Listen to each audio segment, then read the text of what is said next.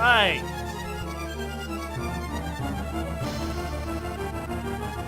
Hello, everybody. We're streaming Aria of Sorrow, which is a game I've never, I don't really played quite a whole lot of, but I've been wanting to play it for a while, and I said I'd play it on stream, so I'm excited. Here's the, intro crawl.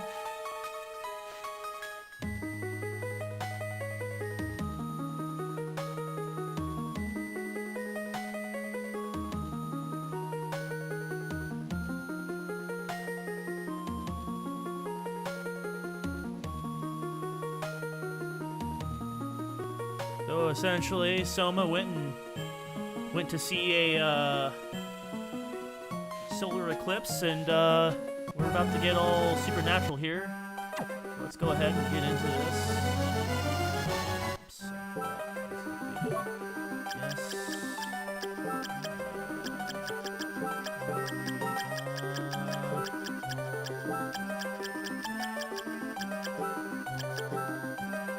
Okay. And we'll get to see the scrolling text again. The year is 2035, Japan. Crowds of spectators are gathering around in anticipation of the first full solar eclipse of the 21st century. My name is Soma Cruz, and I am a high school exchange student studying abroad in Japan. I live near the Hakuba Shrine, an ancient shrine with strong ties to Japanese mythology. Mina Hakuba, the only daughter of the shrine's caretaker, is both my classmate and my childhood friend.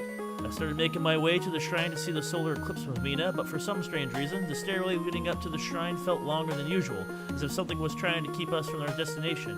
When I finally managed to get through the shrine gate and my senses began to dim, the pitch-black sun is holding chaotic darkness together, trying to arouse a sleeping soul as if looking for its missing other half. Alright. We're definitely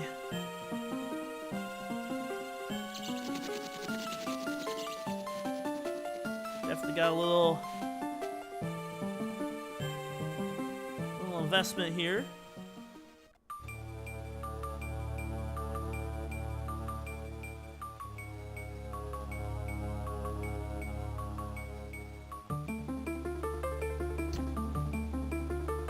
Looks like he's coming too.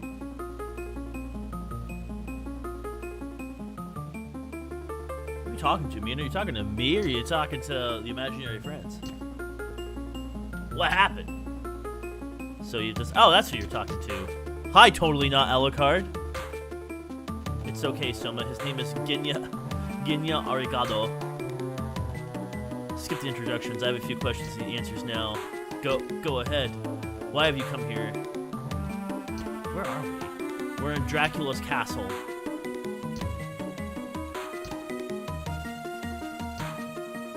Soma, listen to him. He's telling you the truth.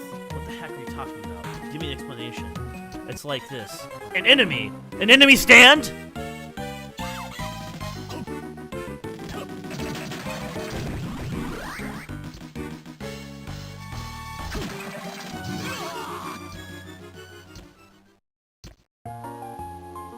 What has? The spirit of the creature you killed has just entered your body. You have the power to absorb the abilities of the monsters you killed. Why would I have that power? You have gained the power, now you must go to the Master's Chamber. For what reason? Do you not wish to return with your friend to your own world? Of course I want to go back. Go to the Master's Chamber then, you will understand everything. But you can't leave me in here like this. No need to worry about her, I'll put up a protective barrier. But death will most certainly find those who stay here too long. Yes. Only you can save her from this painful death. And you, what will you do? I too have things I must do within these castle walls. So go, set forth! Both your own life and hers are at stake. Alright. So let's see. Equip. Item use. Ability. Soul set.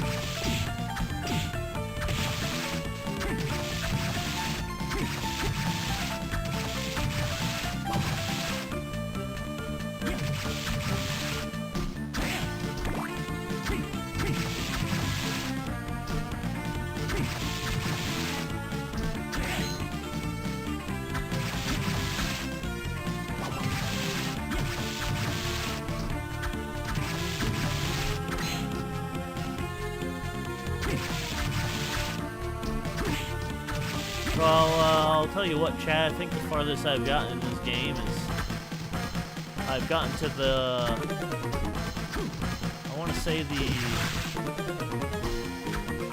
second boss.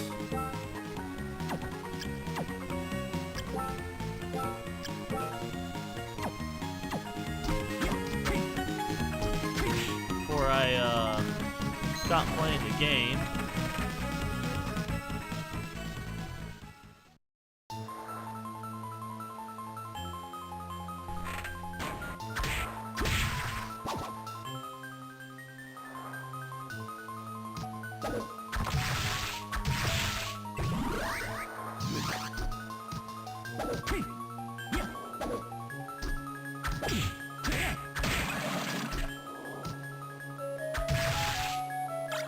So after a bit of time, I'll probably be familiar with a little bit of stuff.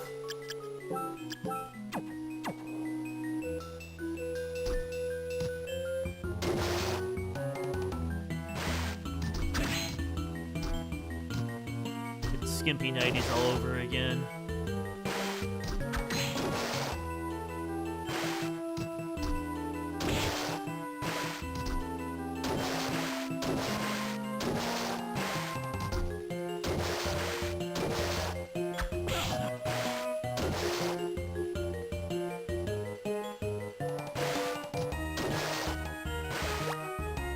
Tasty meat.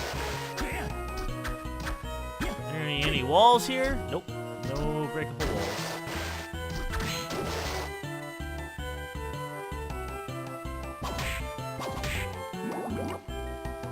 Bitch.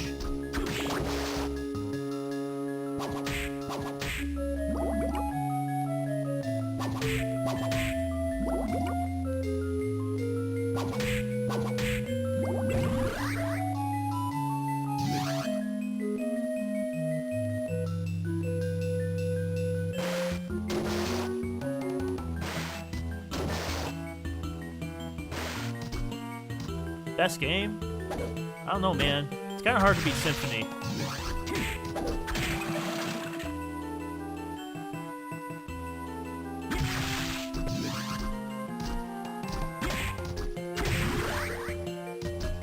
Level up. I will take that. I guess we can't come here now.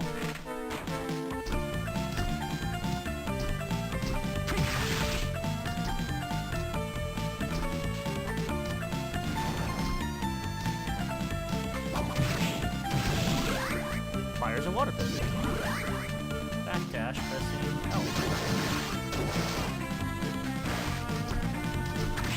I'll take that.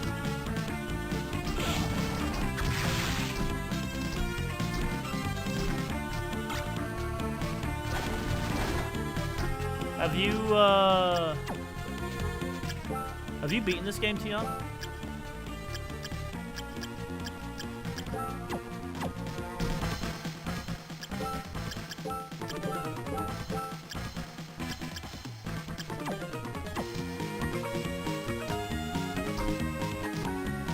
Been a while.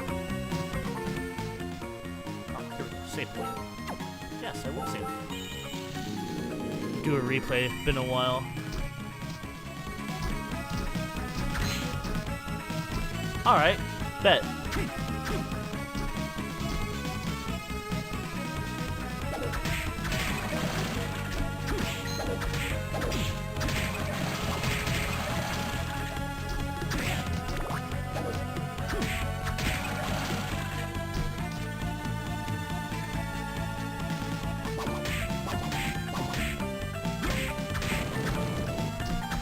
It's been 3 years. It's been a minute. That's fair. That's a boss.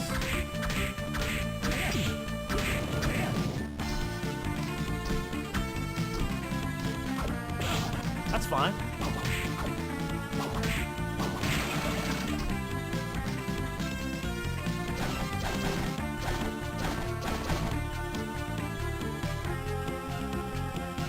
See if I can't grind out a few levels and get a few more souls.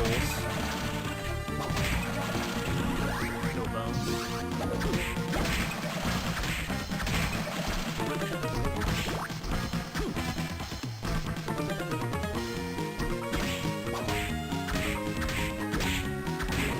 Yeah, I'm trying to get some souls right now. I know later in the game, to get the best sword, you gotta get a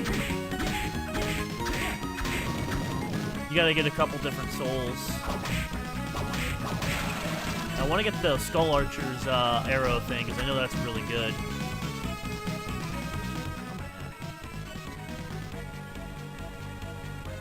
Next, I need 36 more experience.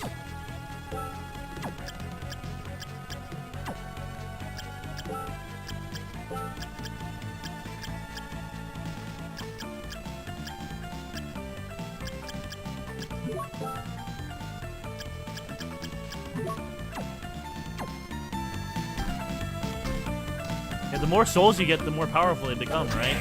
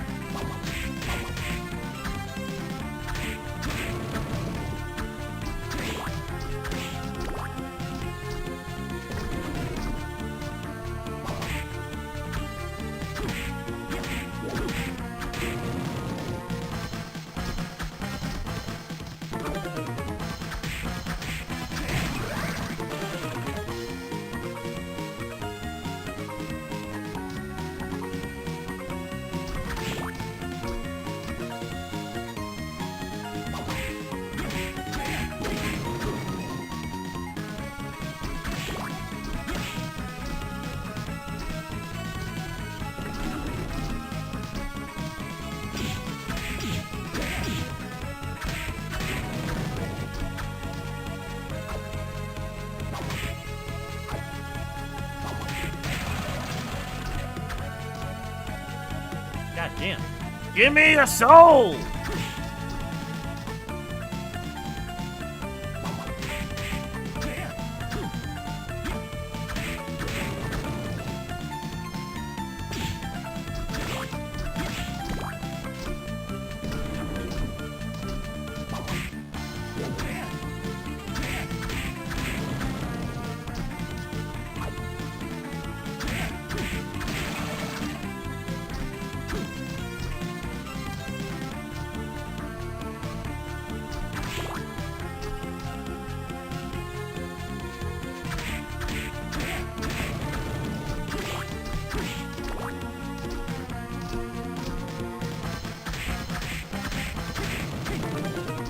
Man, these guys are stubborn.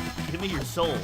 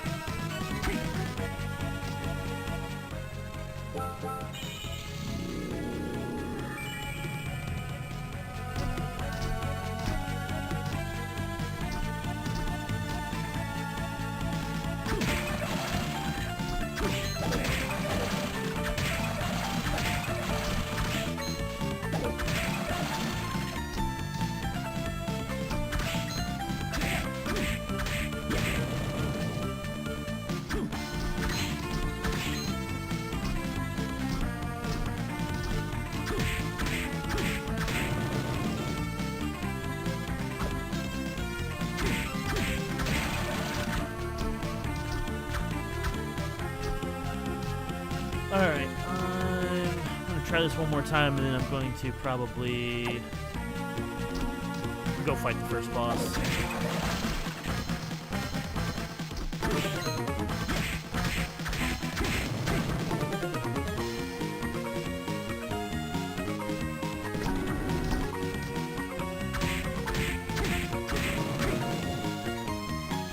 Yeah, I know getting souls is quite a bit of a pain in this game. That's the biggest critique I've heard of this game, is getting souls is a pain in the ass.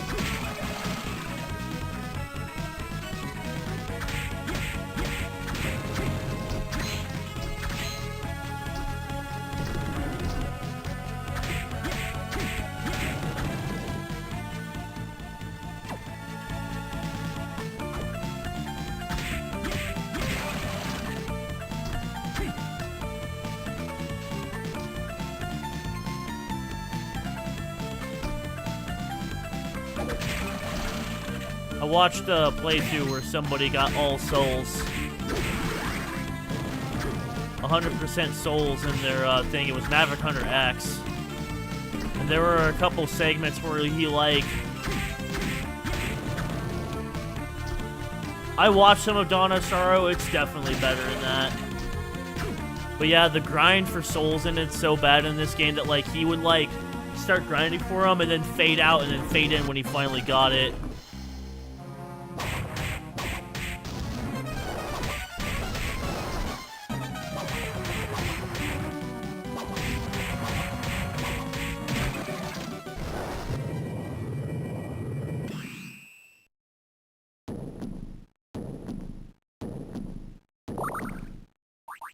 Teabag of celebration. Teabag of victory.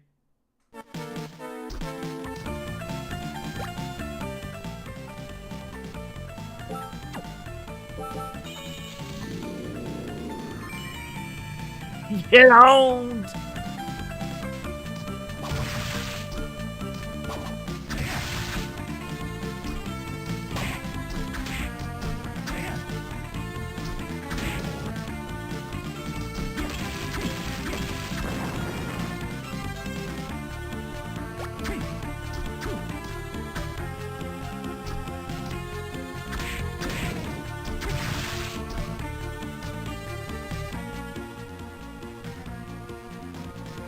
Well, we can't go up, that's for sure.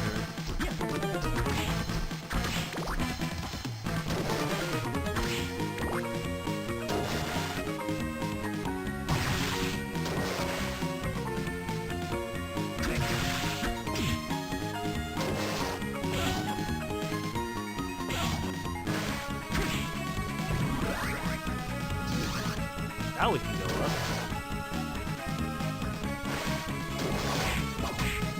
Get fucked.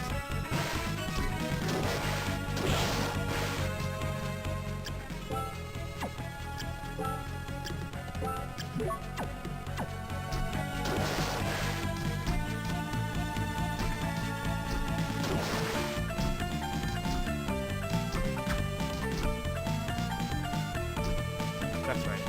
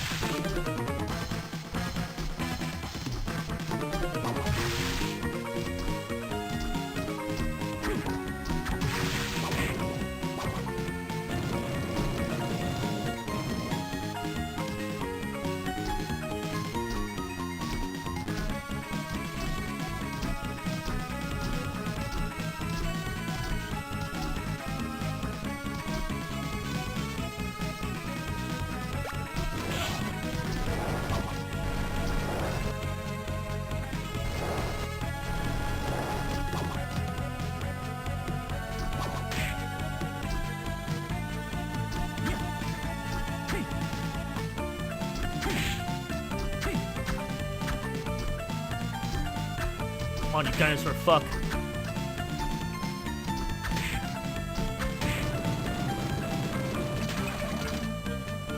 Bitch.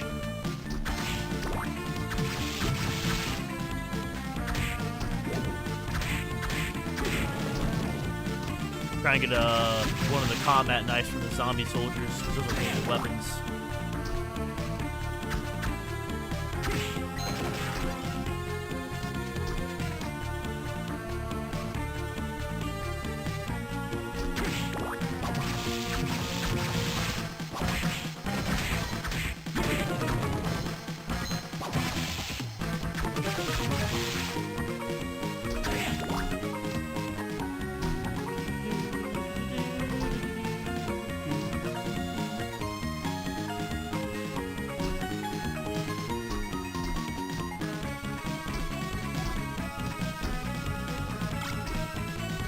appreciate that.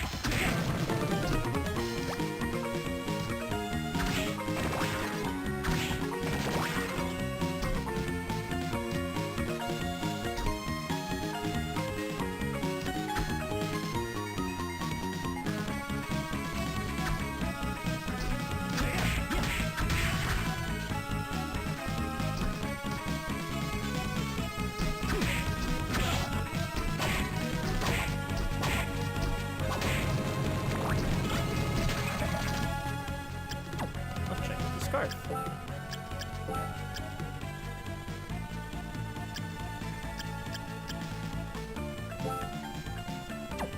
Hell yeah.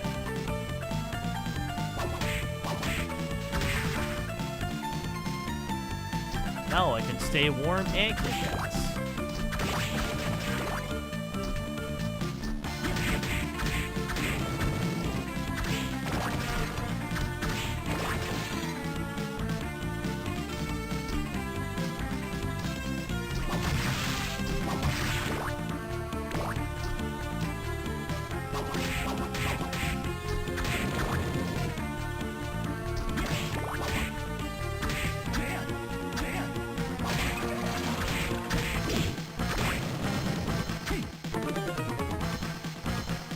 These souls really do not want to drop.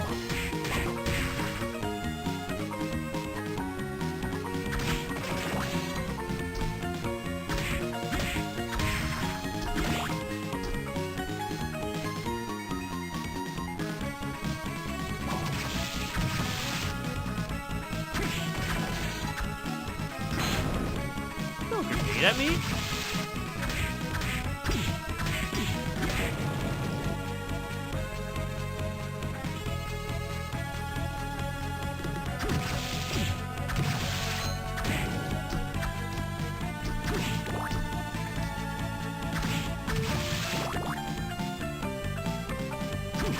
Give me your combat knife.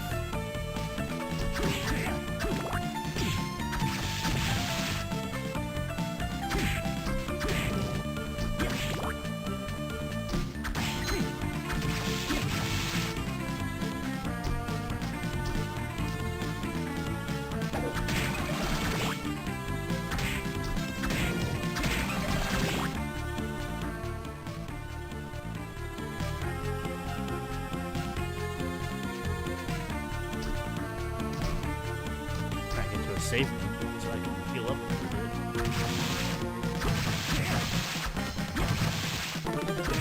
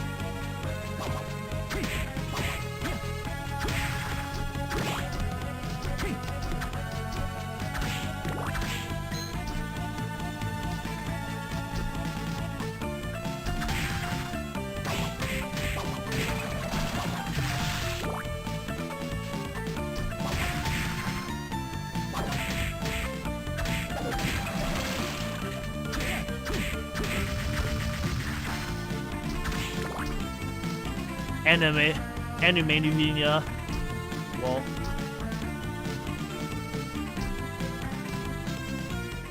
Oh, safer. Fuck yeah.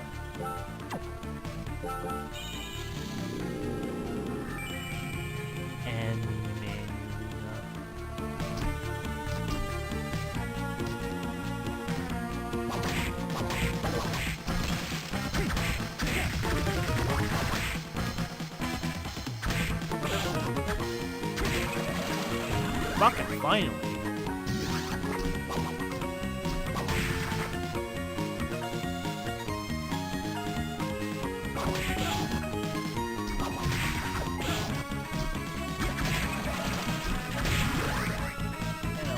Oh yeah, he's really dripped out.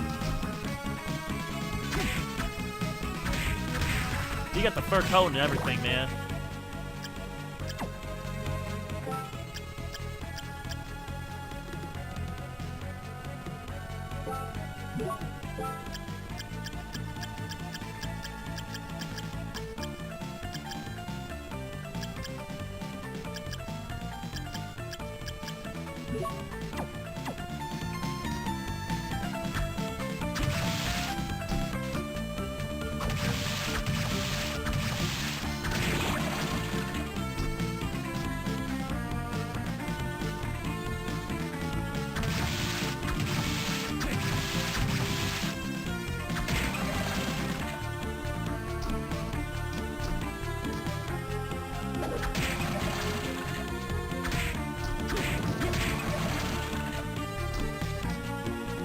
Now I want to try grinding these.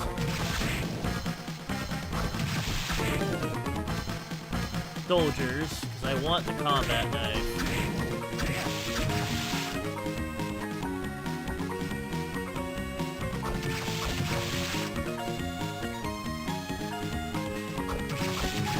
Bear with me, chat, while I try to grind these fuckers to get a decent weapon.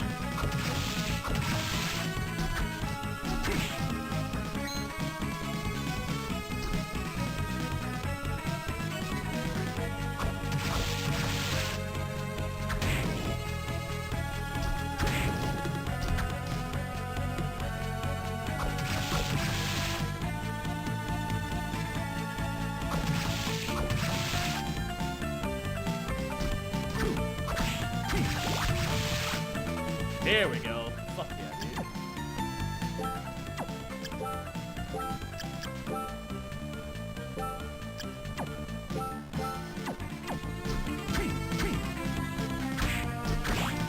There we go. Now we're doing hella damage. Hella damage.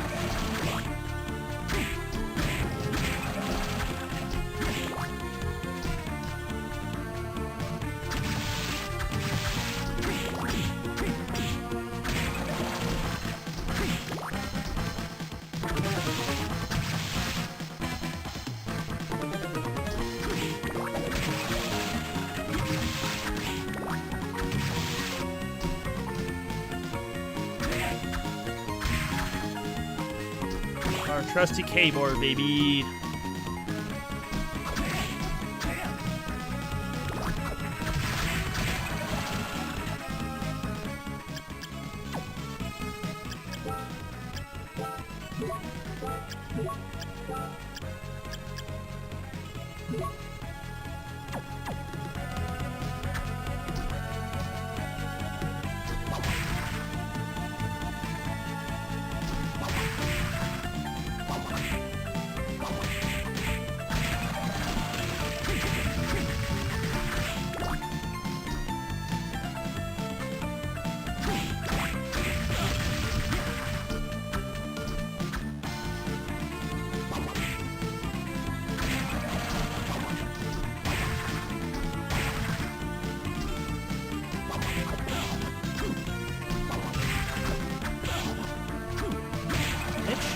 Die already.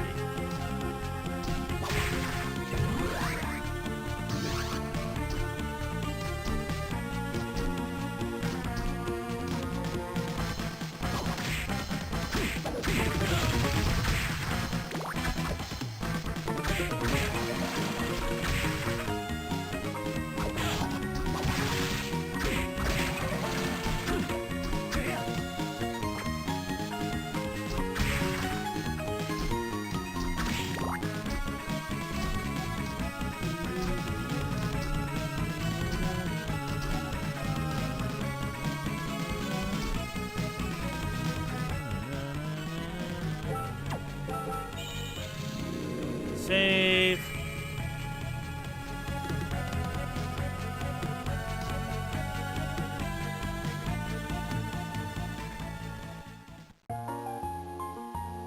Oh, hello there. Hello, you're human, aren't you? Relax, my name is Graham. Let's just say I'm a missionary. Okay, suspicious missionary man. I'm Soma Cruz. You weren't here in this shrine before, were you? How did you get here? I'm not sure. I went to the shrine and then boom, I was here. I see. Can I ask you a question? Go ahead, I don't mind. Is it true this is Dracula's castle? It most certainly is. But isn't Dracula's castle in Europe somewhere? In theory, yes, but its true castle exists somewhere else. His true castle, yes, it's a well-known fact in the underworld. Do you believe in vampires? Well, no, I thought the story of Dracula was made up, actually. No, it's all true. It was linked to the outside world. Usually the church handles these things with utmost secrecy. Over the course of time, Dracula has been resurrected many times, when people lost faith and created chaos and destruction. Trying to tell me now that Dracula has been resurrected?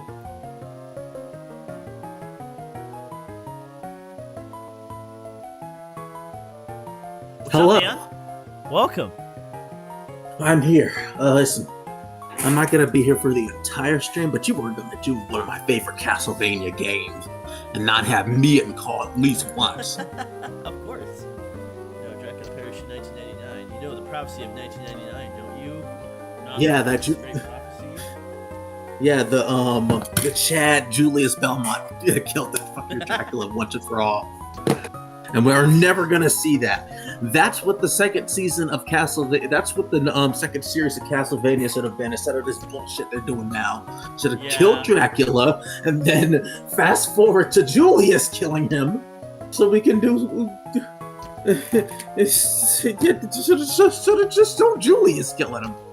Yeah, it should have been. That would have been baller. Like, he killed him dead. By the way, this game takes place in, I believe, 2023. No, 2035. Huh? This game takes place. Wait, in no. 2035. Yeah, 2025. What year was Soma born? I totally forgot. Because he was born during an actual solar eclipse that happened in real life.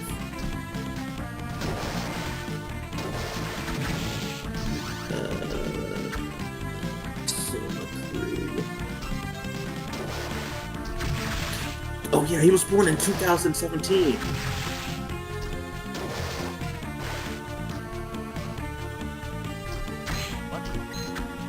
No, he's 18. Okay, no, he was born. He's 18 in the game you're playing right now, so it's 2035. Yep. Yeah, that's what Graham said. He said there was going to be a new prophecy in 2025. So how old would Soma be in this current year? Born in 2017. He would probably be around 6 or 7. Yeah, 6 or 7. There's a little Soma Cruz out there who's 6 or 7 right now.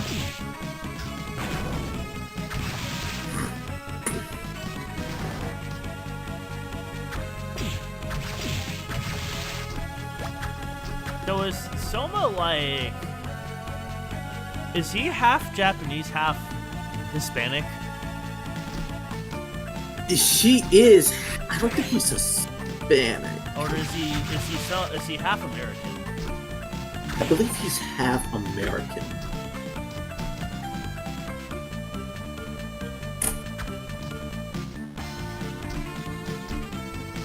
I only ask just because, like, it says he's an exchange student abroad studying Japan, and Soma Cruz is definitely not a Japanese.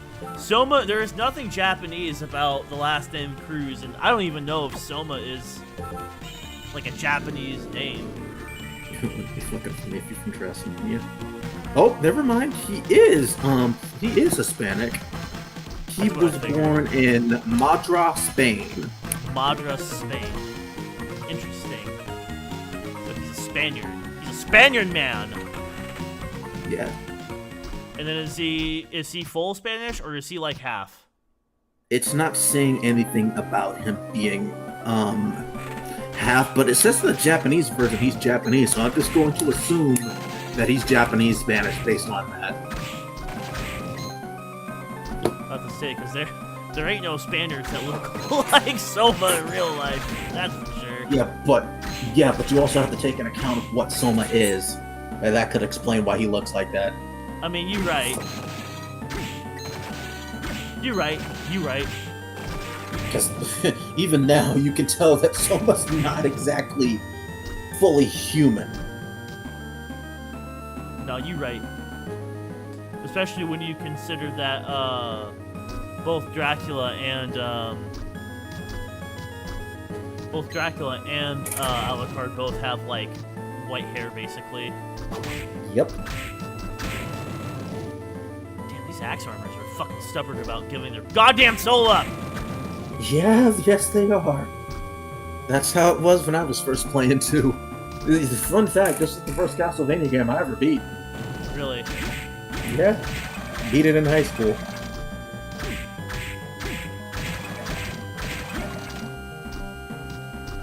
Yeah, Soma's pretty cool, Laser, even though I don't have as much experience with him. By the way, that's been my profile pic on Tumblr for the longest time, just Soma.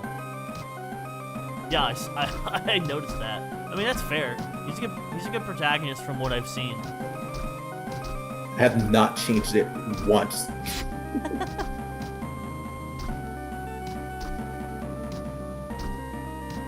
I wish we got more games with him. I know we have too, but like, there's a lot of potential with him as a character.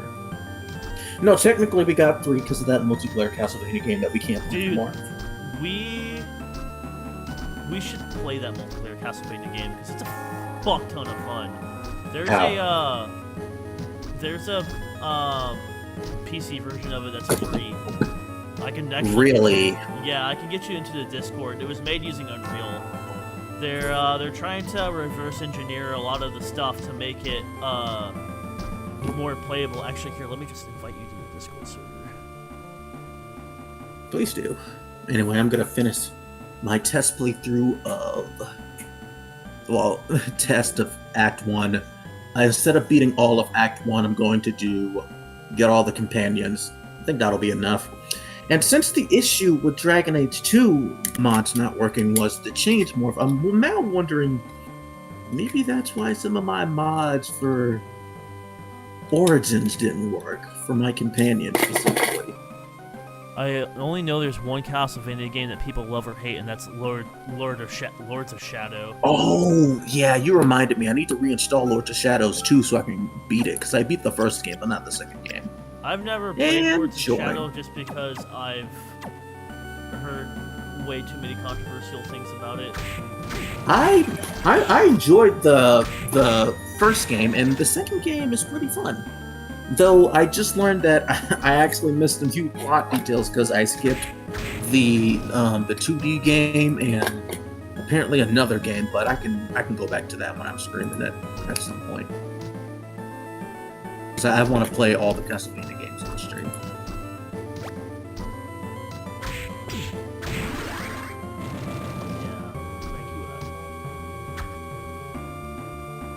My favorite thing about Soma, and that what makes him way more superior than any other Castlevania protagonist, he can use a gun. Don't ask me. Huh? I don't think they're stopping any other ones from using guns. I think they just choose not to. No, there is something stopping them. They didn't fucking exist. Yeah, they did. What other... actually, no, wait, hold up. What were the names of the one from Bloodlines? It took place in 1990 something. What the hell was the year? Yeah, Bloodlines. Honestly, if I had to choose one, I haven't beat any of the classic Castlevania games, right? But out of the ones I played so far, Bloodlines was one of my favorites. I had a lot of fun playing a bit of that on stream at one point. Which one's Bloodlines? It's the one that was on the Sega Genesis. You're not playing as any of the Belmonts, right? Because I think in one of the DS games they said that the Belmont family, I think because of Richter, right? Because his blood got cursed or something. That, yeah. Well, it wasn't his fault. It was Shaft's. That's right. You're right. Fucking Shaft. Yeah. But because of that, they couldn't use Vampire Killer anymore, I think, was the excuse. I don't fully remember. Well, I know there was was one on the Sega Genesis. That was the one that actually had Julius in it and another character that used the spear. No, that wasn't Julius.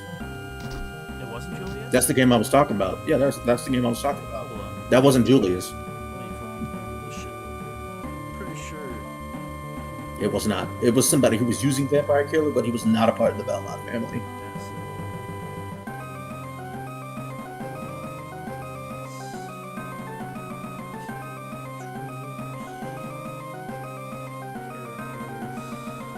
Like, we don't get to play as Julius until Aria of Sorrow and Dawn of Sorrow. Yeah, that's right. You're right. It's John Morris. John Morris. Yeah, there we go. That was the name. And I believe both the names are both the main characters you can play as in that game are named after characters from the original Dracula novel. John Morris is the son of Quincy Morris from Bram Stoker's Dracula. Mm-hmm. Then the other main character is Eric Lacarde. Yeah, that was it.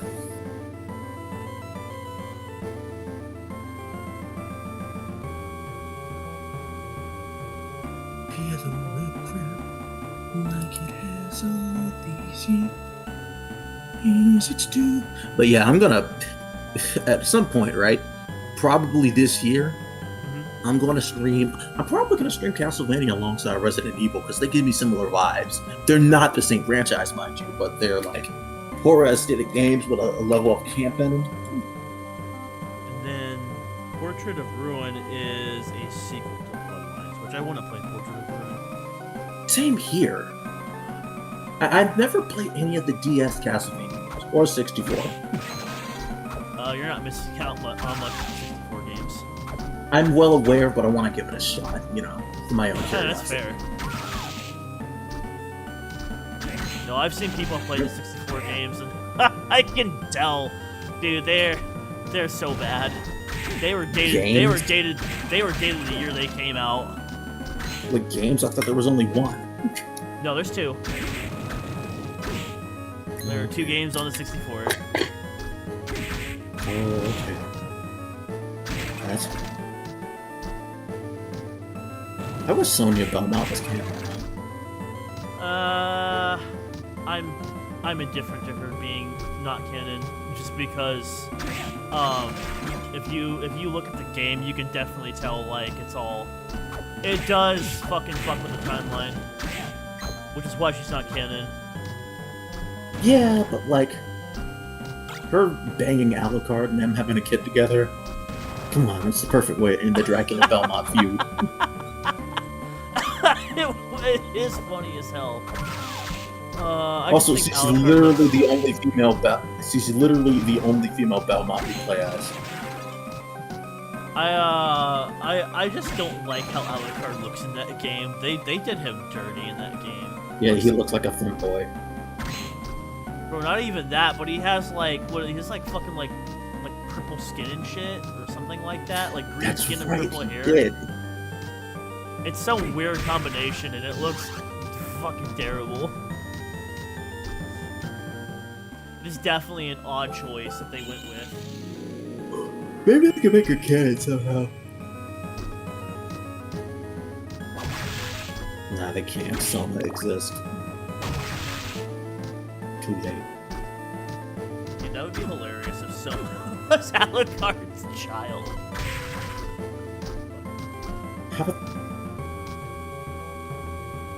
That'd be really fucking weird.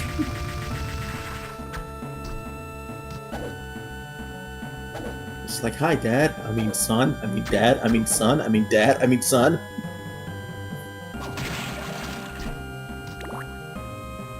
That would be very strange. But it would be funny. Alucard's like, I will make sure that my father will never return. Accidentally has a child. Fuck! Fuck. Wait. No, this is the perfect time for revenge. I'm going to ground him, just like my father grounds me.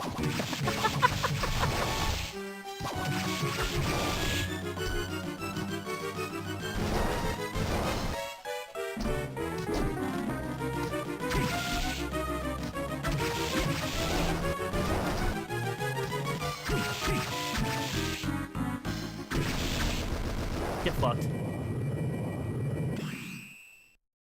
Teabag victory. Oh yeah, you're gonna want the Magic Orso, so like, if you don't get it first time, I would really recommend coming back into the room. What? Magic Orso, it's really fucking good. What is it? Fuck. Fuck, I already forgot what it was. I think it... Oh, shit. Hold up, I gotta look it up, because I totally forgot. Magic Orso.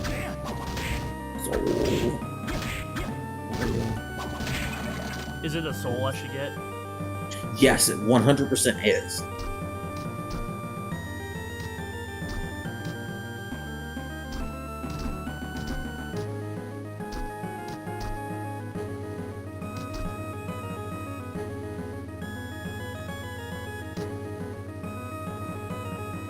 Don't bother trying to level up your luck stat for it either, by the way.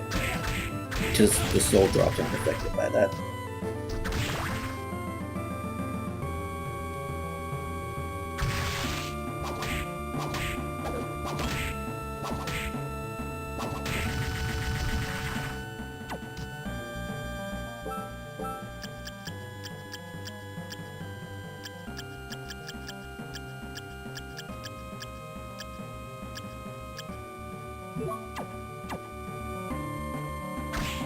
Yeah, look it up and tell me which one it is.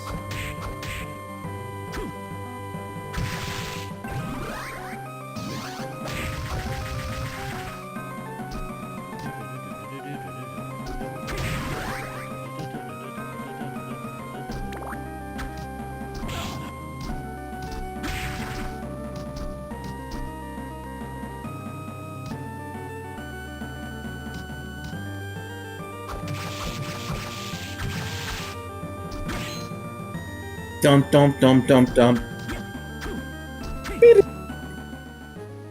Bum bum bum bum bum.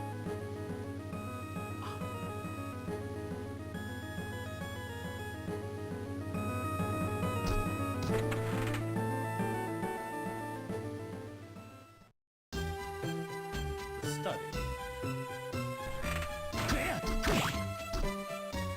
Not really. Where's the magic one? It's cool. It's cool. Oh, thanks, IGN. Coming soon. When? Useless ass. What game? IGN. They're useless as usual. Well, it is IGN. The guy's coming soon. How could you fucking tell me now, you worthless sack of shit? Okay. What game? No, for Aria of Sorrow. Oh. I'm trying to look up the soul. Yeah, you probably have better luck looking it up on the wiki. Nope, sure didn't.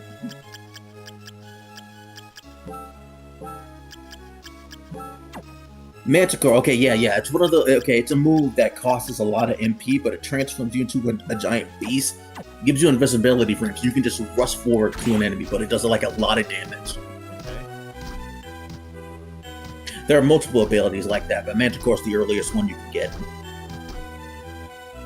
Well, I know I need the demon one so I can get the sword later in the game. To get past the waterfall.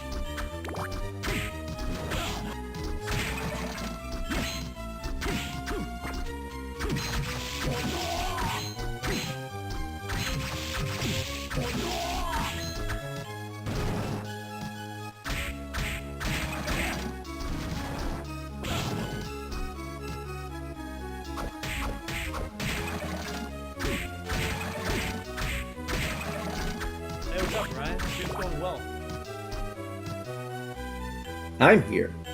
He's here.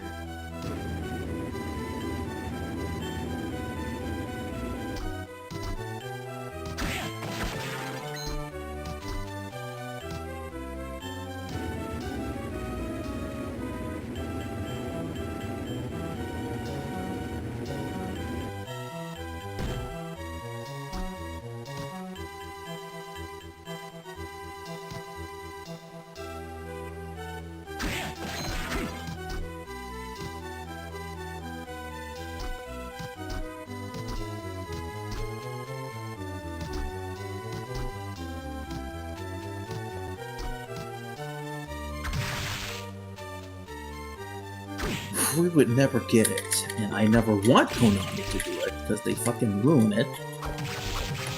But I wouldn't mind getting a fan remake of Aria of Sorrow. That would be pretty dope.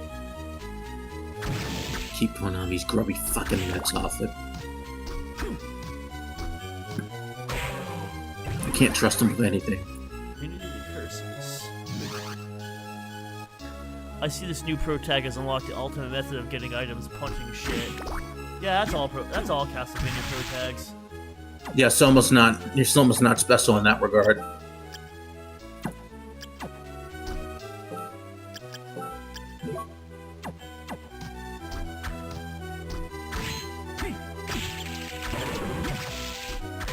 And of course, like always, you take out the mage first because mages are assholes and you hate them.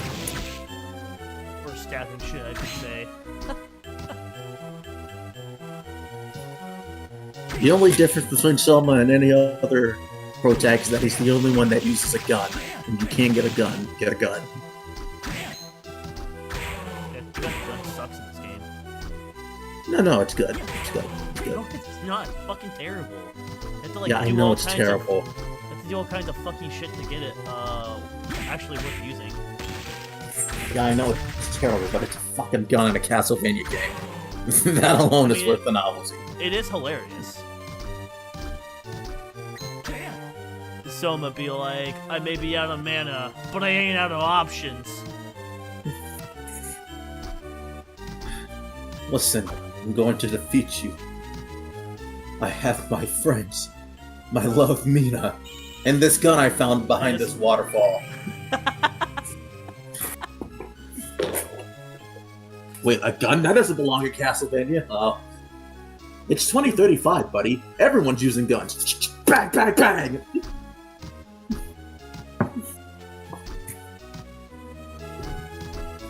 I remember back when I was in this old Lancaster server, me and a buddy was actually talking about did an AU for Ruby Castlevania, right? With John as Soma. I actually had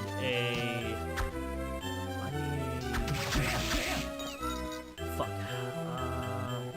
Can I slide yet? No, I can't. No thanks. I'm sorry, my friend, but I'm not horny for my friends. Do I need? There's a soul I need to slide, right? Yes. Okay. Because I know I can't get the book until I slide. Yes, there's a soul for that. Don't ask me where, because again, it's been a while. So I actually had an idea, and I never went through with it, and I probably won't, just because... Weren't guns around when Drifter was? No, I don't believe so. Yeah, they were. They would have been... Never mind. They would have been Captain Powder, though, still. Yeah, really shitty ones. Oh, Gotham Knights is on sale. No interest. I'm gonna see how much it's on sale for.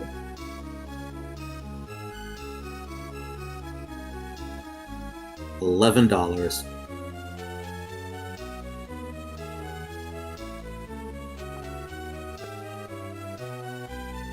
Yeah, 1792, they would have been, like... They still would have been, like...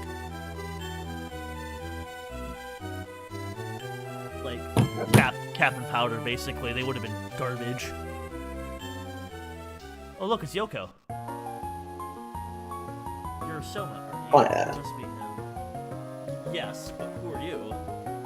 forgive me. I'm Yoko Belanades. I'm a member of the church. That's right. She's related to Sypha's old family, which means she's a distant cousin of the Belmonts. You've met Ginya Arikado, right? Totally not Alucard. Man, imagine a vampire using a flintlock pistol. No, he said, imagine killing a vampire using a flintlock pistol. I mean, I'm sure it's possible. I'm sure they did it. I'm pretty sure Julius probably used the strap when he was killing Dracula. One of my favorite ideas is like, you remember that scene where Trevor punches Dracula? And he just goes, you must be a Belmont. Yeah. Like, he lets every Belmont does that to him at least once. And he slowly noticed, hey, these punches are starting to hurt more and more. Because Belmont's, like, legitimately, the next generation of Belmont is always stronger than the last. So when it gets to Julius, right? He's like, well, here comes the Belmont punch. I'll just do it for tradition's sake, because I gotta hurt that much. And as soon as Julius punches him, his head almost comes off. He's like, I like to... Did I get hit by a train? I like to imagine where it's like he punches him so hard that he like literally sends him through like 3 brick walls inside the castle. Oh, so much somebody get Soma Cruz. Yeah, he's a Spaniard. He's Spanish. He was born in Major Spain. See, my powers are dark. Oh, you mean you didn't know that?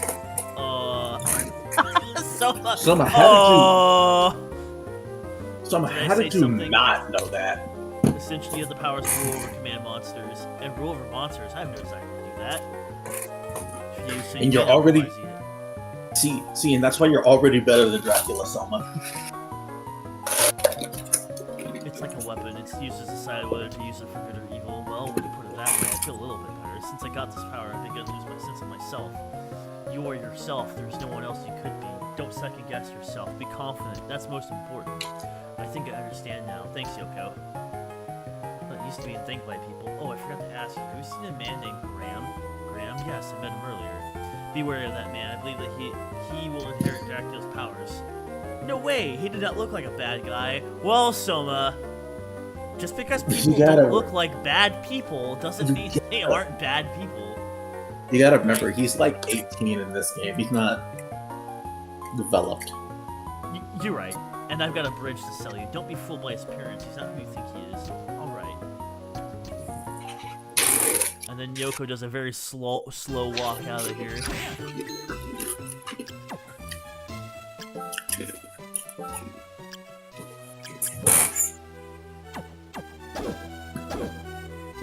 What the fuck? Dude.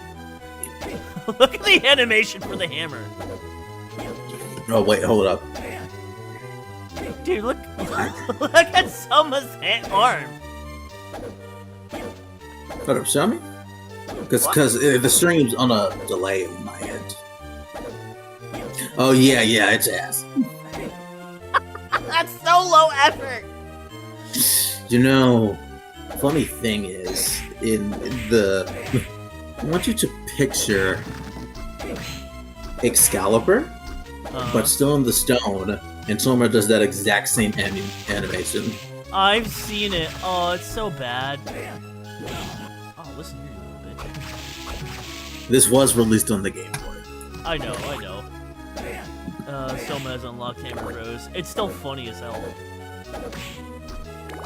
This hammer kind of sucks. Combat Knife is still way better.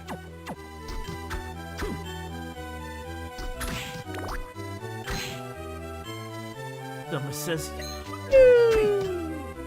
it's me, Soma.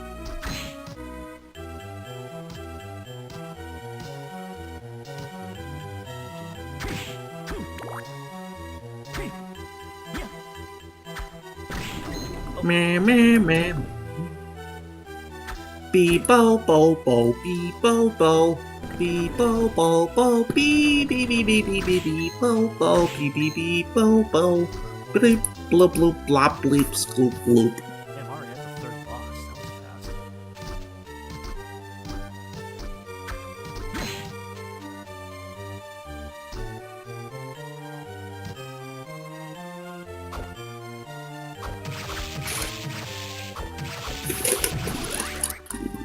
screw up. Should have called him Tomas. Tomas. Soma isn't hitting it for you? Well, too bad. Tomas. Soma Cruz isn't... Yeah, but that doesn't fit the theme of him, you know? It doesn't really fit the theme. Like, there's a reason he was called Soma Cruz. It's symbolic. You don't name a character random shit.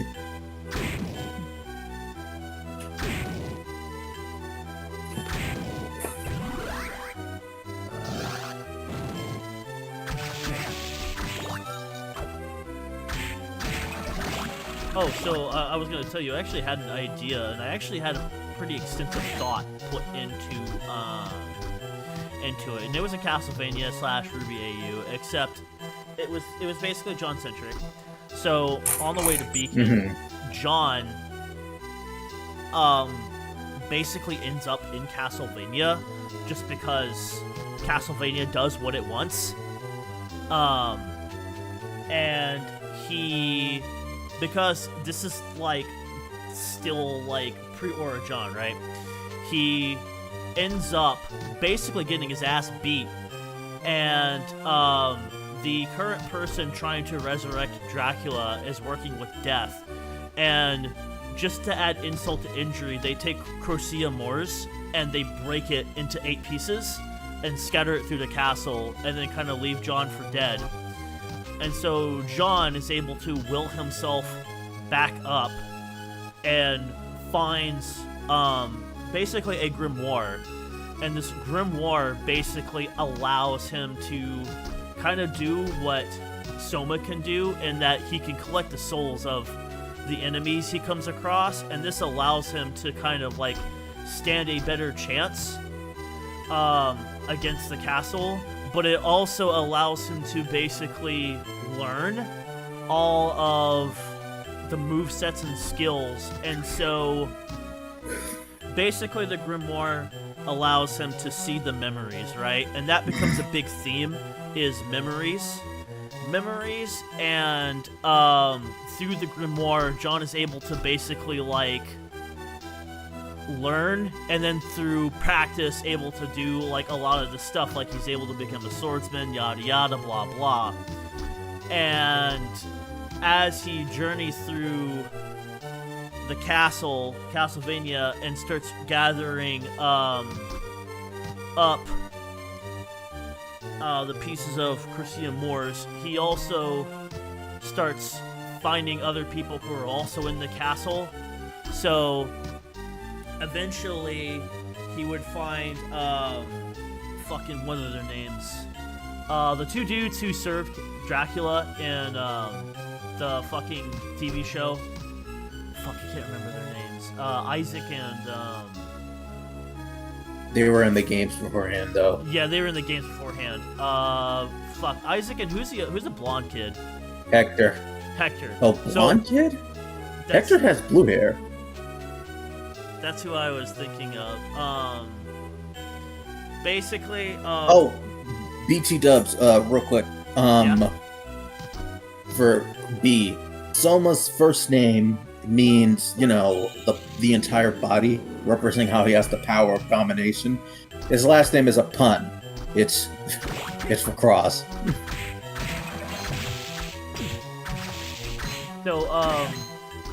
So eventually tomatoes. Not those memories, B. But so basically, The tomato. Am I a tomato? I love Pico, but that was a dumb line. The tomato things is a bit much to handle, I know. So he comes across Hector and Isaac, both of whom they try to rebel against the current person tending over Castlevania, and they got basically imprisoned, and they kind of end up being the ones to make all of John's equipment for him, because if Dracula can't, because they don't want to see Dracula basically come back as somebody who's not Dracula, if that makes sense. So they forge all of his equipment for him. And then eventually John stumbles upon the woman who's the current, like, Belmont, who is going through kind of a case of, like, not really amnesia so much as she's suppressing memories. And because she's suppressing her memories, she's suppressing her full strength. As John is fighting through the castle, he eventually finds out that the current Belmont, who is of Japanese descent, basically placed a seal on Dracula to stop him from resurrecting, but because she wasn't powerful enough at the time to actually defeat Dracula.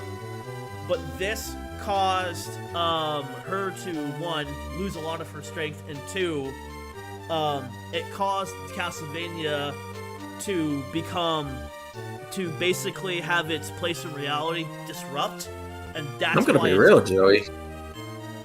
Like you told me for the Digimon fic, this feels like it doesn't have to be, like, involve Ruby at all. It could have been doesn't. its own thing. It doesn't. It can 100% be its own thing at this point. It's just Like, it's a plot line that can legitimately be in the games itself. It's just something that, like, had I gone through with it, it would have been, you know, a very John-centric story. But yeah, that's the way the cookie crumbles. He would have, but he would have found out that they had captured Summer because she had also wound up in the castle, and they had been using the Silver Eyes to basically undo the seals. And she had been there for a while. Like, when he finds her, she is, like, basically a malnourished mess. Like, cannot do anything. Is that how the Silver Eyes work? Oh, who the fuck knows what the Silver Eyes actually do? They do whatever the fuck the plot. They do whatever they want. It would have worked for the plot. Listen, I'm gonna be real. The reveal that they only affect Grimm was the most disappointing thing about them, because all this build up and all they do is one-shot Grimms. Boo! Well, it's like, dude, like, your average hunter can fucking one-shot Grimm. That was so boring. A fucking, like, 5-year-old could probably one-shot a Grimm. That was so fucking boring. I remember one fic, right, that gave Ruby telekinetic powers with her Silver Eyes, and I was thinking to myself, that's freaking cool. But no, you get bullshit. Well, okay, Uncle, I'll get out of your face. Dude, what'd you think of that, you brought up Uncle, what'd you think of that pilot, that Boondocks pilot you sent? I didn't finish watching it. I didn't finish fully watching it, you know, because when I woke, it was like early in the morning when I was watching it. Like, I was like still half asleep. But Huey's way more aggressive in the pilot. He is. He's so much more aggressive, show. Dude. I was laughing when he said, "You don't read and you don't get no hose." I was like, bro, that is not something I'd expect Huey to say. I think he's based more off his comic strip version, which I heard was like that same level of aggression as well. Oh yeah, he is. I've read the comics; they're really good. And you can also see it in the style. The style was definitely more aligned to like Aaron Magruder's original. What's a child like yourself doing in a place like this? Child, you're rude, Grandpa. You're rude, Oji-san. My apologies. My name's Hammer. The army ordered me to come here. Hi, I'm Soma. Who the fuck names their child Hammer? Also, what army? Like, the American army? No, we're in Japan. That is not a Japanese-looking set of army uniform. People gathered at the shrine. I thought they'd be good customers, so we opened up a shot. Ah, good for you. And Castlevania, okay.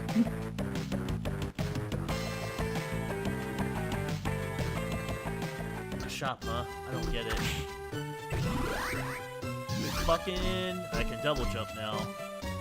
It's a codename, probably. Yeah, you're probably right. I just think it's silly.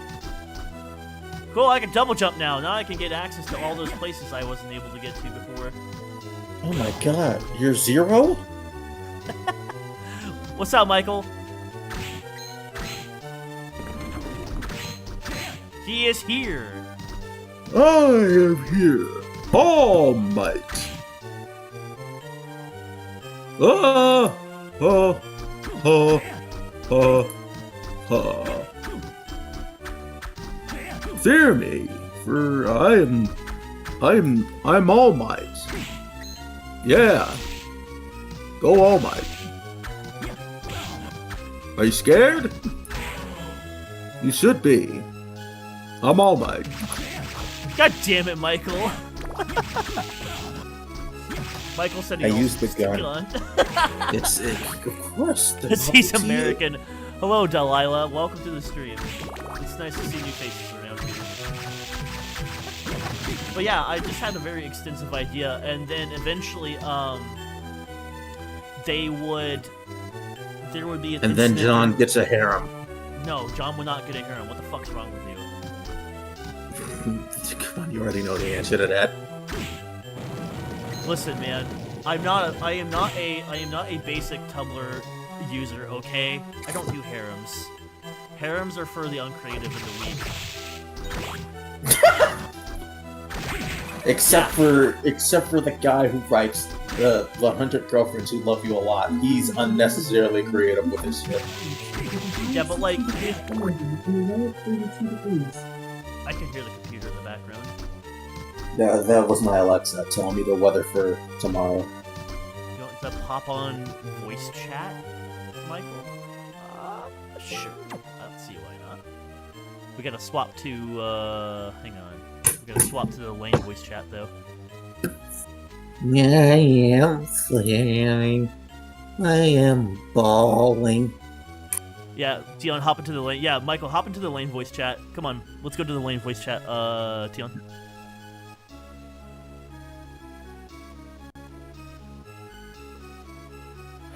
I'm here. He's here. There he is. There he is. What up? What up, The man Michael? of the hour. Welcome, Why don't you welcome ever- to the stream. Why don't you ever answer my texts? I thought you guys were already in here. No. I called him on the other one. His personal DMs.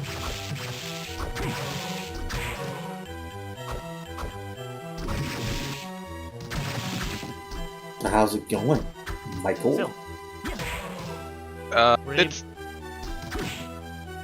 we're able to get those shrubs out. we didn't have to. Oh, okay. They're taking him to the they're doing an autopsy on him because, well, the state police just want to make sure that it was actually a suicide, not anything untoward. He had tied his hands before he hung himself, Jesus. which isn't too strange, all things considered. It's usually they make the decision and then they tie their hands so that they can't panic grab the noose and free themselves after. Okay, makes sense. Was he known to kind of have these tendencies, or just kind of just out of nowhere? Looking back on it, he had been sick for a while. He'd been on a liquid diet for a couple of months. He refused to let my aunt know what was wrong with him. We think it might have been prostate cancer that had become malignant, gone through everything. But everything points to he had made the decision a couple of months ago, and today was just the day he actually did it. Okay. They were having difficulties too because of bills piling up and everything. He had transferred $4,000 to her savings before he did this, so Okay. yeah, it is what it is. Well, still, I'm sorry that you have to go through with that. That It's, sucks. it does, but you know, we move on. We'll move on. Yeah, that's fair. We live and learn. Live and learn, Learn! hanging on the edge of tomorrow. Live and So I heard you were learn. talking about how only scrubs write harem stories, except for the one Yeah. guy who did the. I agree with you. Monogamy should be the default setting, unless you're a total scrub who can't show any self-discipline. I was just going to say the reason why harems are annoying is because who has the time to entertain all those girls or boys? Nobody. You get no free time. Not only that, but it's like in most of the harem things, it's like nobody ever wins, so there's never any like. It's just like, okay, guys, do something here. Like, probably the best harem animes I've ever seen are the ones who aren't trying to be harem animes. They just have a plethora of characters, and everybody likes the main character for no apparent reason. Which makes the fan fictions where like they're all fighting over him and nobody knows it, or like the main character doesn't notice it, funnier. I think I said this before, but the worst kind of John harems are the one that react fix, because why do you like him? Yeah. You're not reacting to versions of him that are actually him. You're reacting to versions of him that don't even act like John, or have been through completely different experiences, and they're feeling bad as, I judged John wrongly. It's like, what the fuck do you mean? That's not it. What do you mean? A version of him that could potentially happen, but like, no. Potentially happen my balls. So he's gonna go through the exact same events of Devil May Cry or Sonic the Hedgehog. He could. You couldn't stop him. You'd get your ass kicked if you tried. I'm just saying, you know? I get where you're coming from, Michael, but the problem is that, like, the interpretation of, like, basically looking at a version of John and then saying, wow, I suddenly have feelings for our version of John based off of what a completely different version of John is doing on screen is... It's really stupid. Yeah, no, I agree. Really Unless it's dumb. like them looking at a very, very evil or stupid version of John and being like, you know what? Maybe I was too hasty in my decision here. Maybe he isn't actually the worst possible thing. Exactly. I still hate Perfect Cell John so much. Perfect Cell John was really fucking dumb. Like, Don't even know what you guys are talking about, but that sounds like the stupidest fucking thing I've ever heard. So there's a React fic, there was a John-centric React fic, Michael, that, all things considered, wasn't necessarily one of the worst John-centric React fics made, but they were doing one where they were doing DBZ Abridged, and John was Perfect Cell, and it was like one of the fucking worst, like, matchups for John ever. Because there is, like, literally nothing to do with them. Cell's entire, well, being handsome and having a great jawline, maybe, but... That's not a personality trait, as much as Cell tries to make it one. It's also, TFSL is very manipulative and likes to talk to get into people's head, which is not something John does. Yeah. I agree with you guys there. That just doesn't sound entertaining. So, quick question. Since the worst cyborg... one was... The worst one... Sorry. Go ahead. But, like, the worst one was John as Jack Sparrow, because Crow was right fucking there. Yeah, Crow would have been the perfect Jack Sparrow, and then I think John would probably be Will. We just discussed that. No, they made Ruby Will Turner for White Rose. Yeah, they made Ruby Will Turner for White Rose, which is the dumbest fucking thing in the world. That is extremely fucking stupid, and doesn't make any sense with either of their characters. Will might have been a blacksmith's apprentice, right? But his entire thing was that he was extremely diligent in his training every day, taking in the lessons of using these swords. That's why he was so great at what he did. Honestly, Weiss doesn't fit Elizabeth in my opinion either. Yeah, Ruby would have fit better for Elizabeth, or even Pyrrha if you're going that direction. Yeah, but Pyrrha's boring. Pyrrha can be very boring. She can be entertaining if you're like actually knowledgeable about what the Songs of Achilles, I think they're called, or whatever, the Iliad basically. If you know like the actual characterization of Achilles, she becomes a lot better. But that Achilles has nothing to do with Pyrrha other than an inspiration of her design. Yeah, but I like to use the personality of Achilles to also boost her characterization. Achilles' personality is sitting around doing nothing until his boyfriend dies. Yeah, like Pyrrha, except for the reverse. She sits around until she dies, then her boyfriend gets angry. Okay. Feminism. The disappointing part is that they could have had Pyrrha go through a war. Like Achilles went on a rampage. Yeah. He got really pissed off, killed like basically everything, and he was favored by Athena. Where was Athena in fucking Ruby? Nowhere. God damn it. Besides, Athena wasn't actually Achilles' mother. His mother was a nymph, so a minor Yeah, his water mother was goddess. a nymph. I didn't say Athena was his mother. I said No, she but I- favored him. No, I'm just saying that actually Oh, Achilles you're was- saying that because a lot of fanfics Yeah. name Pyrrha's mother Athena for some reason. Yeah. I think that's actually her name in canon. It's just that it never got discussed. Yeah, because she doesn't matter. Pyrrha doesn't Yeah. matter. The red-haired lady. They don't matter. It doesn't matter So- because the show's not coming back. Yeah. On the subject of actually doing things that might have improved the show, I had this idea that there's ways to improve the strength of your soul, namely by I do remember discussing this. yeah, but for the idea is that like there's different ways of improving your soul strength. Most people do the sacrifice method, in which they kill a very particularly strong Grim and then through a certain ritual empower themselves through its death, which makes sense. It's like EXP basically. You kill the thing, you get more stronger. It should also be noted that souls naturally get stronger just by overcoming challenges. This can be something as simple as learning a new language, or killing something really difficult, or training yourself over and over again. You know, basically anything that you have to like dig into yourself to maintain. And but if we wanted to make the show better, the idea should be that there's multiple different methods that people use to make themselves stronger. Yeah, but I don't care about making the show better anymore.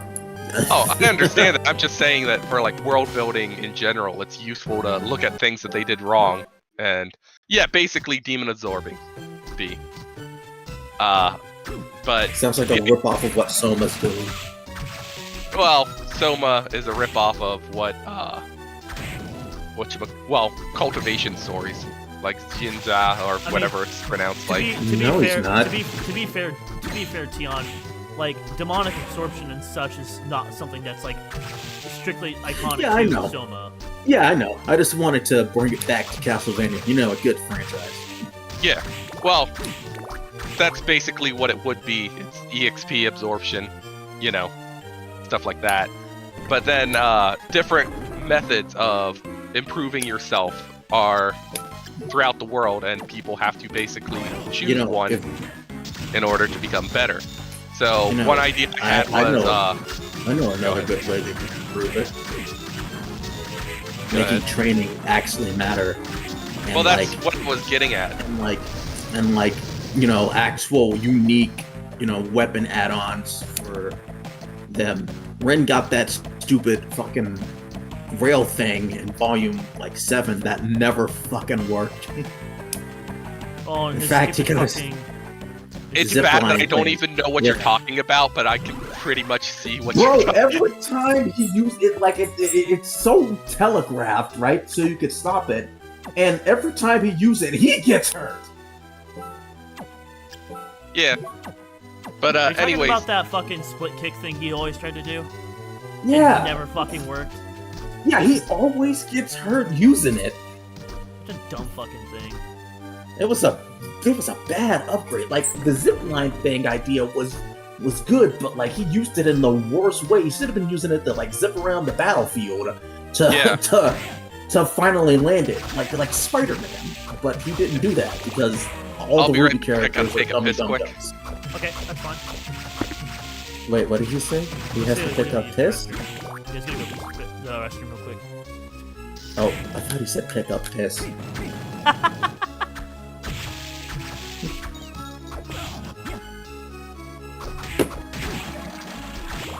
What did we have this song already? I should have something else once. When it's like one of these times it's gotta work. Oh, so anyway, Tion, to finish off the fic, basically what would have happened is, So eventually, during a boss battle, hang on, die, motherfucker, die, motherfucker. John would have had to use the grimoire to go into the Belmont's memories to help her kind of fully accept her suppressed memories and bring out her full potential, which at that time a really triumphant version of Vampire Killer would have played. And she would have quoted just for fun, she would have quoted, "Now die, monster, for you don't belong in this world." Just because I think that would be very poetic. And then Are we talking about Ruby fighting the vacuum cleaner? not that. No, I'm talking about just unnecessary. I was brought here by men who wished me to clean dust. That was a fun shit post. Nah, we were just talking about an unnecessary Ruby Castlevania crossover. Pretty much all of them are unnecessary at this point. BT does. One I am enjoying is a quest on space battles, I believe. It's Disco Remnant, and it's Disco Elysium crossed over with Ruby. Oh, I haven't played that game yet, so don't spoil it, please. I'm not going to spoil the actual game, but like the mechanics of it are basically you're insane and you're hearing voices, but the voices are actually competent. And it's John is constantly hearing voices of different versions of himself, trying to tell him how to. No, he's hearing the voices of the favorite artists that do him better. Yeah, basically. Wait, Tio, did you just say he's hearing the voices of competent writers? Yeah, basically.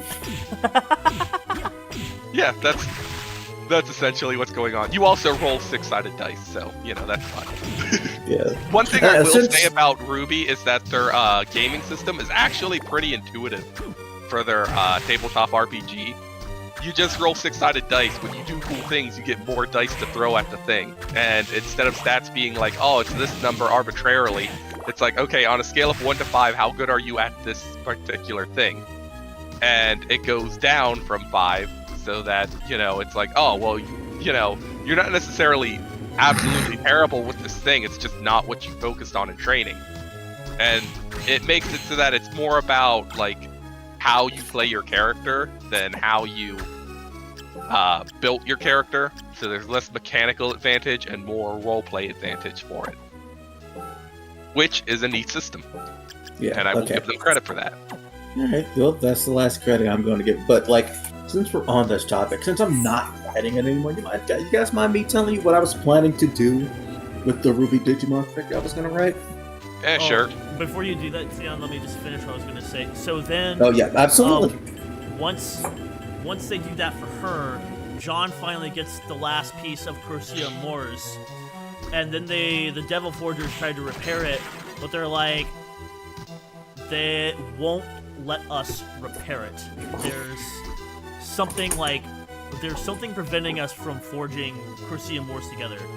So then John, using the power of the grimoire, goes basically within the inner world of Corsia Mors and finds out that the reason why it's not letting itself be repaired is because basically the spirit of Joan Arc, the original crafter and wielder of Corsia Mors, won't let him do it because he has to prove himself as a hero, and basically questions him on his use of the grimoire. And it's like, yes, the grimoire has given you great power, but have you earned that power?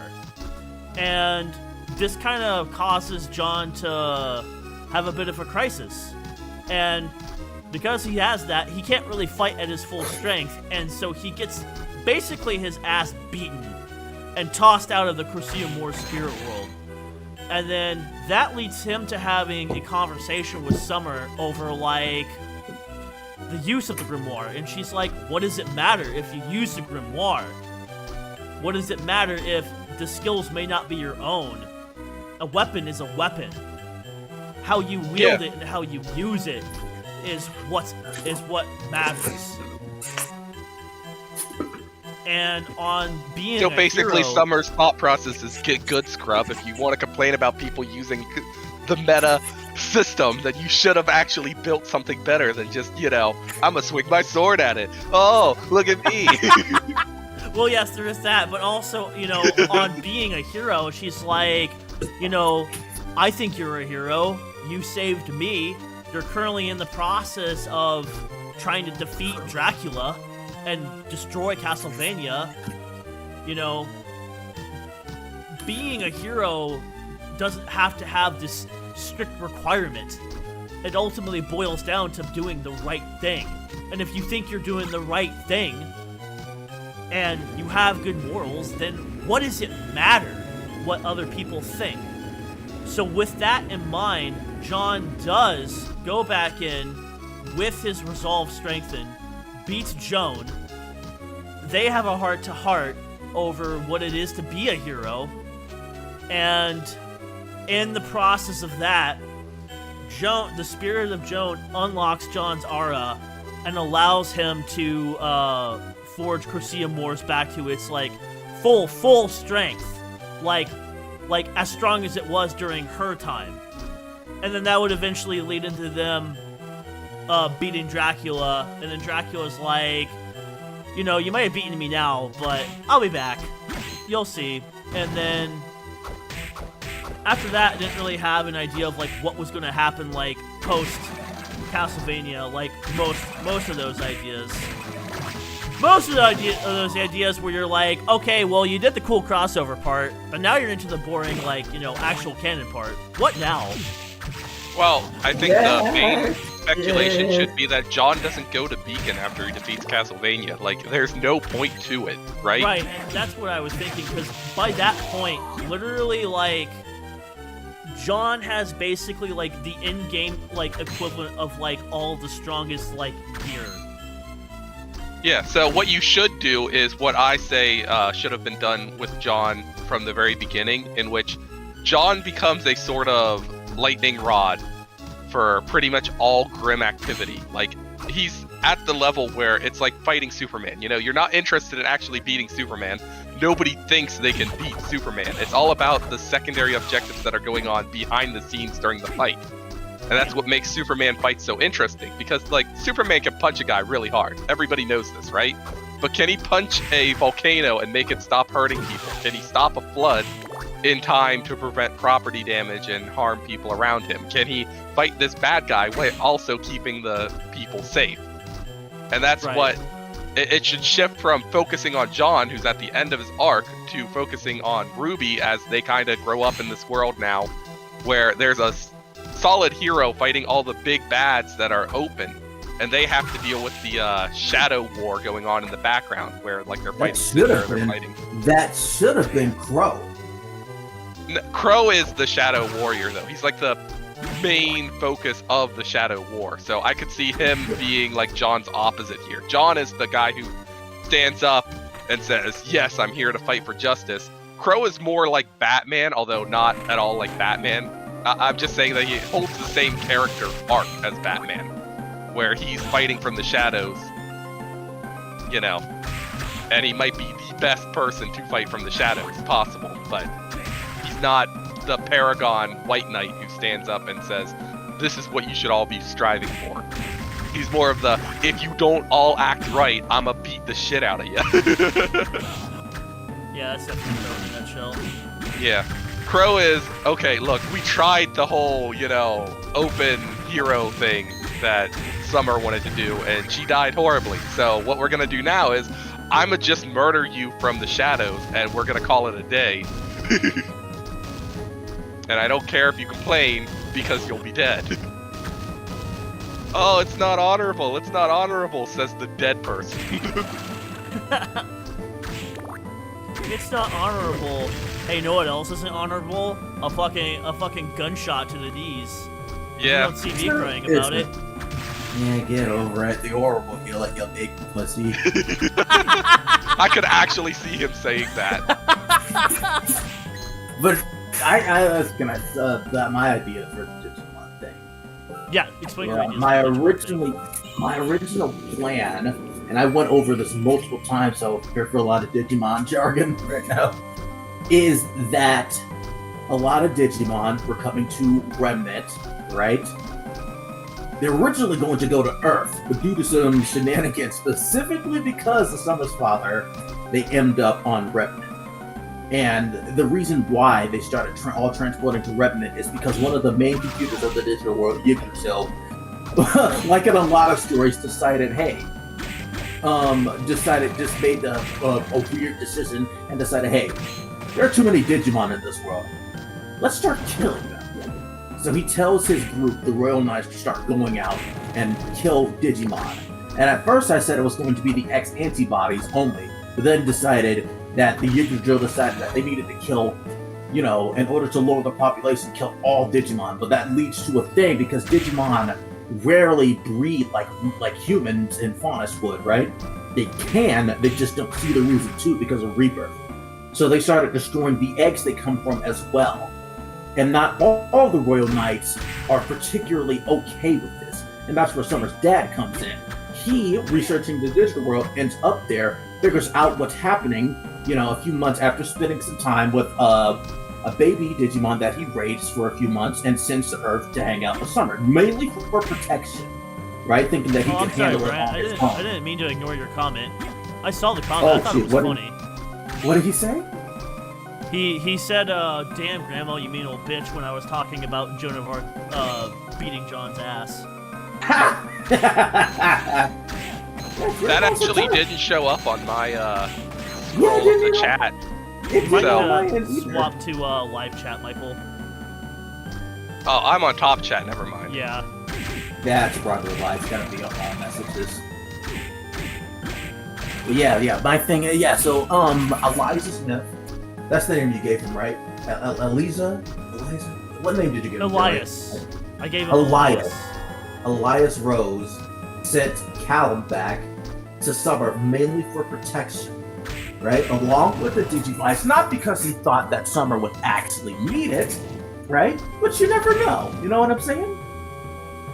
It's like a gun. Better to have it and not need it than need it and not have it. Yeah, Exactly. yeah. And due to the transfer, that's what unlocked an evolution that Callum can't reach himself, but like a previous life that he had as a, because Digimon have that, of Duelist Galmon, but he's not recording yet. So my original plan for Tai was to give him an Agumon that was an X-antibody, but I changed my mind and decided to make it a Demon who was one of the Royal Knights that was fighting against Yggdrasil. And the Royal Knights that were fighting against Yggdrasil was U-Force Vidramon, Gallantmon, Gallantmon, shit. I forgot the names. There's a lot of them. There were a few. And at first it was a war between the Royal Knights and the Olympus 13, another group that worked for a different computer that thought to themselves, yeah, Yggdrasil's being fucking insane, so I need you to stop them. But some of the Olympus 13 agreed with the whole digital world being overpopulated thing, so they joined up with the Royal Knights who still sided with Yggdrasil as well. And the Royal Knights that didn't side with Yggdrasil joined up with Homeostasis, the other computer. And because of that, the people who were... Ruby, it's good to finish the stuff I already started. It's AU and the original ideas I have, but I probably won't do anything else after. That sounds like a plan, Yeah, that's right? fair. That's fair. I personally Yeah, will continue to use the setting and the world because I never gave a shit about the canon stuff anyway, so why should I start now? But yeah, I completely that's understand. also fair. Yeah. I mean, I still About think, the- Ruby is, a cool... It's a cool Setting? And at this point, I don't see any reason why you can't, just be like, you know what, fuck it. I'm just gonna use OCs. Yeah.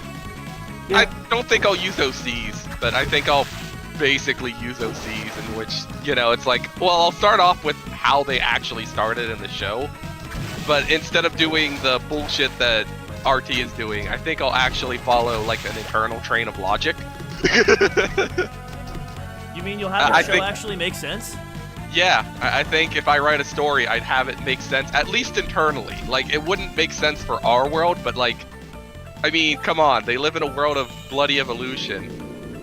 You know, things would be different. They are not going to have a fully functioning democracy. That shit only showed up in the 800 BC. Most of human history has been complete autocracy, where one guy is in charge and everybody else just tries to survive. Right?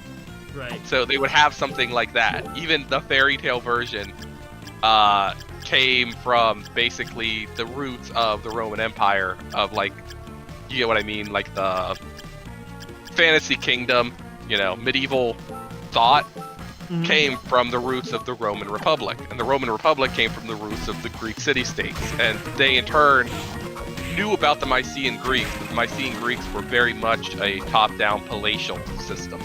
Okay. So it's basically like, okay, there might be individual small villages out there who use democracy or something close to it, where it's the Western way of war, where you basically invest heavily into a small group of people and use them to fight, but because they have a stake in society, people will fight harder. It's why Rome was so dangerous. Even though it had less than 1 million people, it conquered almost all of the Mediterranean, and consistently Western civilization punches way above its weight class. Right. Makes sense. Like, the small area of Europe basically dominated the globe. I need to stress how important that is. But yeah, I think most of Ruby would ideologically be closer to like fascism or something like that. Not communism, because they don't believe in equality. It would be like everything has to be organized in this particular way or we will die. Because of how bloody and unstable the world is. Yeah. And not to mention, there's things like, I think adultery laws would be like how they were in medieval times, where if you cheat on your partner, you and that person you cheated with are going to be burned at the stake. You are going to die horribly because you made somebody upset, and that will attract the Grimm. You really didn't have to sleep with that person either, so you purposefully chose to put everybody at risk because you wanted something, you know? Right. And that would basically be the laws of Remnant are not based off of, morals. They're based off of, did you upset this person enough for the Grimm to come and fuck with us? German Friggling starts playing. Yeah, pretty much. Yeah. Especially in Atlas. But anyway, continue on, Tion. Oh yeah. What was I saying before? Let's check him out. Michael was in. Yes, talking about- homeostasis and Yggdrasil. Yeah, they basically want two different things. Some of the Olympus joined Yggdrasil's size of like culling some of the Digimon, and some Royal Knights joined the Olympus homeostasis side of keeping the Digimon alive. And homeostasis with Summer's dad's help starts sending Digimon to Remnant of all places, because they were supposed to be sent to Earth, but like he says, hey, send them to Remnant. The Grimm sent might actually be able to hide some of the Digimon, the weaker Digimon sent from the Royal Knights, right? But unfortunately, Yggdrasil catches on, so he sends Omegamon of all people, who's still on his side, to Remnant to take care of the, humans that were hiding some of the Digimon, which were Summer, and like Summer, Tai, Team Strong aren't the only one with Digimon partners, mind you. They're the only ones that have Digivices at the moment, right? Because they were made by Eliza and homeostasis, specifically for them, for defense in case something did happen. I get what you're saying, but I also need to point out that I think that a major issue that the computers would start running into is that there are other gods. We know for a fact that, like... they're real aware of that, but in all honesty, due to the ever-growing nature of the digital world, right? I would feel like homeostasis would think to themselves that the gods probably have better stuff to do unless we send in one of our heavy hitters to their worlds. Because Digimon's got some heavy fucking hitters. Let me tell you. I completely agree with you on that. I'm just saying that, I think they're completely underestimating how petty a lot of gods are. Like, yes, there's but this idea they in don't have a lot of options in this specific case because because Eliza said like at least some of the humans in my world can fight, like they're actually supernatural strong. Yeah. Because Earth was a consideration like in the original world, but like again, they don't have any real supernatural people outside of like one or two universes in the Digimon universe. And that's not an exaggeration. Yeah. So Revenant was like they have the Grim, but but you can still run and hide from them. But it's like the gods were considered, but like it was a risk they would have to take. Yeah, it was a risk reward thing. I'm just saying it would be really interesting to see like the different forgotten gods of Revenant being like, this is my chance to make a play. Honestly, pagan I actually had an idea of like just straight up like the gods of light and darkness. Like before the stories even start, there was a point where Zeta Melamon, like one of the Digimon series' biggest bad, like all three of them like just killed each other like off screen before the story starts. I don't think I would go with that. Yeah, I decided not to go with that. It would be a neat idea to say, okay, here's something that can kill what would be considered a god to most things, but like we have to remember that according to the lore of Ruby, the gods of light and darkness were originally one being who was like, well, I'm fucking bored, I'm gonna make another version of me, and then split himself in half. They both have the same powers to that end. Like they're both like an even split of the thing. It's just that the god of darkness is that edgy brother who's like, yeah, I'm awesome. They do, but the reason I chose Zeta Melamon specifically is because even while restricted, he's like massively busted, right? Like he's a universal threat restricted, and then unrestricted, he starts reaching into, oh my god, we're going into light novel isekai levels of insane. Yeah. That was the only reason I said him specifically. He's not the only one. Yeah. There's also the Mother Eaters from the games. They're for some reason multiversal somehow. Yeah, that's the entire thing I never understood about like multiversal or universal threats. It's like after a certain point, you're getting into territory that doesn't make sense logically. Like, you get what I mean? Like, even on the beat level, it's like, right. It's like, okay, well, you're dealing with a reality warper at this point, right? So no fight could actually matter.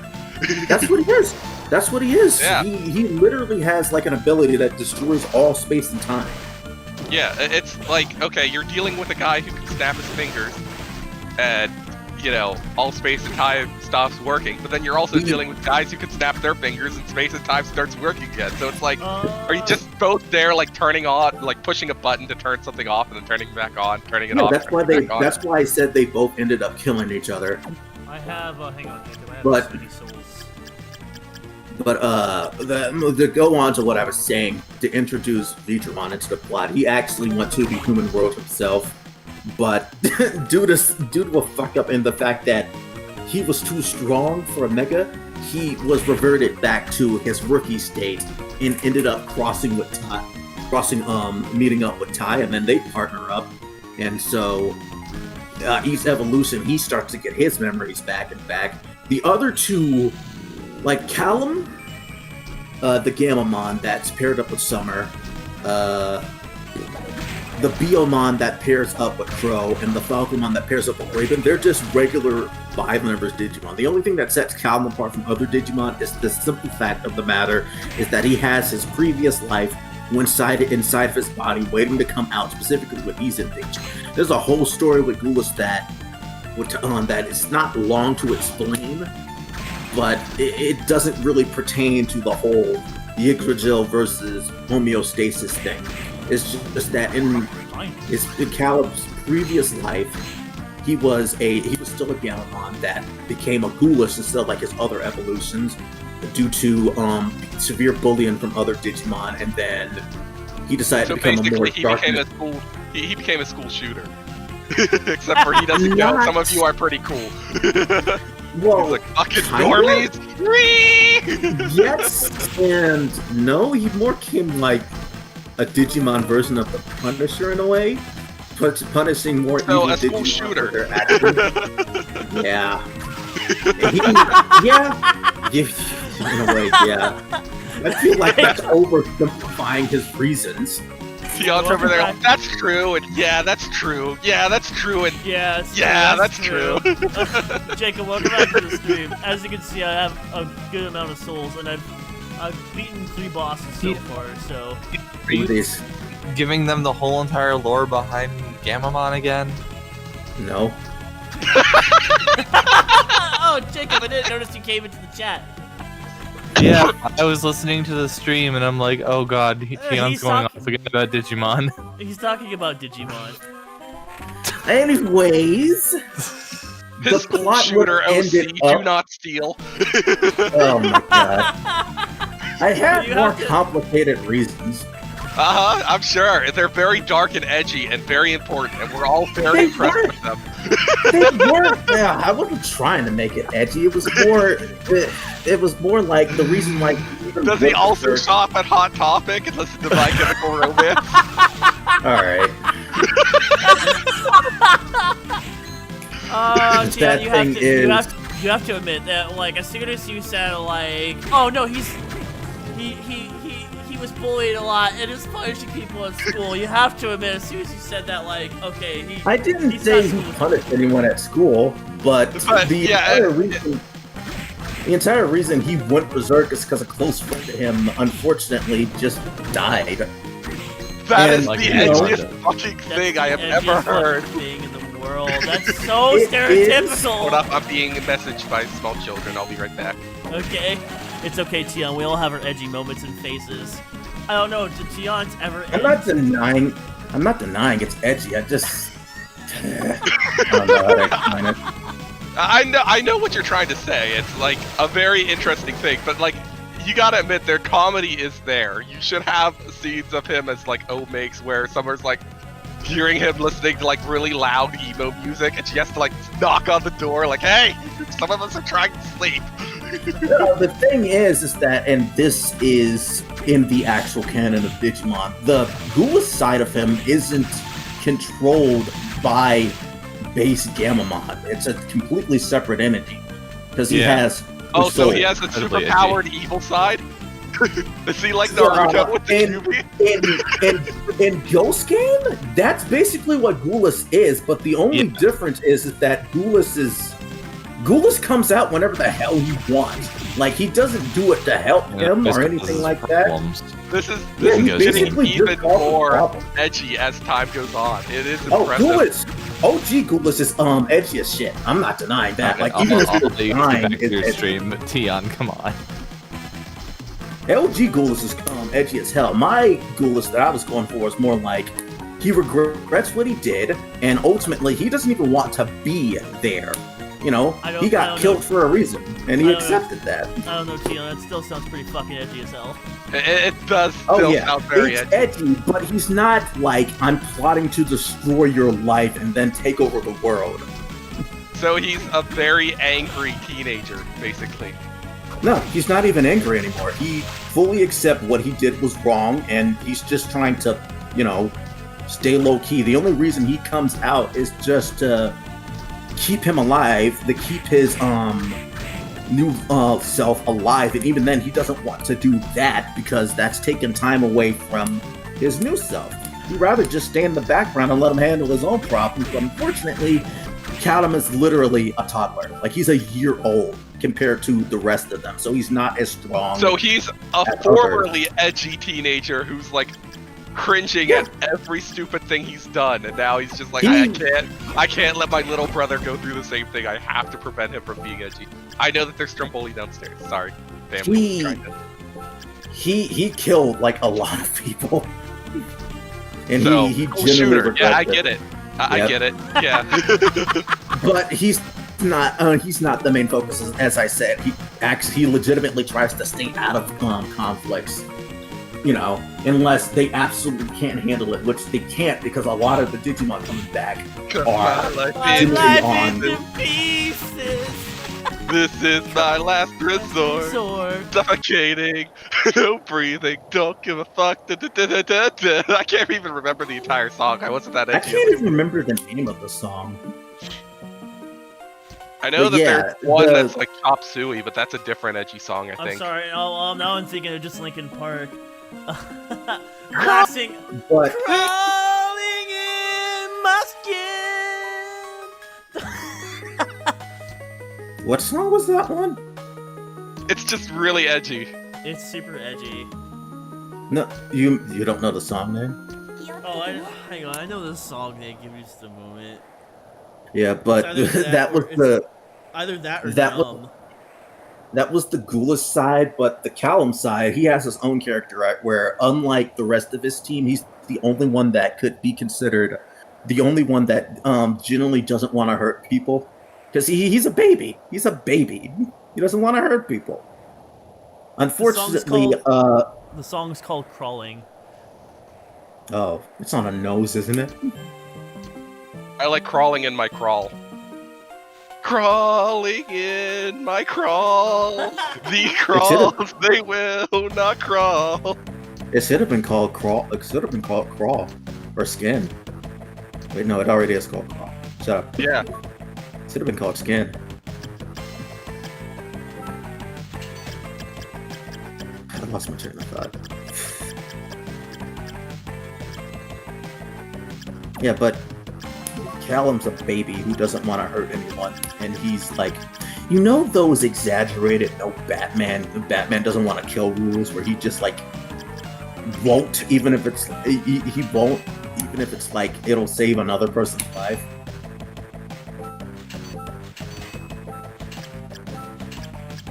Sorry, I had to gonna- post the okay. song in the chat. I'm going to assume that was a yes. Right? I wasn't even listening. I was too Yeah, busy listening to I the- was saying that, you know, those Batman stories where Batman will absolutely not kill no matter what. Yeah. Callum's like that, but the story actually punishes him for his naivety and believing he can just talk everyone down. I mean, technically you can talk everyone down. You just have to beat the shit out of them first. Yeah, but yeah, but at that point, is it really talking them down? That's beating fear Yeah. into them.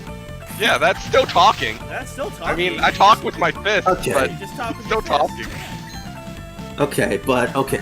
Better example. Remember X in Mega Man series where it's just like, why must Reploids fight? Yeah, basically. It's like, why Yeah, must we that's- fight? Because it's fun as shit, you idiot.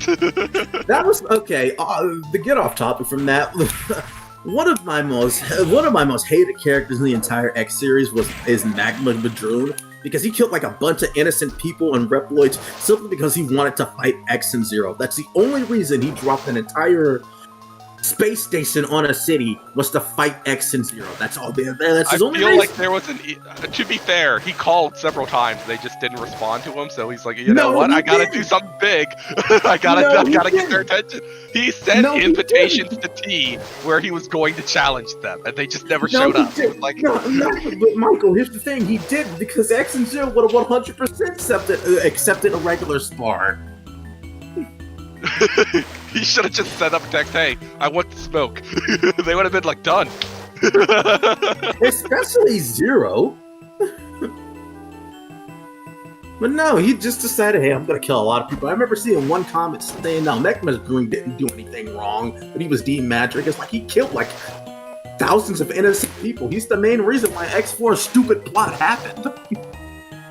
Yeah, but to be fair, were those really people? Yes, they I were don't innocent people. They were I innocent don't- people and Reploids. And it doesn't matter I don't what you consider think. them Reploids important. I don't consider people that are weaker than me people, so They're it's just fine. NPCs. They're just NPCs. Yeah. They don't matter. Exactly. Wow. Even So, still. Yeah. Even still, that just shouldn't have happened. Anyways, what I was saying. Oh yeah, the person that killed Callus's ghoulish life. What the fuck was his name? It was Omegamon. That was who. He killed him. It Jesus. was X. We're getting into levels of crossover we didn't even know were possible. Just what am I fighting for, Brian? No, Oh, this that's a isn't Brian. happening. What am I fighting for? Dude, that delivery of that is just Every Magma- single Zero voice actor has done that line at this point. Johnny on Magma. Boss. It's such a meme that Johnny on Boss sung it. that's hilarious. Magma Dragoon apologist. I apologize for telling nothing. me. He was just 100% right. Fuck No, this he kid. wasn't. No, he wasn't. Shut your mouth. You're gonna side with Sigma of all people? Maverick. Well, he is a Sigma male, so Yeah. Sigma can't be a Sigma male if he keeps dying every single game. But he keeps coming back. but he keeps Therefore, coming back. Sigma male. He doesn't listen to anybody's rules. He's on that Sigma male grind set, man. He keeps coming back. Yeah.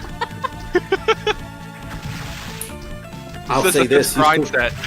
I'll say this. Sigma's been closer to taking over the world than Salem ever came.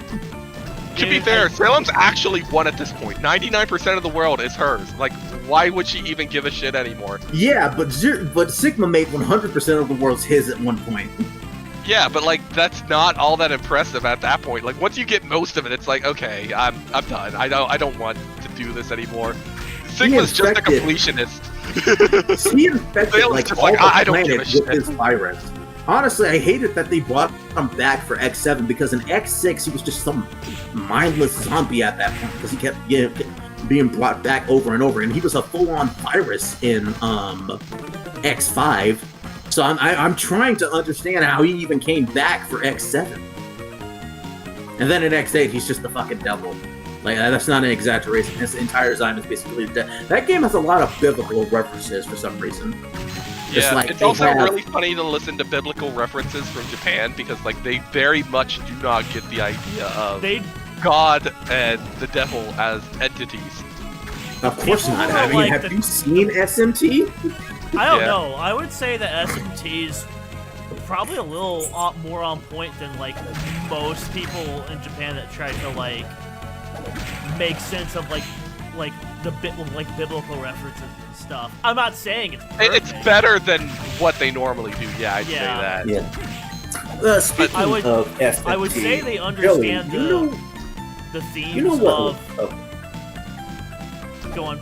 go ahead. No, you Okay. finish. You can talk. Like I say, I would dare say that they definitely understand the themings of that stuff more than your average, like, you know, Japanese media trying to, like, use it for, like, a manga or a video game or what have you.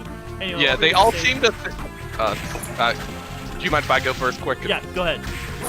I would say that the main issue Japan has is that one, they are pagans, and I don't mean this like as an insult. I mean it as their entire worldview is that any interaction with a god is strictly transactionary. You offer prayers, they offer something in return. Everybody moves on. If you piss them off, they will completely ruin your life. They do not give a shit. They are just as evil as any other entity. It's just whatever. With Christian, it's literally God absolutely loves you. He will do anything for you, even if you don't worship him. He does not need anything from you. He's just kind of doting on you like he would a toddler, which is why he likes it when you pray to him, because it's like hearing a toddler come up to you and tell you about their day. It's like, oh, that's neat, buddy. I like hearing about this. Keep telling me. Japan, they seem to think that he's like this all-powerful emperor who, at a word, he could destroy everybody. And like, that's true. And then people are like, well, why doesn't he stop evil? It's like, because then he'd have to completely destroy you too. And he doesn't want to do that. Why does he allow us to have free will? Because he's not a little bitch Yeah. like you, and he's like, hey, you can make your own choices. Yeah, I'm not gonna... What I was thinking of earlier, and this is pertaining to Big O and SMT, is like You know, every time Roger getting the big O, like in the name of God, you're not guilty. I'm actually kind of shocked a line like that isn't in essence in any form. It is fun. Yeah, that's funny that does you sound mentioned goofy. Okay, it's funny I mentioned that. Now what? No, it's just funny. No, it is. It's, I was gonna say it's funny that you brought that up and that it's not used more because that is definitely like a SMT line. I could Yeah. see it specifically in like 5 or maybe 3. How come we don't fight God in 3? I don't know. My Didn't favorite feel- thing is when everybody's like, "Oh, the devil is clearly on our side," you know. He SMT 100%. is one of the few medias that realize that the devil and Lucifer are two separate people. Yeah. Well, kinda. Lucifer is Satan, right? Like but there's arguments in different sects of Abrahamic religion that there are other devils. Like, for instance, Islam believes that there are 4 great Satans. Christianity recognizes different devils, but they're usually just other fallen angels. Lucifer's entire thing is that he's extremely egotistical. Not that he's very proud, or not that he's very strong. He's just extremely proud of himself. Except for And- the one. Except for the one that has who fucked both of Adam's wives. Yeah, that doesn't make sense from a biblical perspective, and I'm not gonna even comment on that. Do you like Hazbin Hotel, Michael? No, I don't Why not? personally care for it. Why not? I do find it funny that the one guy spent like what 50K on a porn video. I remember when I told Joey like that. There was a few like good minutes of silence before he was like, Yeah, "Hold on when a he second." told me that, I was like speechless. I was literally speechless. Like, before I was like, what? Yeah. No, Jacob, you don't fight. You fight like an avatar of Yiva, but you don't fight like Yiva in SMT3. Also, it's important to note that while scholars believe that Yahweh eventually became what the Copper Age Israelites call God, there are previous entities that are specifically different interpretations of God. Like there was a cult for a while where God had a wife, but it was later decided that no, if he's the supreme God, then he is both male and female. He is the Alpha and Omega, the beginning and end, yada yada yada. So it's yes, actually, in the same way that the Buddha No. can. Yeah, but Wukong eventually surpassed the Buddha. Yeah, but like you literally cannot surpass the primary cause of everything. It's like asking if God could make a rock big enough that he himself couldn't lift it. He can't, because he can't contradict himself, and therefore he is the ultimate power. So there couldn't be anything larger than him. Listen, Michael Battleboard rules. Listen, if he doesn't have the beats, you can't do it. Sorry. He does have the beats. He is literally the primary cause of existence. Nothing can Yeah, exist I know. outside of that. I know. It's just that I saw that like a long time ago, and like a Kratos versus God thread. It was hilarious. The entire thread was hilarious. The quote for Kratos was so great. Yeah. I think if there was ever an actual Kratos versus Jesus, it would literally be Jesus being like, listen, man, you gotta let what you did go. Like, you might not be able to forgive yourself, but I forgive you. Oh, Just need to- This was pre New God of War. I know, but like, it would literally just be Jesus being like, listen, you can beat me up as much as you want. I'm not going to stop trying to save you. You need to forgive yourself for this. And Jesus loves you. He yeah, loves all it of would. you. Yeah, that would literally be it. It would just be you beating up Jesus multiple times and Jesus just coming back every time like, man, I'm not gonna fight you. I'm not gonna hurt you back. You need to forgive yourself. That would be the entire game. Occasionally. Go ahead. Sorry, I was reading some of the chat. You fight Yiva in 4, and you fight him in the Apocalypse. Listen. I just want to see Jimmy Feeney backhand slap one of the Persona protagonists to establish dominance. That would be funny. I mean, that would be funny. Don't get me wrong. Because exactly why? Because it'd be funny. Fair enough. I mean, fair enough. I am here for the lulz as well. Like especially like Joker shoots a pixie and then Jimmy Feeney just comes out of nowhere and slaps him upside the head. It's like how dare Yeah, you if get it's my any butter Persona protagonist, I want it to be Joker. Just so Persona it's not 5, even- just so Persona 5 stands can seethe. Yeah. Yeah, exactly. I love Persona 5 to death, but like, God, Persona You know, 5. Listen, I'm Persona gonna say 5 something. fans are I'm gonna say exactly like something- Dragon Ball fans. They have never played the game, just like a lot of Dragon Ball fans. Exactly. Never read or watched the show. I'm gonna say something that's controversial, but Persona 5 was a mistake. Yeah. No, Persona the internet 5 was big, just like everything else. Persona Anime 5 was a mistake. Anime was a mistake. Hayao Miyazaki. He actually said that, by the way. No, he didn't. That was that meme is You- false. He didn't actually say that. Did you guys ever see the original beta version of what happened to Ryuji after the last palace? No. They actually show all the girls beating on him, and then for some fucking reason, Yusuke gets involved. Oh yeah, I remember. I know the girls beat him up for a really arbitrary, retarded reason, because he like sacrificed himself, and then it turns out he was alive, and they got angry, and it's like, dude, why are you beating him up? It was really. I think they just leave him laying on the concrete, beaten up.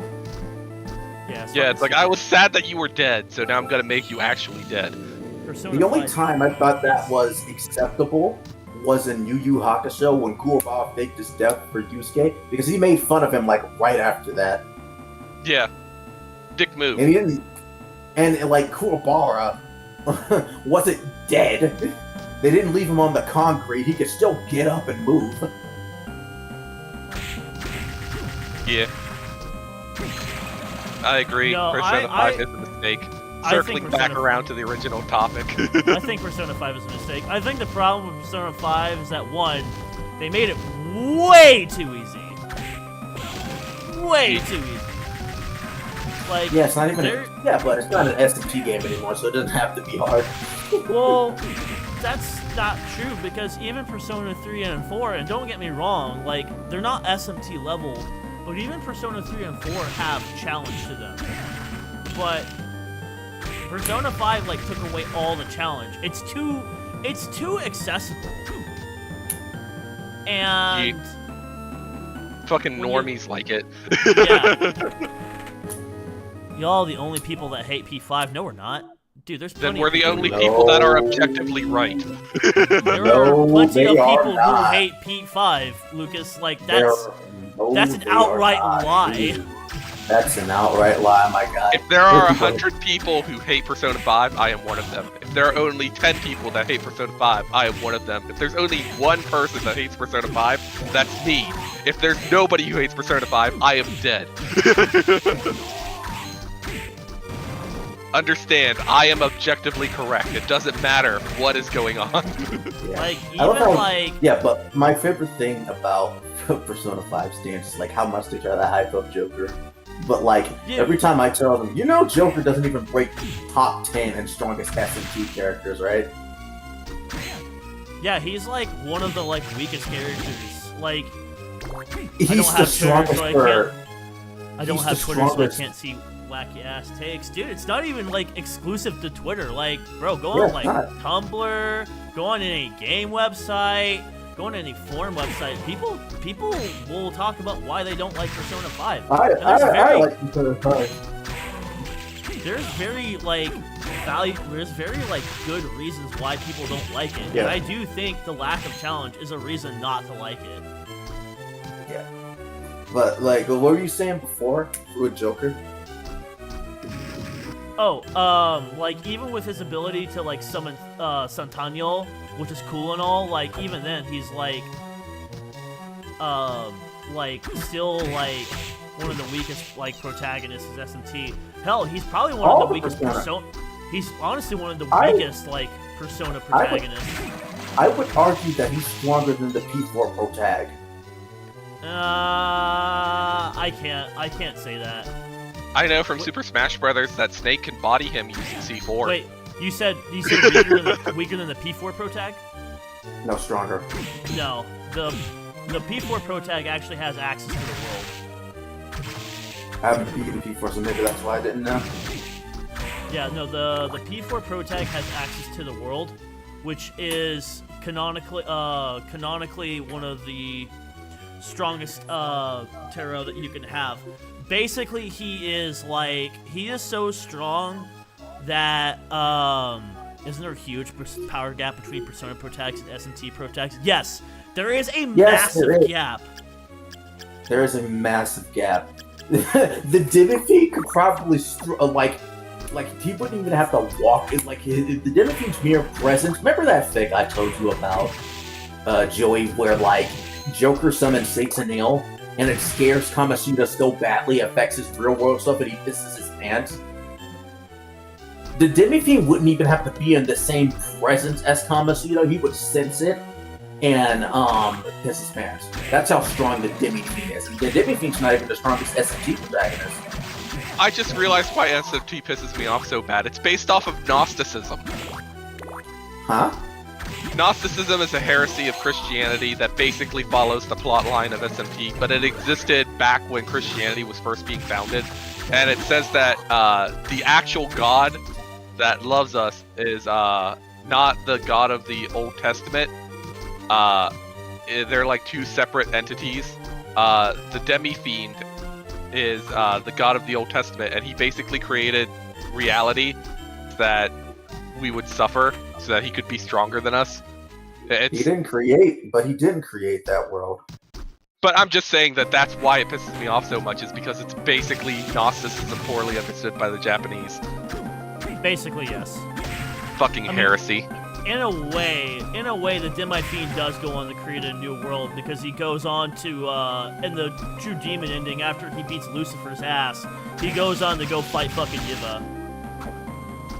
Yeah. True, but all the endings in every SMG game is canon, so there is one he just recreates the world. Yeah. Either way, it's stupid. It's Gnosticism. It's utterly wrong. But we all know Demi-Fiend and Navajo would stomp every single Persona. The SMT1 protagonist would stomp the shit out of Persona. Yeah, the Persona protagonist is really strong. And he's just a regular dude. He's just a high schooler. Yeah, he's just a high schooler, just like the Persona protags. It's just he got unlucky, and that his world, like in Doom, were practicing teleportation experiments, and then demons ended up in his world. local man too angry to die. Local high schooler learning. Local high schooler learning to be too angry to die.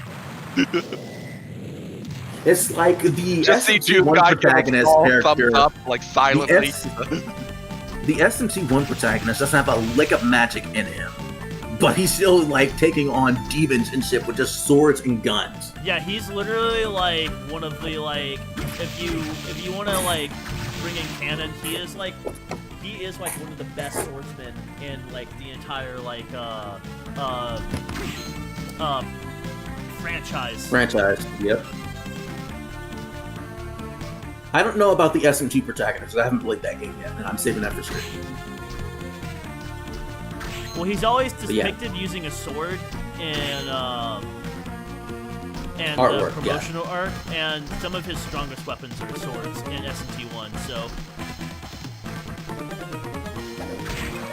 Yeah, What would I actually can't think be a... Oh, go ahead.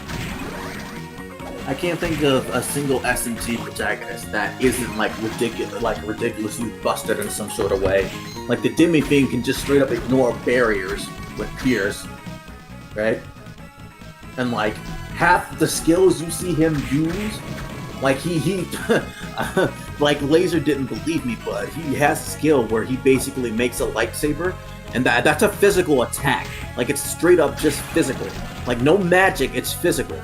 So I said my headcanon is he grabs the air, he grabs the light particles in the air, and crushes them to make the Omega lightsaber, basically. I'd probably say it's more like plasma. So it's probably like the air particles themselves rather than the light particles, but pretty much the same idea if we're doing this scientifically. Yeah, but he's the demi-fiend. He doesn't care about science.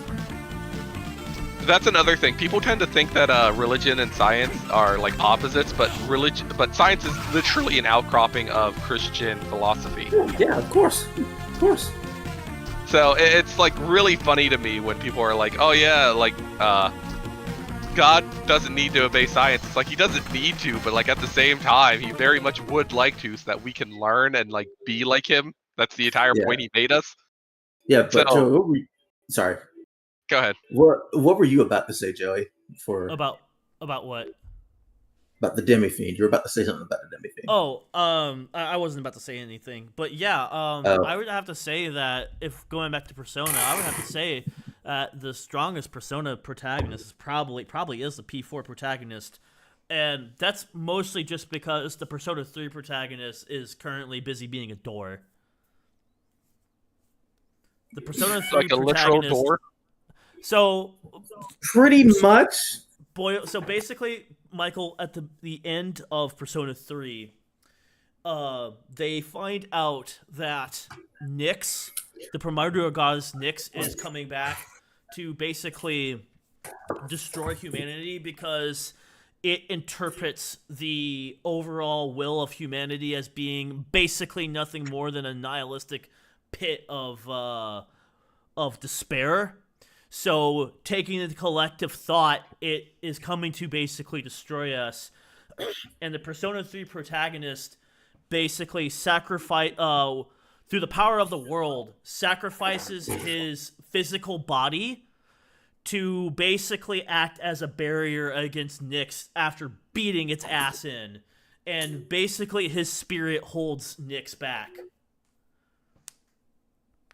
from And there was destroying the all of humanity. Yeah, there were so many theories for the longest time about how can we save him? Like how can we save him from being a door? And then Yeah, you can't. and so eventually people just started calling him Dorkun as just a joke because he's the door holding Nyx back. Okay. But I think like if it wasn't for that, I'm pretty sure he would probably be the strongest Persona protagonist. Listen, all they need to do to kill Nyx is find the demi-fiend and have him punch her so fucking hard that across the multiverse she dies. I mean, Because that would probably work. probably it would. So, circling back to my way previous ideas, I said that I wanted to give different ways of strengthening people in Ruby, strengthening their souls. Uh-huh. Ruby, we were talking about something good, Non. I'm trying to improve it. But I don't want to improve it. I I'm want on to that watch Sisyphus grind set. I will roll this boulder up the hill. Listen, isn't it bad that I kind of wanted to just climb out of the water and then flop on the ground a bit before it dies? No, I completely No. understand. At this I point, it's completely like understand, too. I want its suffering to end. It's very clearly sick and dying, and it needs to. I just want to Be put down. take a shotgun to old Ruby Yeller, Yeah. Oh, Ruby. dying of rabies after old Papa Monty died. Yeah, it's like okay, it's okay, buddy. You tried your best. It's over now. But the worst part is that after old Papa Monty died, it slowly got its limbs hacked off one by one before Yeah. it got rabies. Before it got rabies. It's like RT didn't seem to understand that horribly mutilating your show does not make it better. Dion, look But who it anyways. is. It's the Huh? man, Uh-huh. Julius Belmont. I don't. Yeah, Julius. Strange. What? It's a dark power within you. Who are you? Look! It's the guy that killed Dracula for good. it is rude to ask questions before introducing yourself. Yes, you're right. I can't give you my name, but people call me Jay. For Julius. Why hide your real name? Are you a criminal? No, I have amnesia. I'm told that I was in an accident in 1999. I love how that's the first thing someone asked about him. Are you a criminal? You can't lie to me about this. You gotta tell the truth. It's like saying if you're a police officer or not. Yeah, you gotta tell me if you're a criminal, man. I already improved Ruby through 3 fucking AUs. It's not that hard, Tion Lamau. Anyways, but that those AUs aren't gonna make you money now, is it? Your dark power, were you born with it? I don't really know. I first noticed it when I entered this castle. I guess I was mistaken. Mr. J, why have you come to this castle? Call me Jay. I am filled with fear when I hear the name Dracula. I came here because of the prophecy. I also thought my memory might return. In fact, since my right eye, I felt like my memory is returning. Dang, amnesia before Y2K. Lucas. And your accident occurred in 1999. Maybe Dracula was involved. I fear you are correct, especially since I have magical powers. Jay, are you an exorcist? Well, you might say that, but I work for no one but myself. I must be going now. I'm sure we'll meet again. Yes, see ya.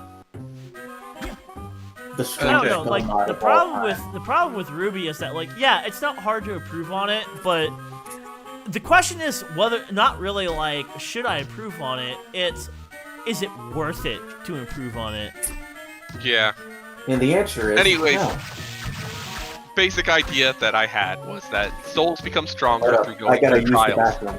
Okay. But they Right, also right. become stronger through acceptance of oneself. There's a cultivation method for the soul that Ren will use, where it's basically just sit down, look at yourself in your entirety, even the parts that you don't like, and just accept that you're not perfect, and you gain more access to. Basically, it's 100% of your soul's power rather than the 25 or so percent that people actually like about themselves that they'll be willing to use. Pretty basic idea. John's method is passed down from his family, and it's literally every soul you interact with basically gives you power, right? If Right. they're afraid of you, they send you energy because they're thinking about you. If they're friends with you, they're sending energy because they're friends with you. If you save their life, they see you as a hero. And John basically combines both Ren's idea and his family's idea and just calls it the Avalonian imperative, where you have to save people and they have to be impacted by your life. That's Right. what being a hero is all about. That you made a mark on the world. And that's basically how he becomes stronger. And I'm like, oh, yeah, I like that. I'm going to tell my friends about that. And it took, 2 hours to finally get back around to it? I'm like, oh, neat. This is a cool idea. I'll tell my friends. And then I finally got back to it. Took me a minute. But But the reason why is because, like, Ruby's not the new hotness anymore. no, it's what's the- definitely not. You know what's the new hotness? Aspen Hotel. That show's funny as fuck. Fuck, I like that show. Fuck, it's so fucking good.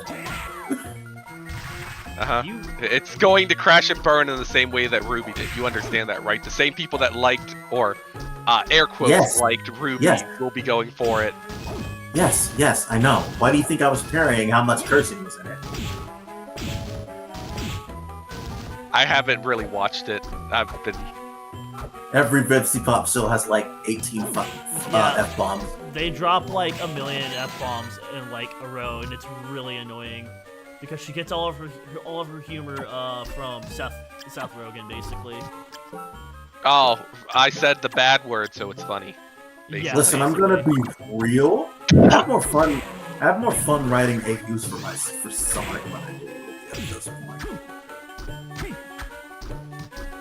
I could make a joke. I'm not gonna. I'm gonna let it go. We're gonna move on from that. Wait, what? Sonic unironically gives you more material to work with than Ruby. Just let it go, Joey. Just don't make the joke. Go ahead and make the joke. I don't care at this point. I'm being 100% genuine when I say that. Okay, but South Park is actually funny. South Park can actually be fun. They have an issue of not being funny, and they also have an issue now of they're rich or at least better able to care for themselves, so they really don't want to rock the boat as far as, you know, making an actual statement anymore. Yeah, but they even made a still... video specifically, or an episode specifically to state, like, we're not rocking the boat here, man. Yeah, but they did rock the boat with the fucking Kathleen Kennedy episode. Not really. They're not afraid to rock the boat. What do you mean, not really? Like, that episode was a pretty big deal. I just saw it as them pointing out, like, all the same things that everybody has been saying for the last couple of years. Like, Yeah, if you but pander what to else people, can it's they not... say? What else can they say? Yeah. Like, genuinely. But the other thing is that it's not just that, like, it's not them, like, just pointing out, like, everybody else is pointing out. It's that, one, they were more ballsy enough to do it, and two, they didn't give a shit about the consequences, unlike what a lot of people do. There's a difference between, like, you know, agreeing to it and then saying it, because a lot of people didn't want to say it because they were afraid of the consequences of pissing off Disney, and they're not afraid of the consequences because they don't give a shit. The South Park will shit on Disney every single chance they get. They continuously show Mickey Mouse, their flagship, as like a greedy pig, and they're the only. It's like, other than Family Guy, right? Which they rarely did it as well, and they're especially not gonna do it now because they're owned by Disney. Yep. Right? But like South Park isn't owned by Disney? Honestly, like... Honestly, let's be more honest. Pretty soon, nobody's gonna be owned by Disney. Soon you will be Disney's first gay character. There's no way to stop it. Oh yeah. No, Disney's not really in a... First gay character number 25. Actually, I might be lowballing that. Yeah, you're definitely lowballing that one. Because keep in mind, they also retcon people as Disney's first gay character.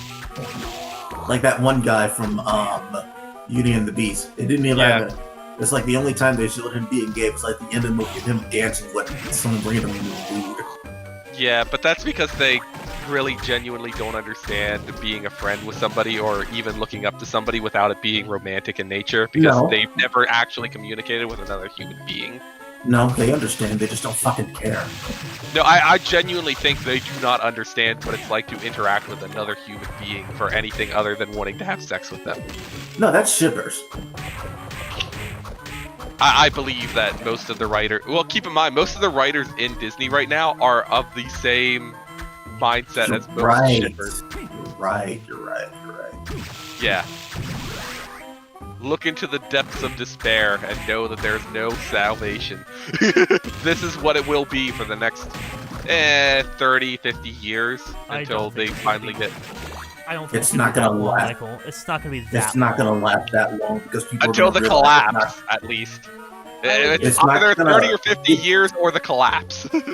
It's not gonna happen for 30 or 50 years because people are already realizing why that doesn't fucking work. They're already losing money over it. Yeah, a lot of these people have already lost.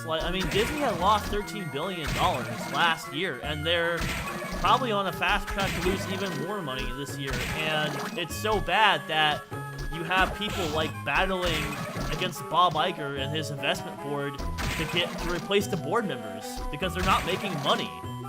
Yeah. Money is the only thing that'll get these people to understand. And guess what? They're losing money over it, man. And the board is clearly more panicked than they're letting on because they're making dumb fucking educational videos, treating investors like children, saying they need to vote for them and not Nelson Peltz. Yeah. It's honestly that's like all the writers in the Writers Guild are like, oh, well, we should be respected. And it's like, I can pull out something from ChatGPT that's better than you. Like, that should not be possible.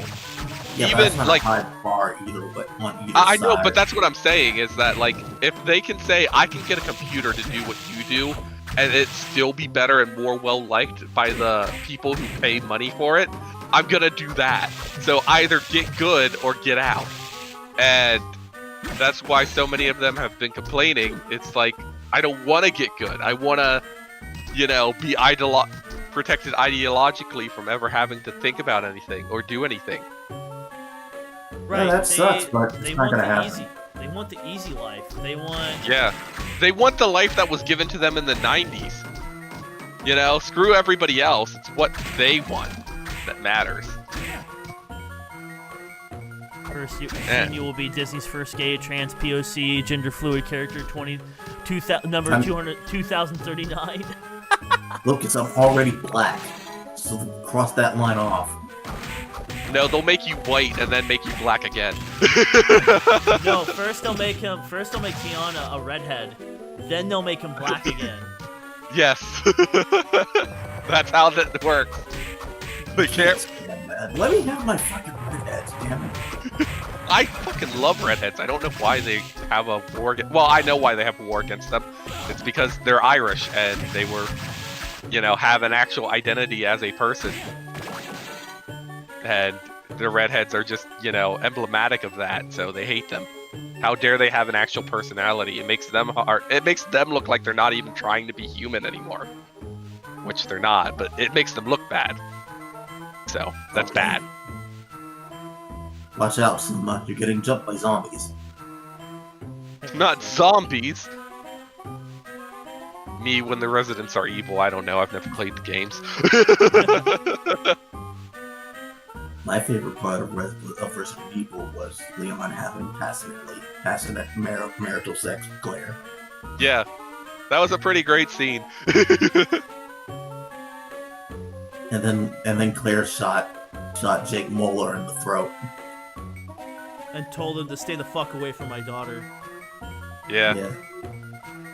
And then that Sherry. That was my favorite joke from like the stream. Just Claire calling Chris in the middle of the night. It's like, Sherry got her first period. It's like, Claire, it's like 4 o'clock where I am. Please let me sleep. I like Sherry just being like, I'm not arresting my dad, idiot. Why would you even think that would be a thing I do? I really, really wanted Leon to, you know, just do one of his famous kicks, right to the upside of Jake's head. Yeah. You know, bootleg Nero from Devil May Cry 4. That's what he is. He's a shittier version of Nero from Devil May Cry 4. I would argue that Leon's actually way better than Nero, not because he's like stronger or anything, but because he's definitely got that everyman flair, and you can tell that he's very much trying to be cool. But Leon's equivalent wouldn't be Nero; it'd be Dante. Yeah. But You know? I'm just saying that, like, you know, you say that as a bad thing, but I think Leon actually trying to be cool, even when nobody's watching him, is more endearing to him than anything else.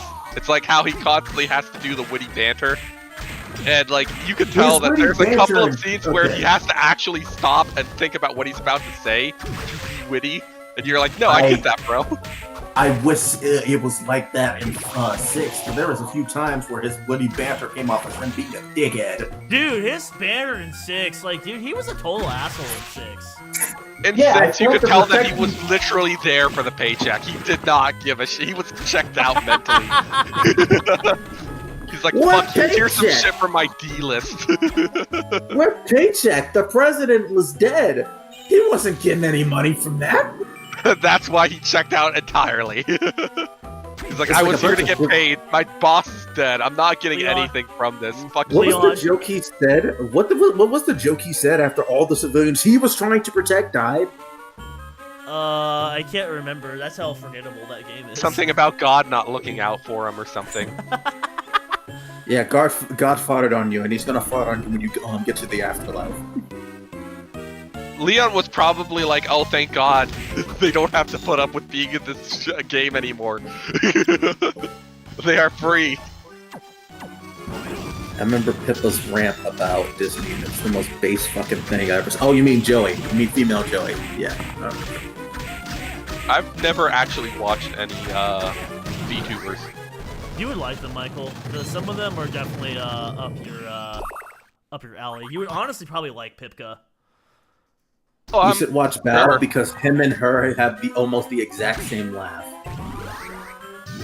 I'm sure I'd enjoy it. It's just like I live in the mountains, so that I don't have to be part of society. So I'm 10 miles from the Mountain nearest man. gas station. As, Mountain a bit of man, a- take me Yes. by the hand. Someone comes on my property, I shoot them and then bury their bodies. Nobody's gonna find them. I'm in the mountains. Yeah. That's There you my go. theme There's song. slide. You have learned how to slide forward slightly. I feel like you could have learned this from playing baseball or something, but you know, whatever. No, There's no you have to baseball. go through an entire. You have to Wait, go through an no. entire boss fight. Wait, no. I was about to say there's no baseball in Japan, but Japan loves baseball. What are you Yeah, talking Japan- about? It's like it's national sport. Yeah, that's why I stopped the joke like mid sentence. Like, I dare say that baseball and sumo wrestling are probably the most popular sports. Well, there's no baseball in Spain. Yeah, There is. that's because like their thing is like soccer, like most of Yeah, Europe. I never understood why Europe loves soccer so much. Wait, actually, hold up. He used to learn how to slide. Like, there's no reason for someone not to slide. He's Spain. He's Spanish, right? Say, like, shouldn't he like know how to do Sliding's this by, in, like like- default? Yeah, Yeah, like default. Like, if he's in Japan, he's been living in Japan for a long time. He should know from baseball. If he's been living in Spain half his life, he should know it even more. Because sliding's in soccer Football. a lot. yeah. I'll be coated bear before I call it soccer. I can't do the Abe Simpson voice. Yeah. I'll It'll be be a cold and cold- dead before I recognized Alabama as a state. That was my attempt. Yeah. I'll be That's coated like, bear. I'll be coated dead before I recognize it as football. Yeah. I'm gonna go get some food. I'm probably gonna be gone for a bit, so I'm just gonna hop off the voice chat. All right, man. I'll see you guys in a bit. I'm gonna eat. I remember when I said I wasn't going to stay for the entire stream, but here I am. Here you are. See ya. Whatever. I'm still playing SMC3. Fuck it, I'm man. gonna beat up the toupee guy.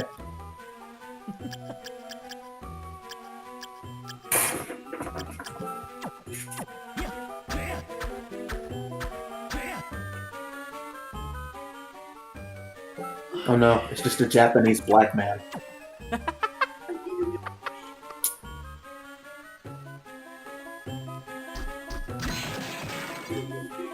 I have the slot now.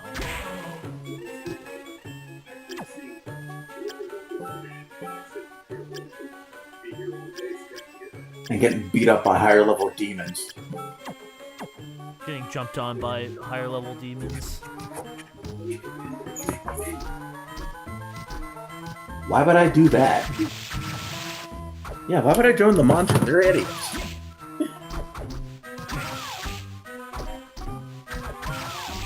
I like to think when the Demi Fiend says that, he gives Hijiri just like the most like the biggest side eye ever. It's like, do you think I'm an idiot like them?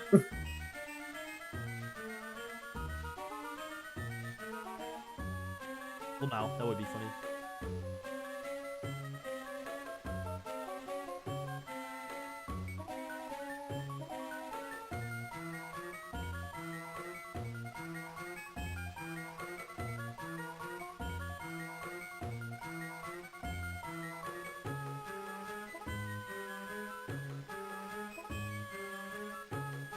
I'm gonna take a quick break so I can order some food because I'm hungry.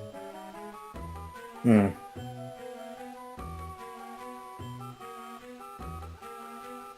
What should I get?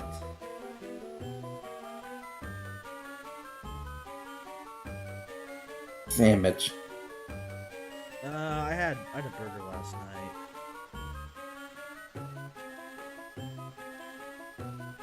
Pizza. Actually, a pizza sounds pretty good.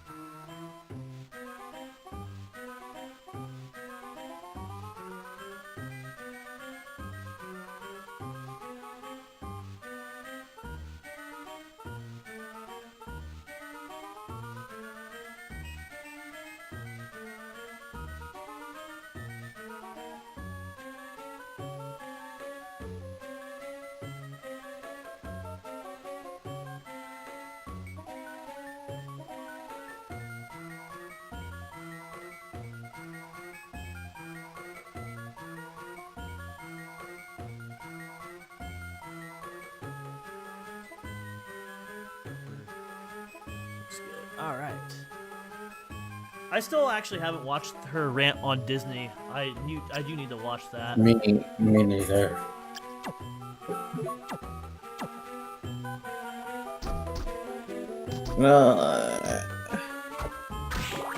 Is Legend of Korra a good show? No. Not really. Next question.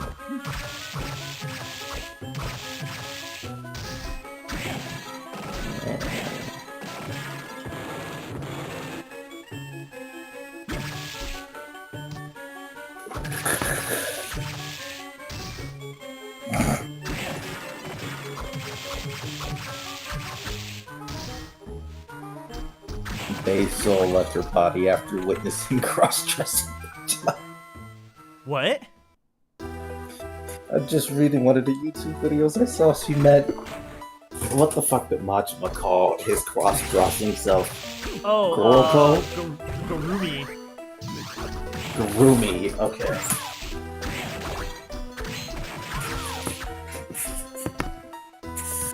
Ugh, we'll never see Garumi again.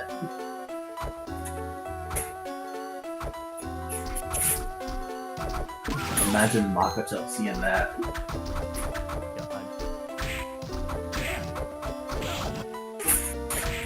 Yeah. Also, Tion, apparently, the reason why we don't see Sayama again after 2 is because I guess in Japan she was not as well received. You for real? Yeah. How come? I don't know. I guess people just preferred Yumi over her more. Because he's voiced by Bulma. That's why. That could be a reason why. I'm thinking of Rina.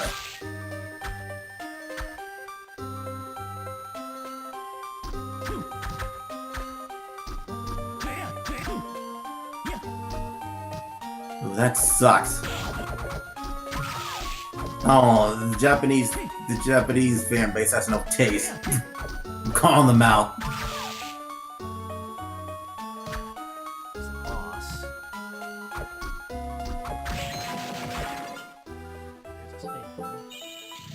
Of course, it isn't good after season 3 got that. I mean, the first 2 seasons were okay at best. Looking back on them. What show? Korra. Korra? Yeah. Oh, what?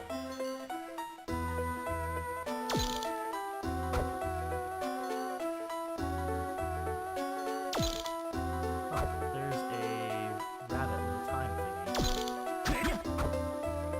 thingy. Rabbit at the time. You have to get a specific soul for that. Okay. Don't ask me which one, because I don't fucking remember.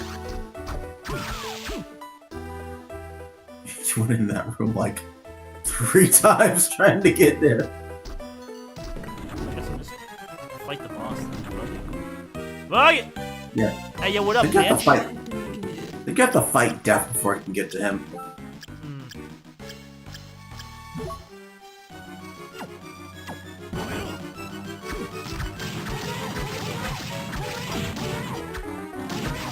I'm gonna reload this train because it's stupid. Yeah, get cornered, dumbass.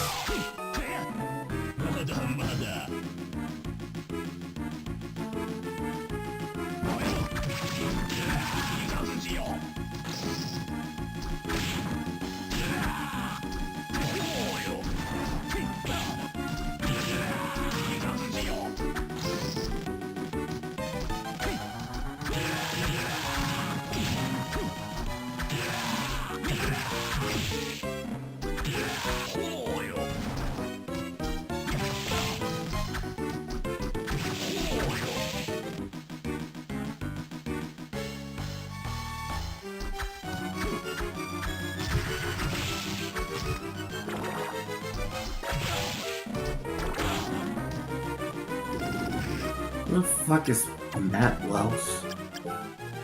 Who, what?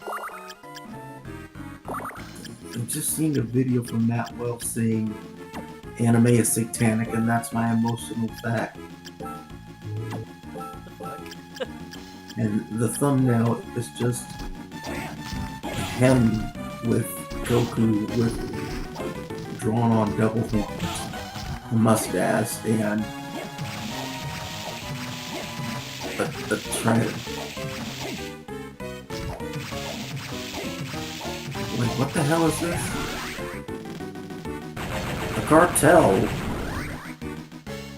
Collect souls to increase strength. Oh, cool.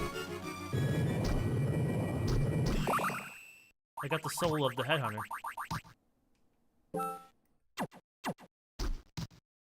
One of the Reddit comments is, all anime is equal. Luffy is equal, Goku is equal.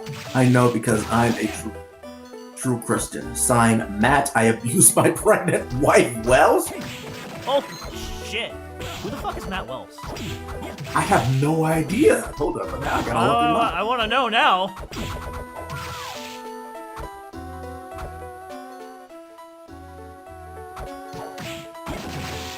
Computer scientist and engineer, and a software engineer.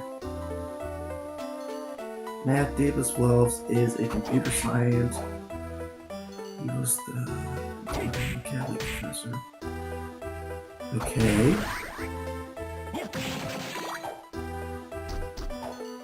Yeah, he's just some dude that Greg who's like a computer scientist.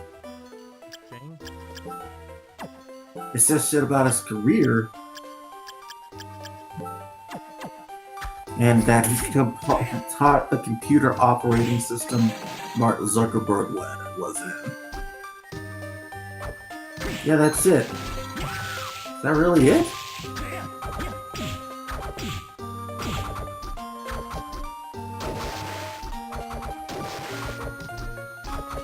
Yeah, Wikipedia doesn't have anything else on him. I guess I can't go any further here. I need to get Undyne so I can walk on water.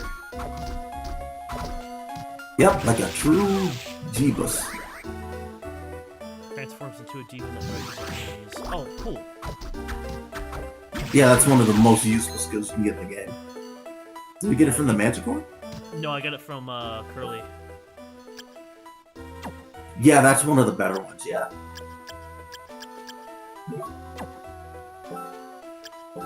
To be fair to Matt Wells, Rohan's kind of satanic.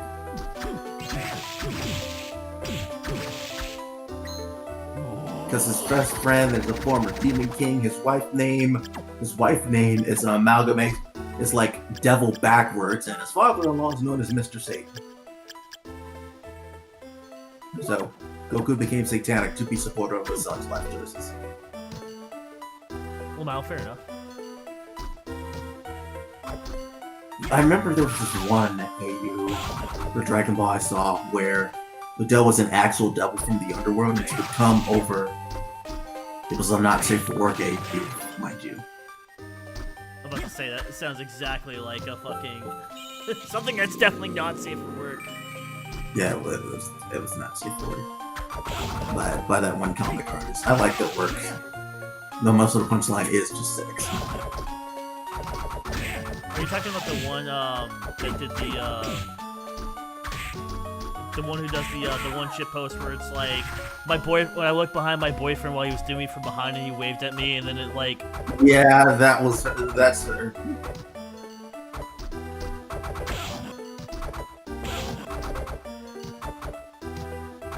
Yeah, they're really funny. They're really funny. My favorite part is how everyone in their Dragon Ball universe are just fucking swingers.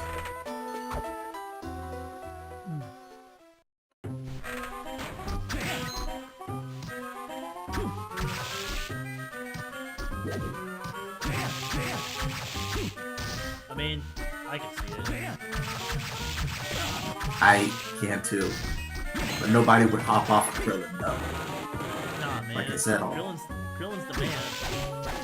Listen, all that hype went somewhere else. All that height went somewhere else. And honestly, you could have said the same for Goku, because originally Goku wasn't that much taller than Krillin before they fucked up all the heights.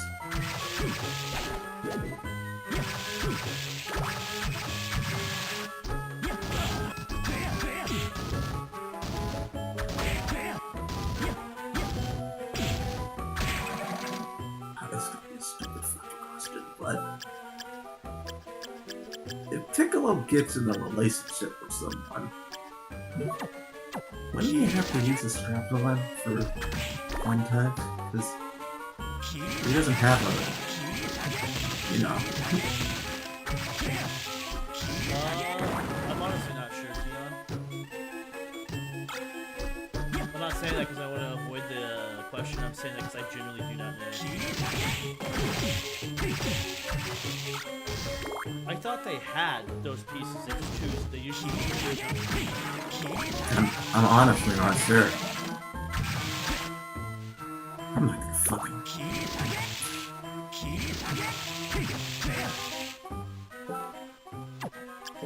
Do.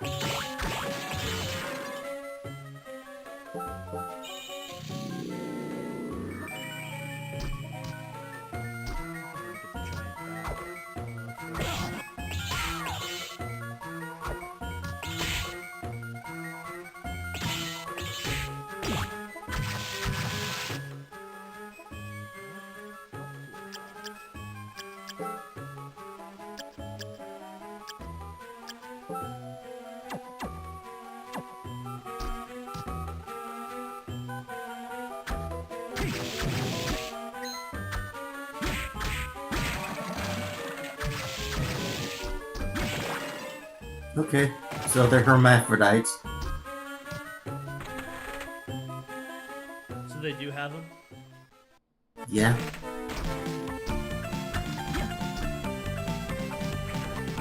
Torion himself confirmed it.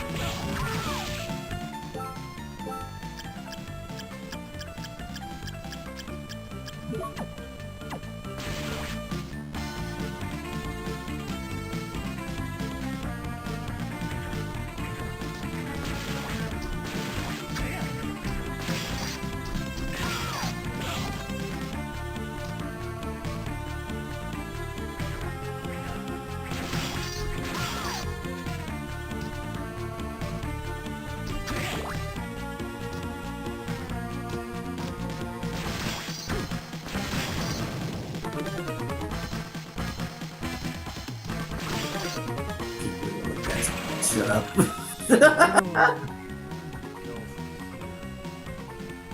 Good question. I know where to go. Yeah, Torion, apparently one of the directors for the anime said that the female reproductive organ is like in their throat somewhere, which makes sense considering they spit up the eggs. Right, right.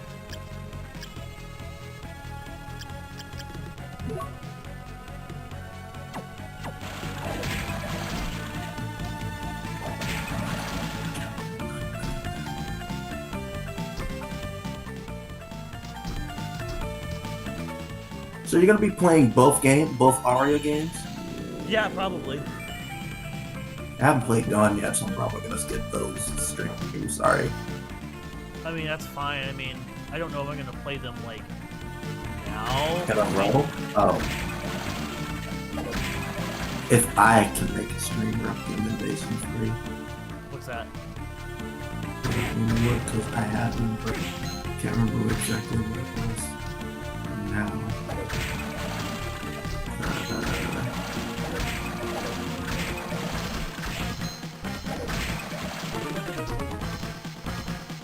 Why don't you finally play Devil May Cry? I too. I mean, I guess I could, but there are other games I'd like to play. Oh wait, I know what I need to do. I need to go get that one sword. Because I can finally fucking grab it, and then I can go teleport and get the first book. But yeah, Saturday. You and ours are gonna have to strip down because my friend will go out to watch me for that. What was that, Sion? Saturday, you and Menars are gonna have to stream without me because my friends want to go out to watch Madam Web. Ew, I'm sorry. No, I want to see it too. I want to see how bad it is. purely bio-fascination. Fair enough.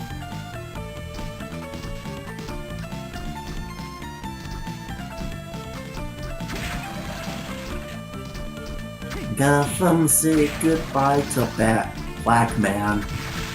We had a real good ride. The Keep Crusaders sent a message.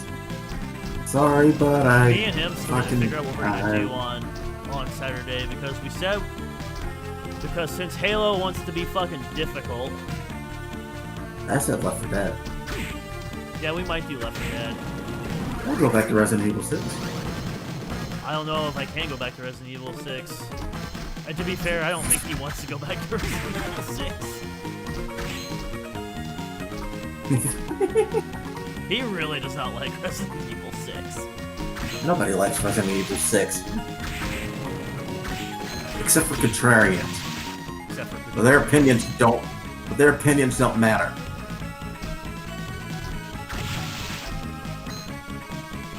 Why don't you play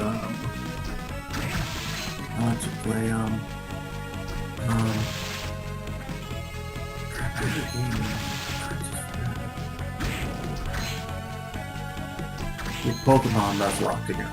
Do a Soul Link.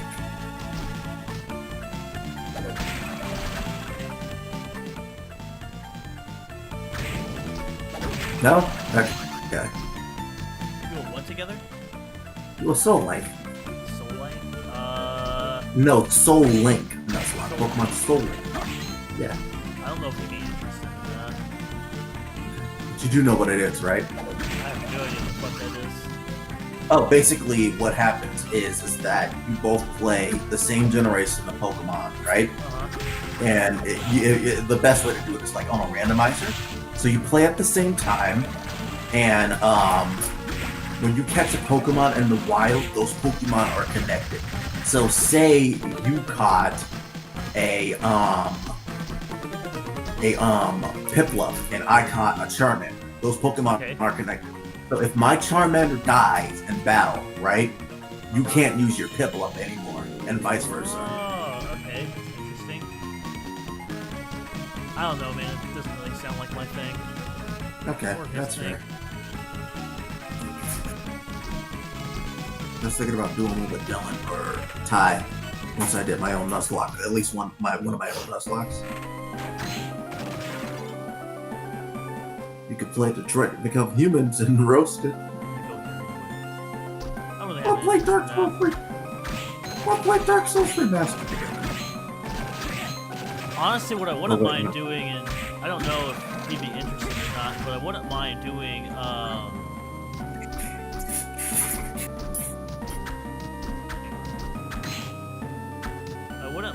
an Elden Ring co-op run, because there's a co-op mod you can get for Elden Ring that makes playing co-op actually not a pain in the ass to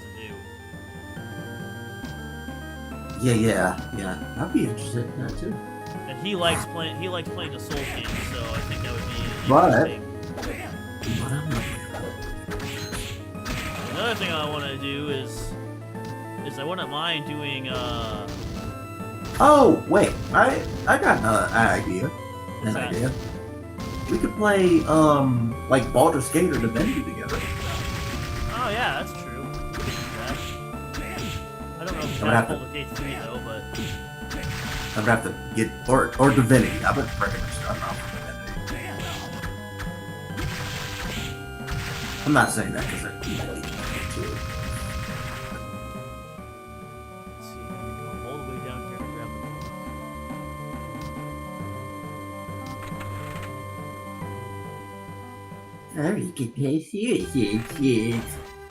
I was stuck. I love you seriously. Don't buy Suicide Squad. I'm not buying that shit. There's not enough money. There's not enough money in the world that you can convince me to buy that garbage. And I doubt he'd buy it either. Trust me. The game is so fun if you don't have a little bitch in your ear. People who say it's fun are just coping. No It is- shit. It is pure cope. You have to be a rocket scientist to figure that out.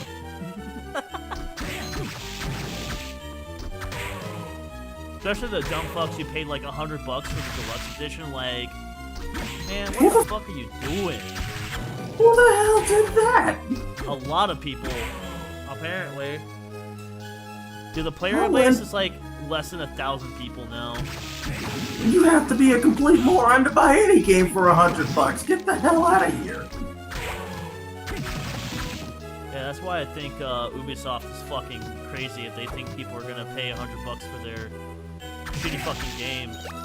Speaking of Ubisoft, we can also try playing the Far Cry games together. Oh, that could be. 4 or 5, I think, has like 3 players, like I believe. Forbidden area that I cannot get to.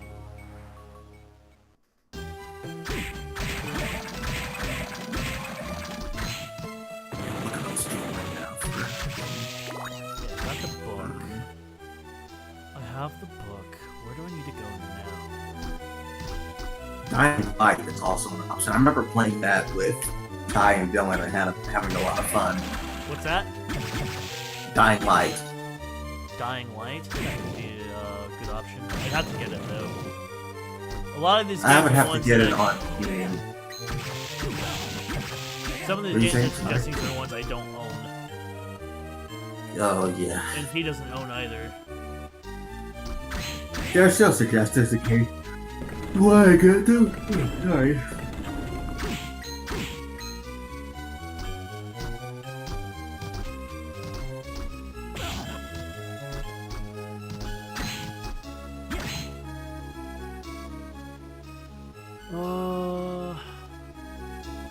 Lucas said I should play Dying Light.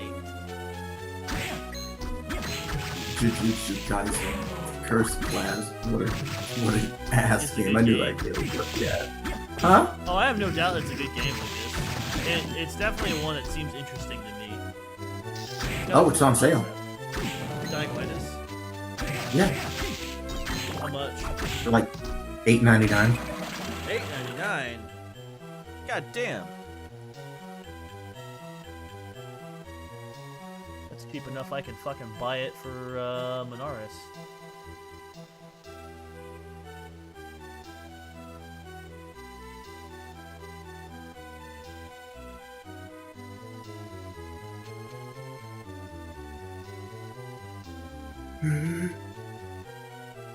Sorry.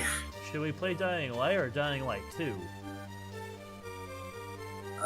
I haven't played 2, so I can't answer. But the first one is worth playing. I can tell you that. It's really fun. 'Cause Dying Light 2 is definitely not on sale. It is not. You get the cheaper one, my friend.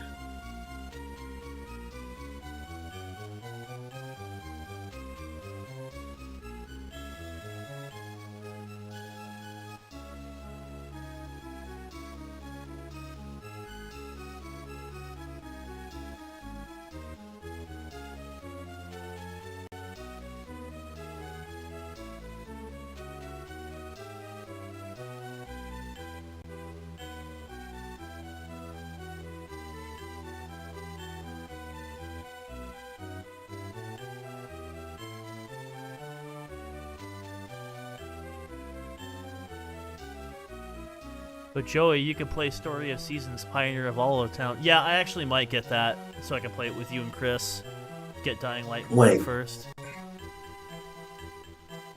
There's a new Story of Seasons thing that came out? Apparently. I love Harvest Moon. I mean, Story of Seasons.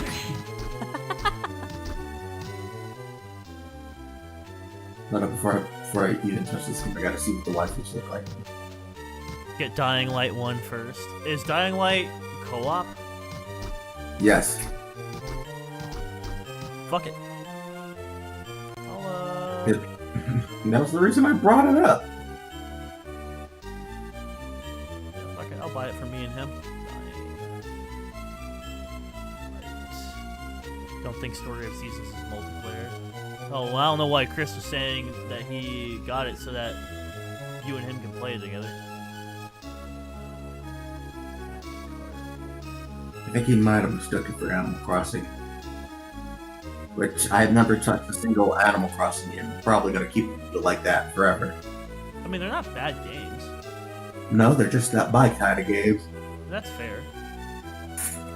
I can play Harvest Moon, no problem, man. But like Animal Crossing is just something that I can't sink my teeth into because it requires real day time. It's like having a job. And I already don't like fucking working in real life. Darius already has Dying Light. Perfect. Well, that works Get out. it for me. Hell no. Fine. Okay, where am I going? I have the first book. I got Slide. I've beaten both.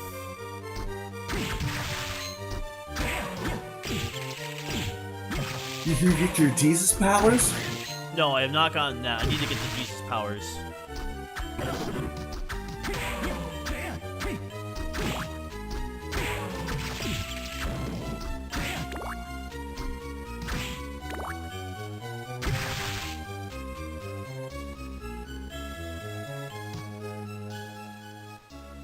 Pretty sure that's what I have to get next. And I think I have to go to an area I was at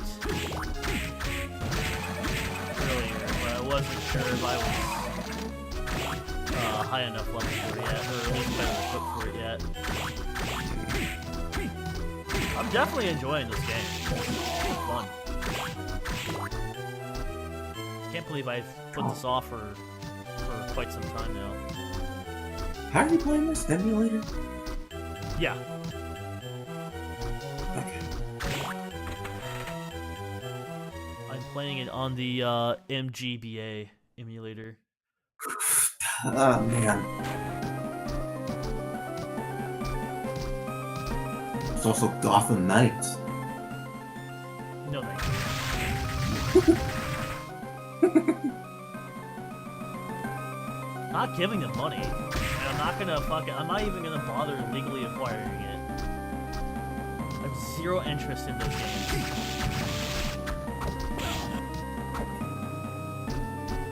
And Power Up. Power Up might be an interesting game, but I don't know. That's kind of trendy right now.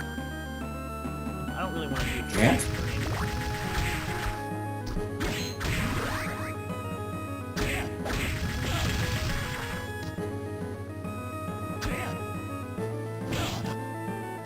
Nope, no Diablo.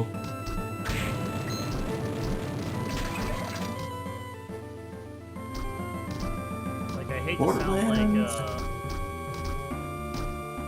I hate to sound like a fucking, like, you know, like, whatever, like, oh, I don't want to do something that's, you know, ironically cool or whatever. But I really don't have an interest in, that game too much. Just Borderlands. Borderlands might actually be fun, but if we did Borderlands, I prefer, like, 4 of us. Like, we have, like, a full 4 players for Borderlands. 'Cause Borderlands is... The more people you have, the more fun it is. Stardew has online co-op, but I don't think Stardew is, like, really, like... It's a farming game. It's not really something I stream. It's... If I'm trying to do a chill stream, like, yeah, sure, fine, but I don't like doing chill streams. It's not my thing.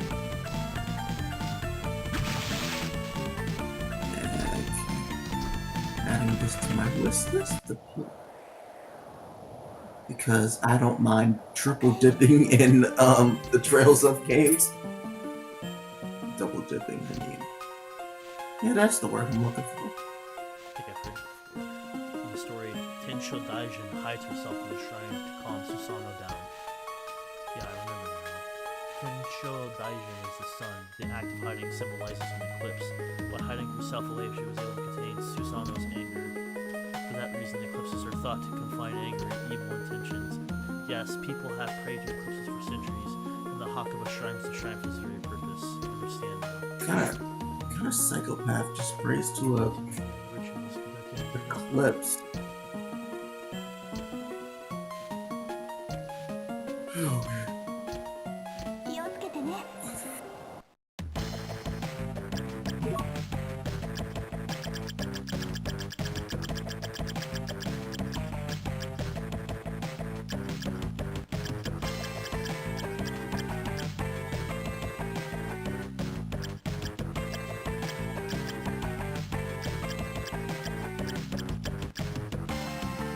this game still getting updates? No way it is. What game's he on? Naruto the Bartzel Strikers. There's no way. Still getting updates. Holy shit. Like the last one was February 15th. Jesus. People are like. For this? For this mid-ass game? Right, people are still playing it. Wait, hold up. I gotta see how many players it has.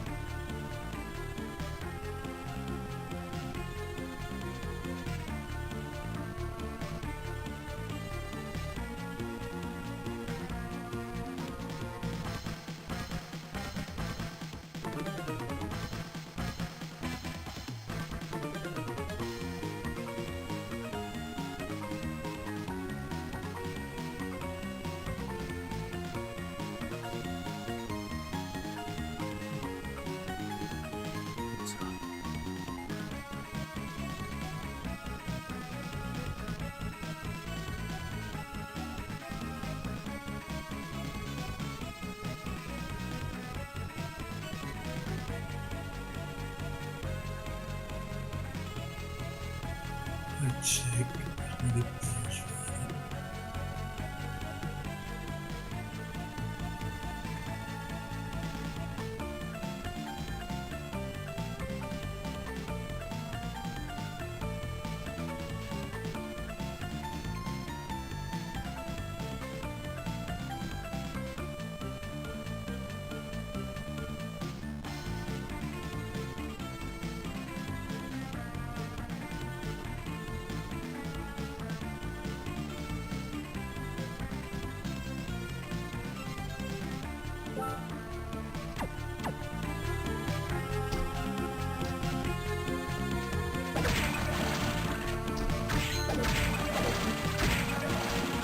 Okay, so 298 people were playing 30 minutes ago. 24 hours, the peak was 364, and its all-time peak was 6,300. This. So not high. But it's And still when did getting this game come out? This game came out. Hold up.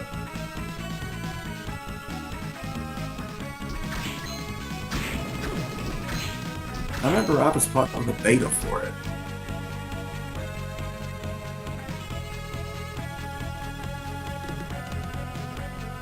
August 30th, 2018.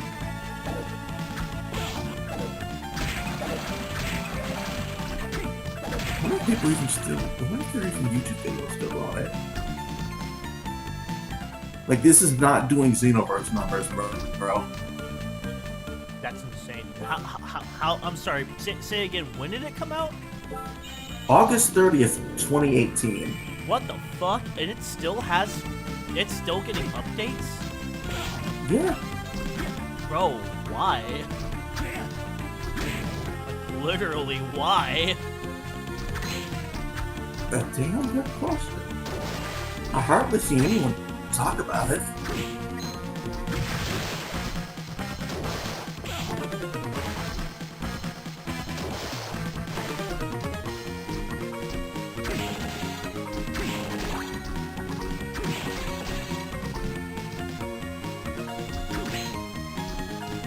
There's one dude still making videos on it. It's a Naruto fighting game that we're talking about, Lucas. No, it's not even a fighting game.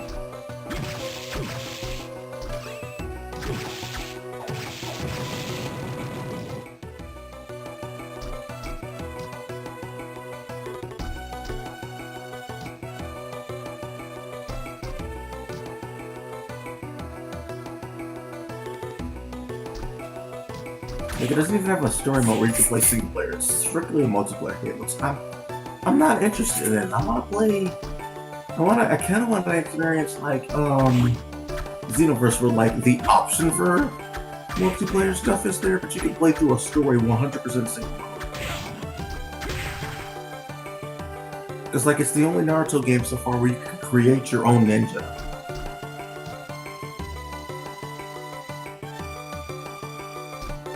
And the game's only going for $19.99, by the way. Like, it's not even on sale.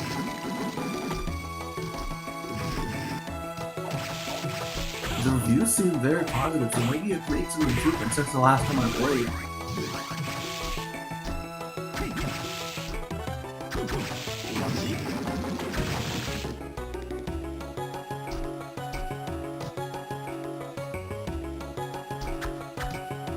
The one with Mary Sue and a cheetah girl.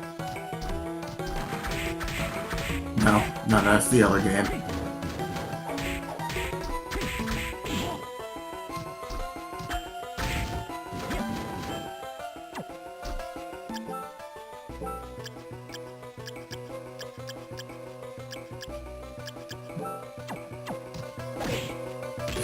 God, she was edgy now.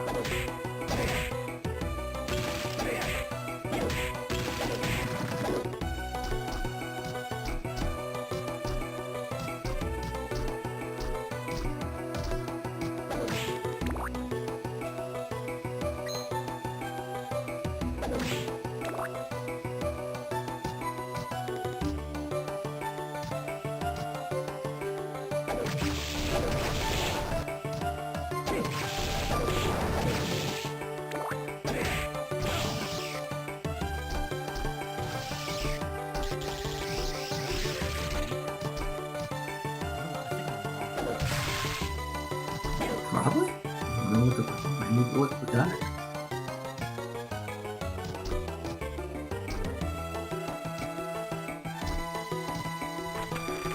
Alright, dude, I'm gonna leave the call because I'm trying to sit in one place right now.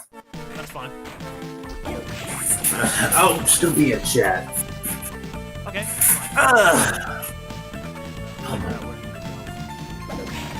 Where the hell are my glasses? Where the hell are my glasses? Hold up.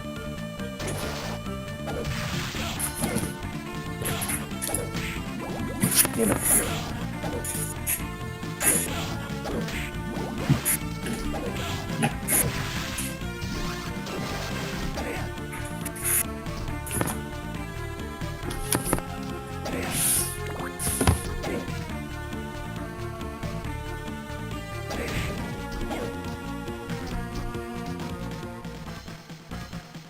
See ya. See you, dude. Peace. Peace.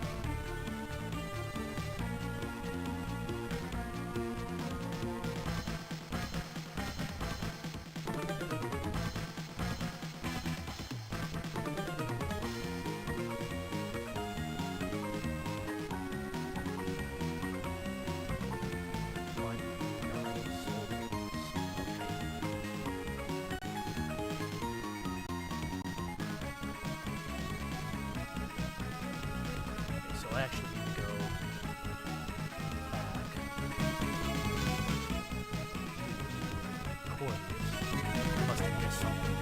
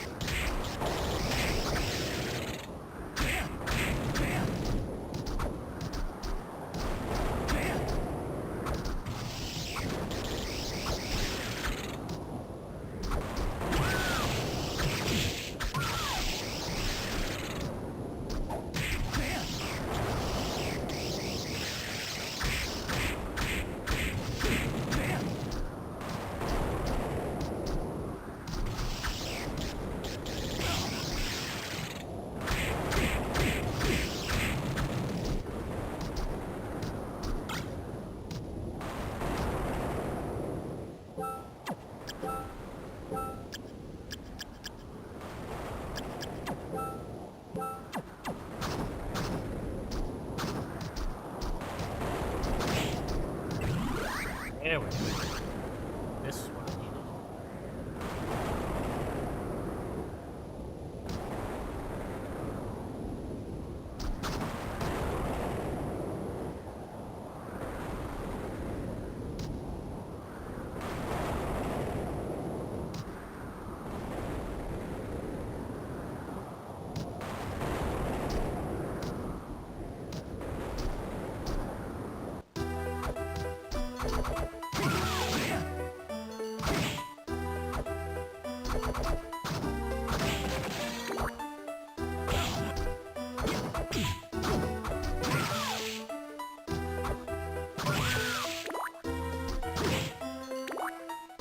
Gamer time. What's up, Emily? It's been a minute.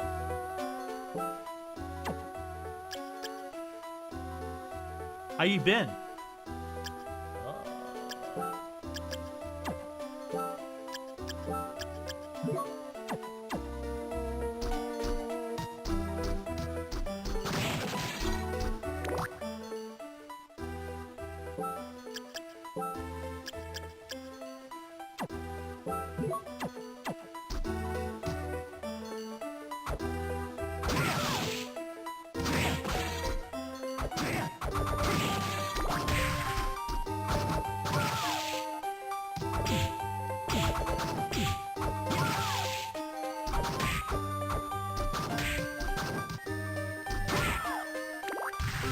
Work been being a drag at the moment. Work's always like that. I've been alright. I've had a lot of free time, so I've been doing a lot of streaming. Pretty nice.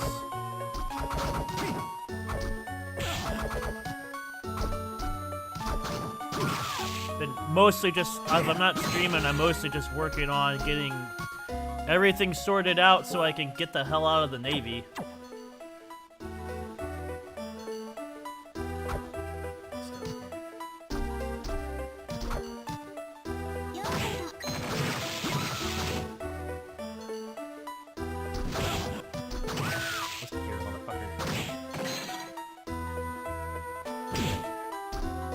What?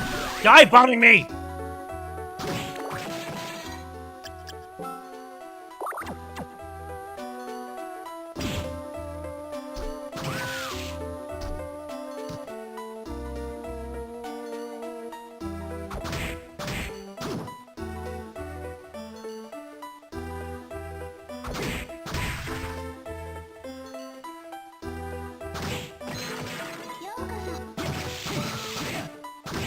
Well, I normally stream, pretty early in the morning my time to about, roughly this time. So I kind of started a little later than I usually do, but, oh, sweet. That's nice to have. But I'll probably start streaming around this time, starting soon, because, actually, I need to...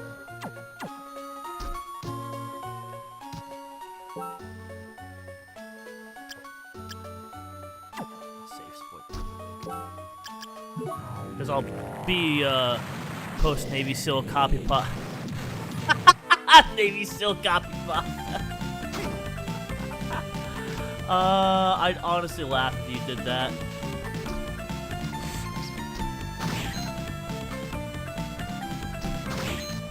But I'll probably start streaming around this time soon because unfortunately tomorrow I have to start going back to work at my usual time. Sadly.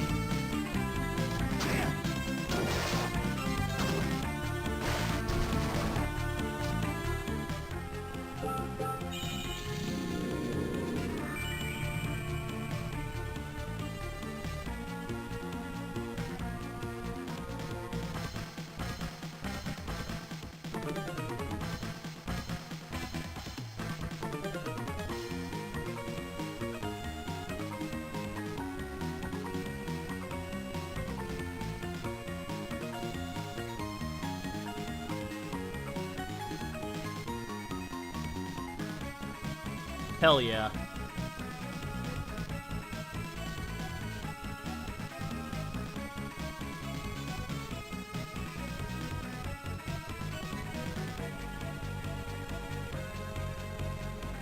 Yeah, it sucks. Probably won't be any more early morning streams unless it's on the weekends. But it's okay. It's fine. It works. I can still stream at night.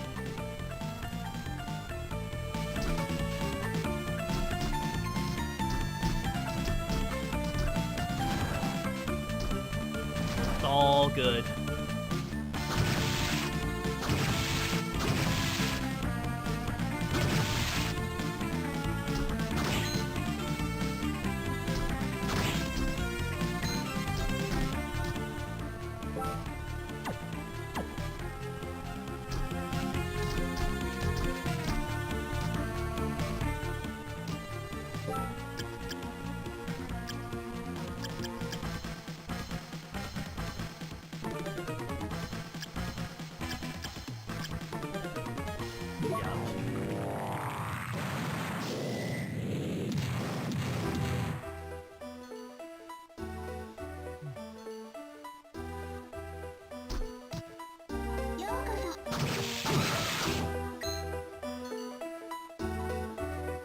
Yeah, that's all that matters. As long as I can still stream and have fun. Get down here, motherfucker!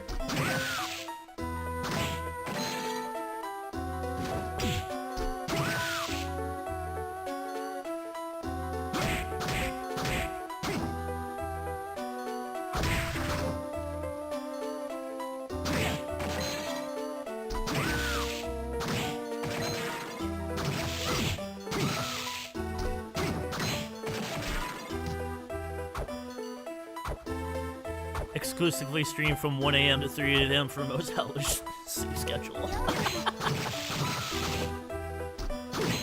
That sounds like my brother.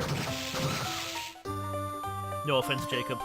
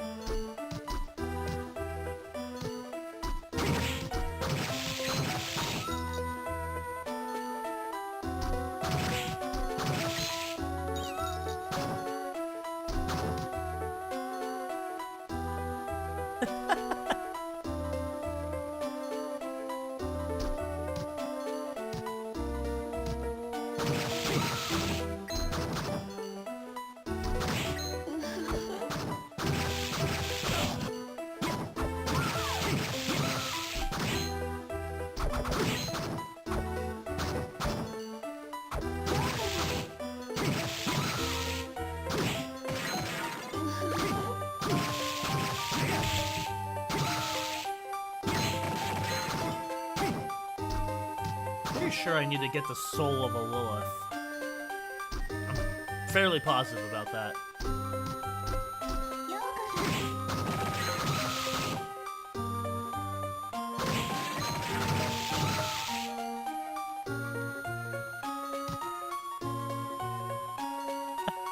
I'll take offense for you. How dare you?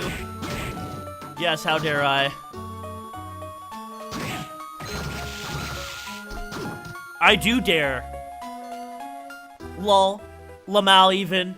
Dare I say, Top Keck. Where the fuck am I now? Oh, so that's where that leads out of. Oh, that's nice to know.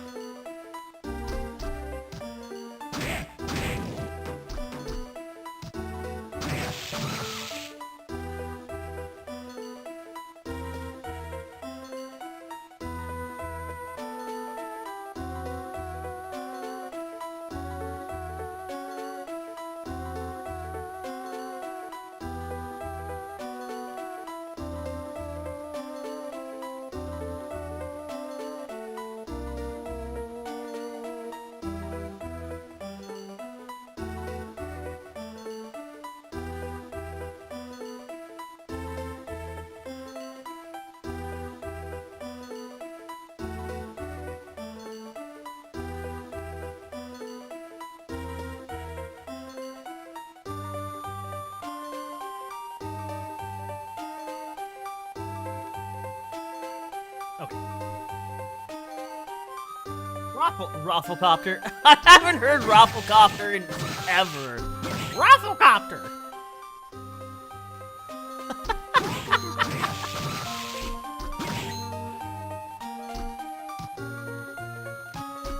You have unlocked ancient memories.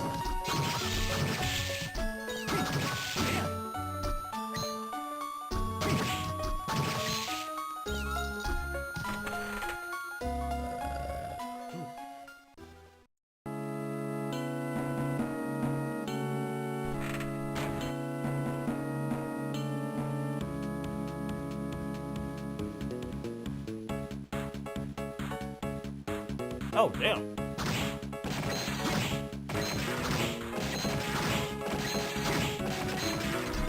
Bro, hitting me with the fucking slap bass.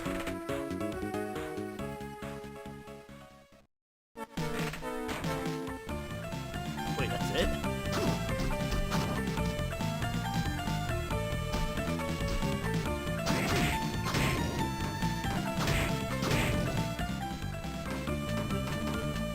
Lead speak, oh my god. Yeah, let's leave lead speak, like, let's just leave lead speak back in the hole where it went.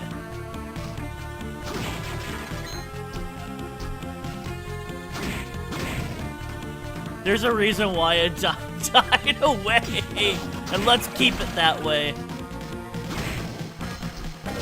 Dude, every time I think of lead speak, I think of the webcomic Mega Tokyo. Chat, did any of you ever read Mega Tokyo?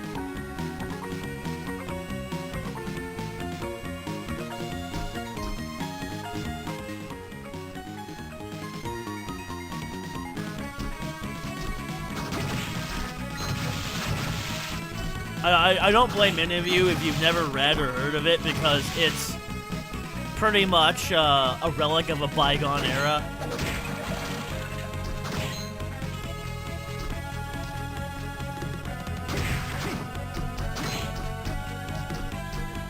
Like, I would be surprised if anybody other than Jacob knows what the fuck I'm talking about.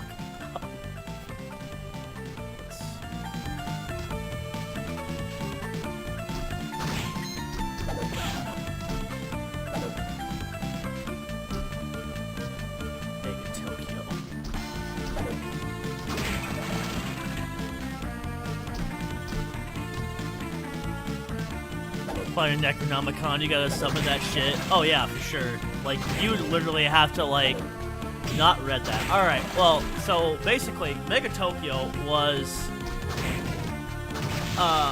it was a early 2000s, like, literally, like, started in 2000 webcomic.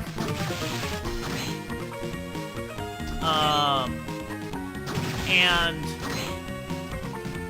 basically, the premise was, at first, is that it started as a gag comic. It was a 4-panel gag comic.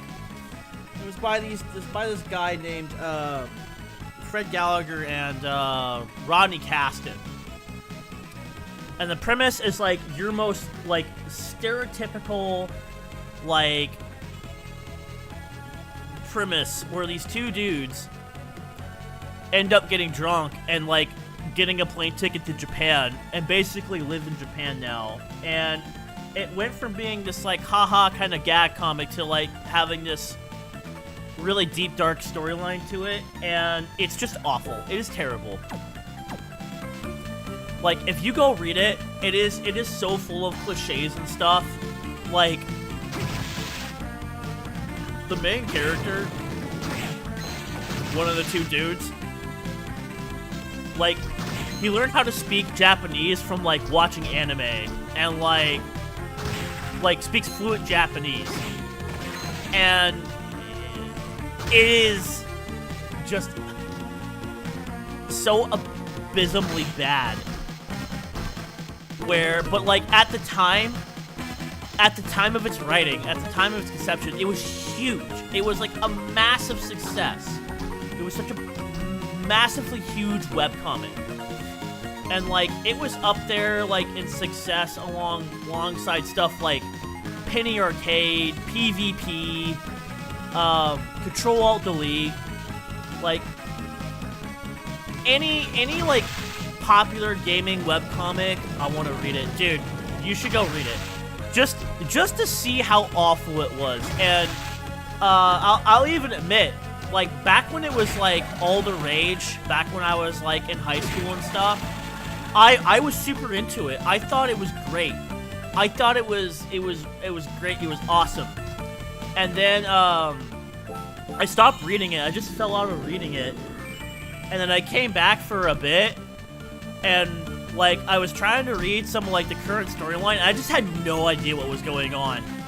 When I tried to like go back to read like some of like the early stuff, I was just like by that point I had become like way too cultured in stuff that was like actually good, like good writing, and trying to go back and read it now with like a fresh set of eyes was just like I couldn't do it. It was so bad. Control Delete. Yeah, Control Alt Delete. Hey, once upon a time, Control Alt Delete was a big webcomic. Tim Buckley was like riding the success of that. You know, up before he decided he was gonna be a complete fucking cringelord and do the Lost comic.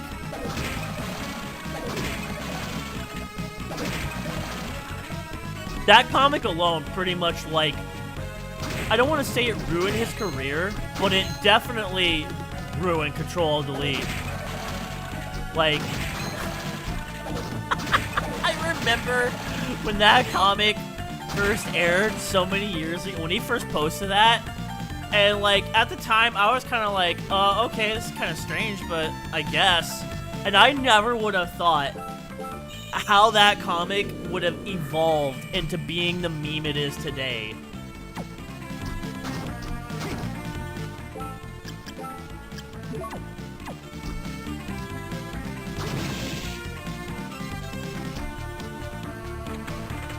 And now it's pretty much like an iconic meme.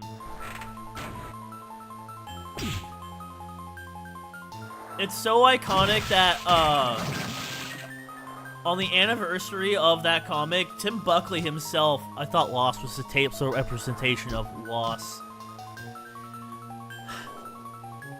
Here's my opinion on it. I think if it was any other comic, I think Lost would have been fine. I don't think it would have been as mean as it was. But because it was a gaming webcomic,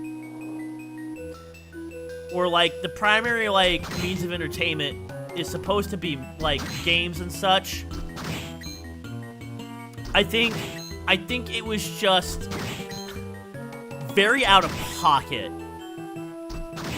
Especially when the humor that wasn't related to games was like, I don't know, like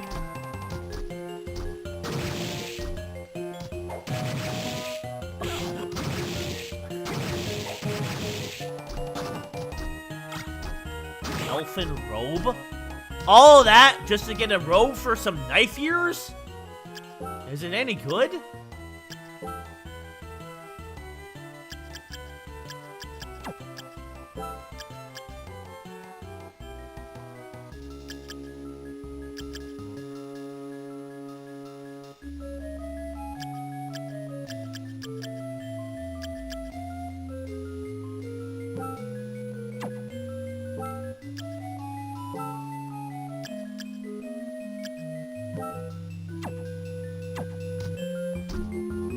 Not even any good. Game review. Miss Karen.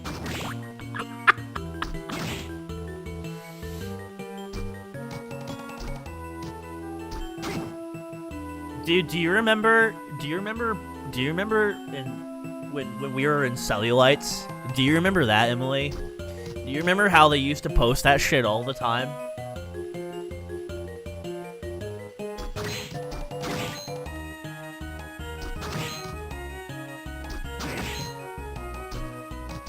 I don't think I ever went a day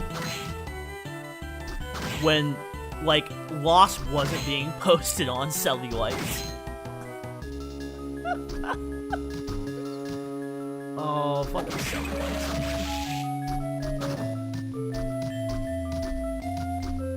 Now that's truly ancient memories there, Cellulites.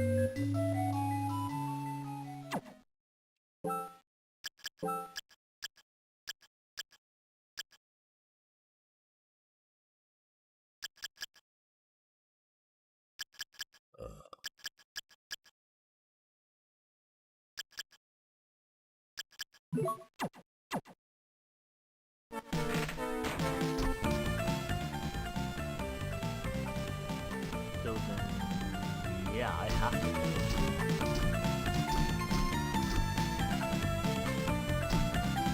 That would be why.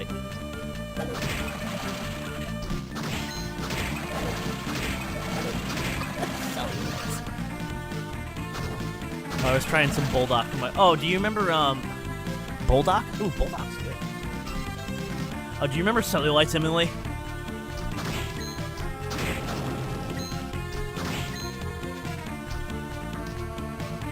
I was bringing up Cellulites because we brought up Lost. And I was just saying, do you remember how they used to legitimately post Lost and Cellulites like all the time?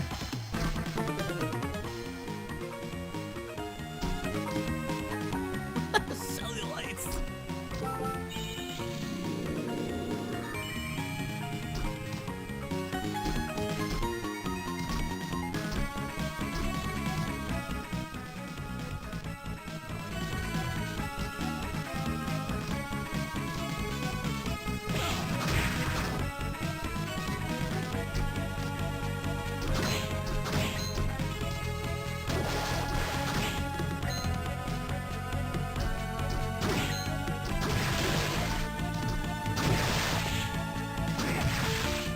I don't think so. That's fair.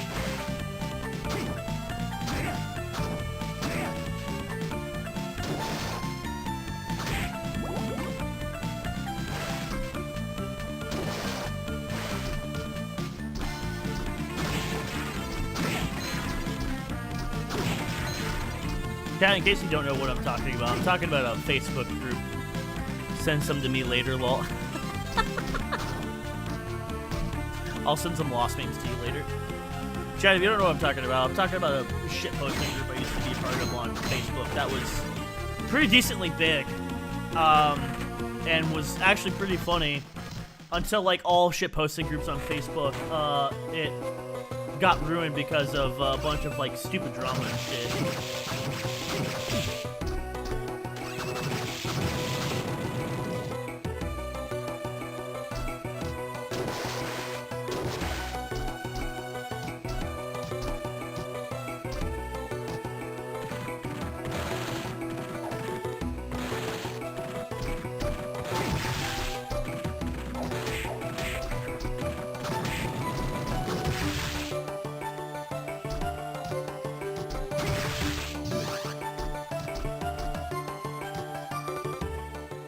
Oh, sweet.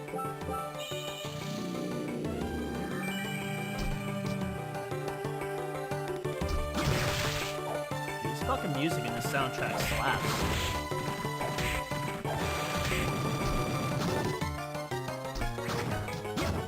Yeah, of course. I'll see about shooting you a message on Messenger later tonight. Take it easy. Xion, you're totally right. This game's like a fuck ton of fun. The music in it's amazing.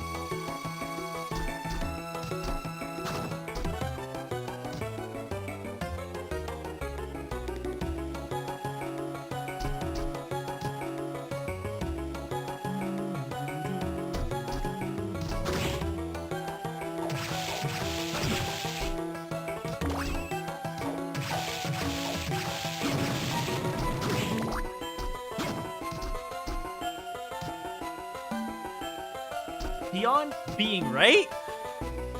Big if true.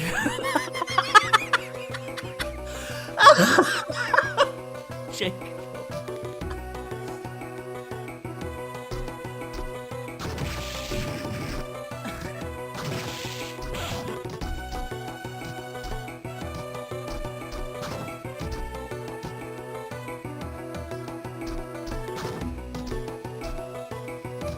Jacob, you're so mean.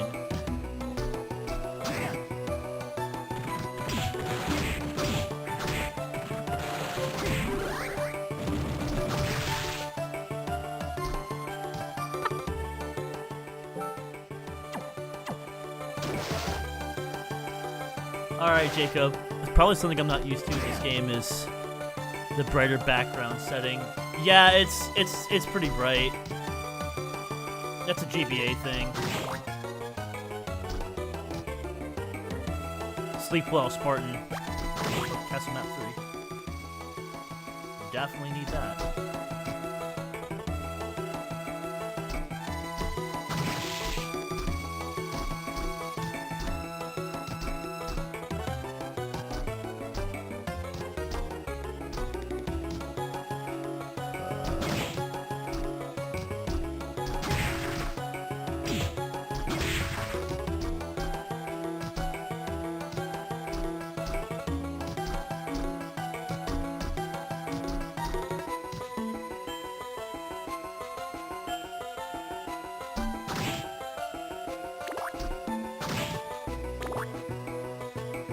Set well in the yeah, I mean, part of it's mostly just because the GBA was a lot brighter. With its graphics.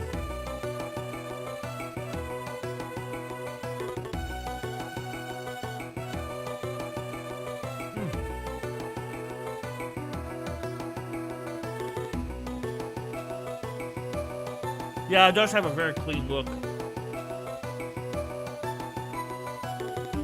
Neo-Gothic. Yeah, that makes sense, Brian. Oh, that's a good way to describe it.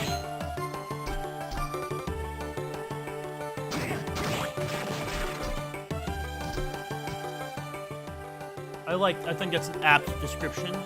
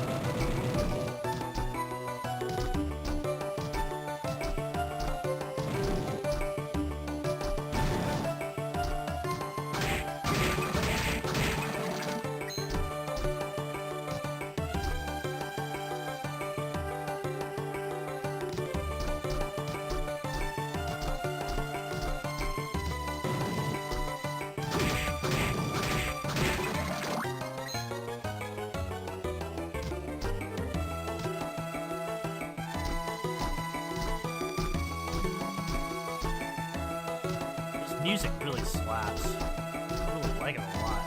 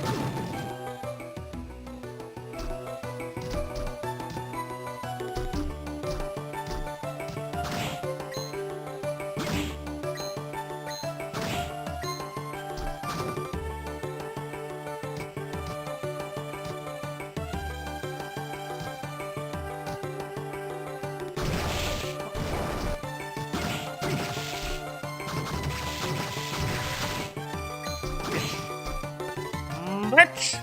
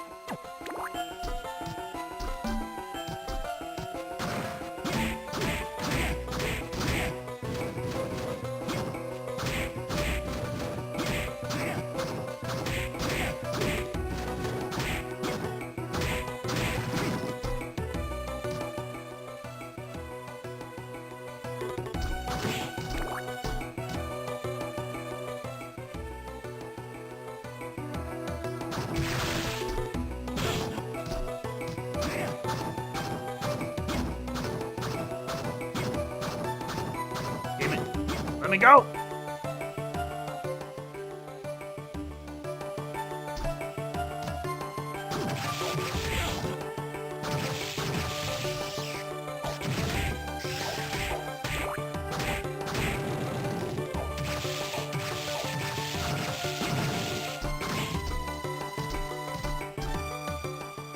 So now we need to go the other way.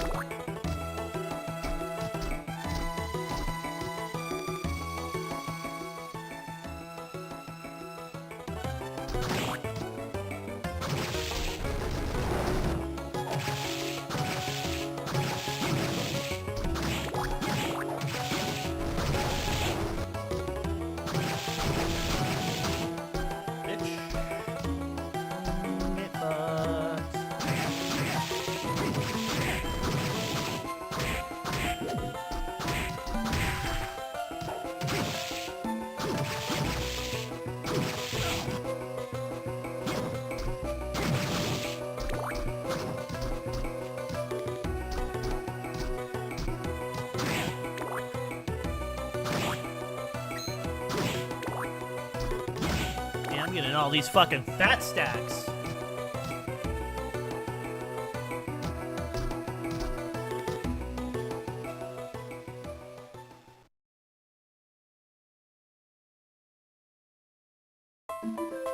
Clock tower.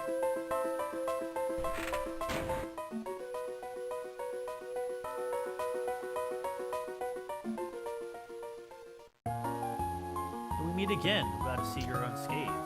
Good to see you too. I've got something I want to ask you. Sure, go ahead.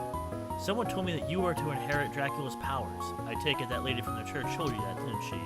It's not true, is it? The term inherit is incorrect. It's true then.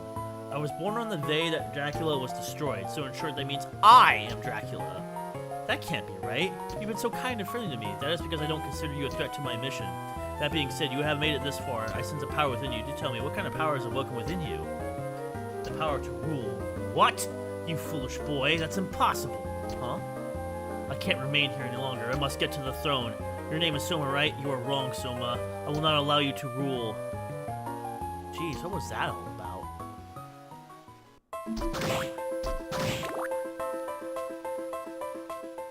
Yeah, man, calm the fuck down.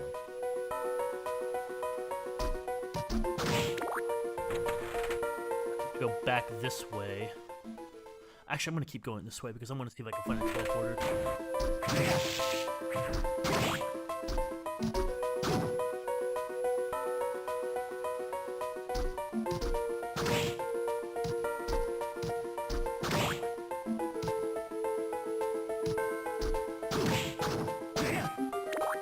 If that ain't foreshadowing.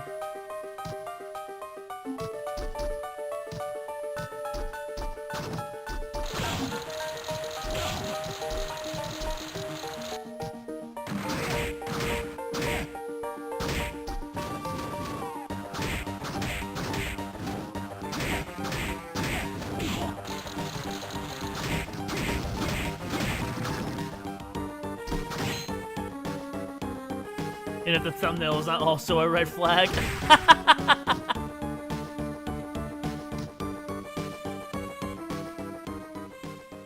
Oh, it's Yoko. Hello, Soma. Hello, Yoko. I just ran into Graham. Really? Which way did he go? He was in a rush to get to the throne, just as I thought. There was something important in the throne room. I'm sorry, Yoko. What's wrong? Who I thought he was. He was kind to me because he thought I was powerless. I see. But this attitude changed suddenly when I told him about my power. He thinks everything in his castle is his, so that's the reason. But it's better this way. What is? The fact that he sees you as an enemy now means you're my comrade. Does it? What? You don't want to be on my side? No, that's not what I meant. It's so much fun to tease you. But this is not the time to be fooling around. Your presence here is throwing Karen into a panic. This is our chance. What sort of chance? Using his cunning mind, he's been able to evade us up to now. I don't think anyone has ever seen a panic before. I get it. Circumstance right now is making him act this way. That's exactly right. This is an excellent opportunity to trap him. Well, I must be on my way. See you.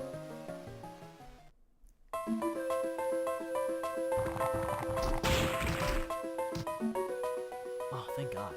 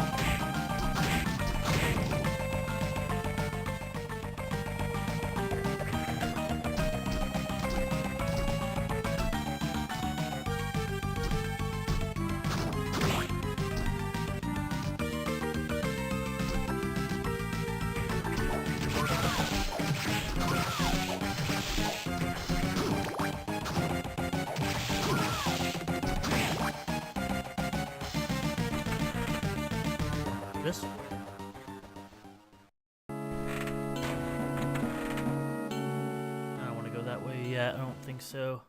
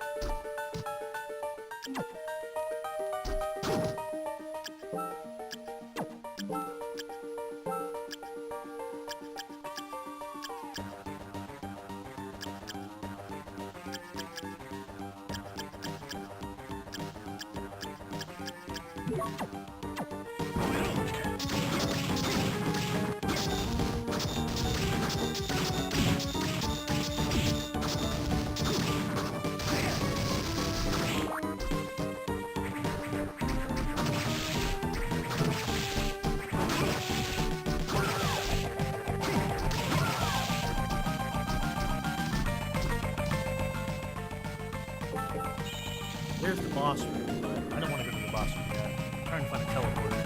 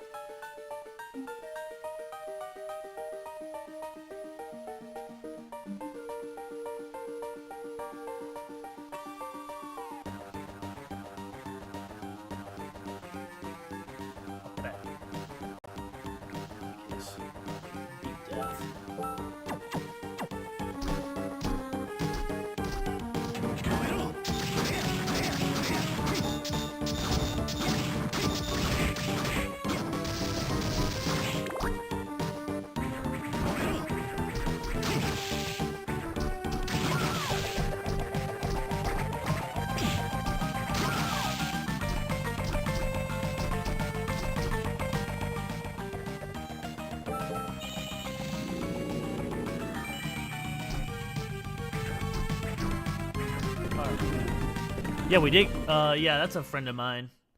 Uh-oh. It's death!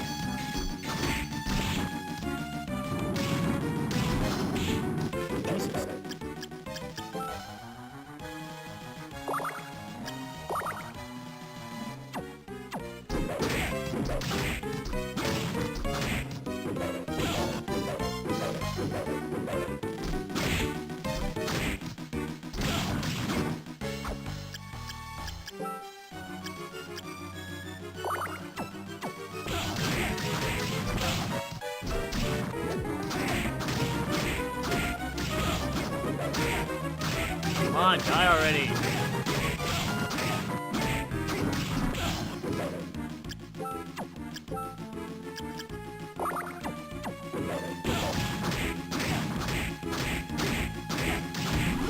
Yes! Oh, thank God.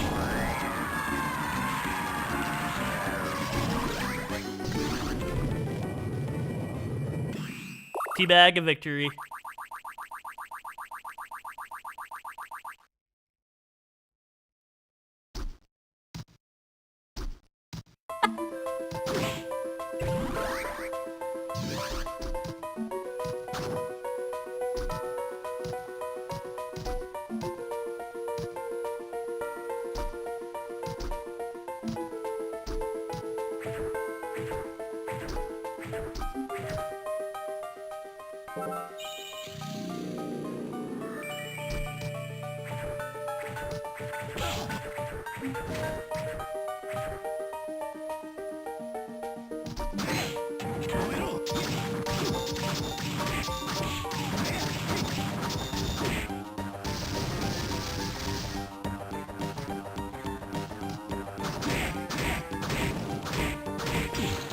He has defeated death until the next Castlevania game. Bitch. You are now super death.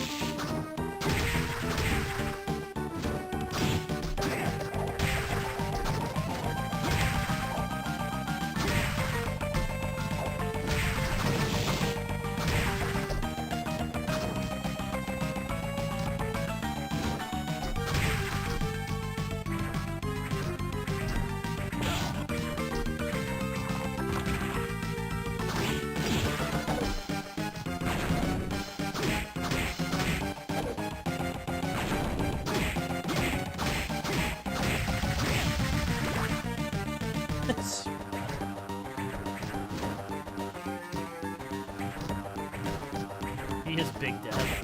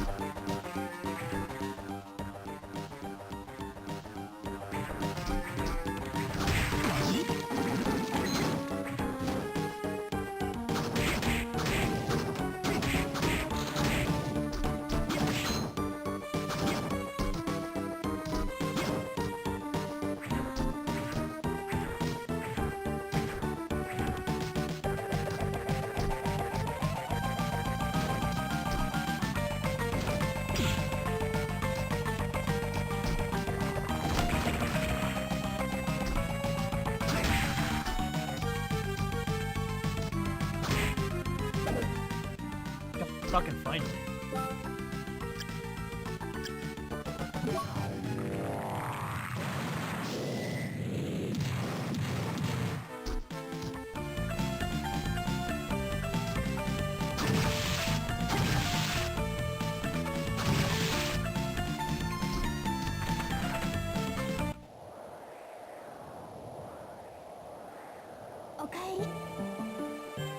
From Arikado. From Arikado? Yes, it's there's an acre accessible through water without scuba gear. It may be too tough for a human to handle. I see. Later, maybe I'll have another message from him.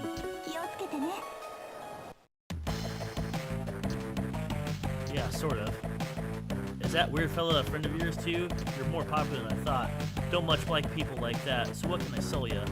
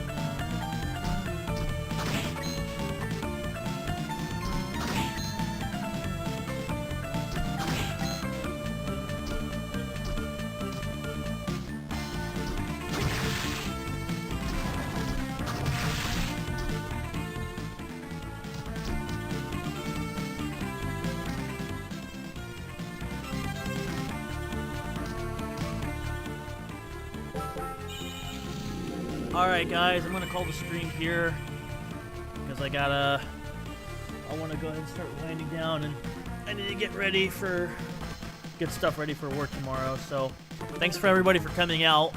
I'll probably stream more of this tomorrow afternoon. So you'll all have a good night, and I'll take it easy. Thanks for joining me. We'll stream more of this tomorrow.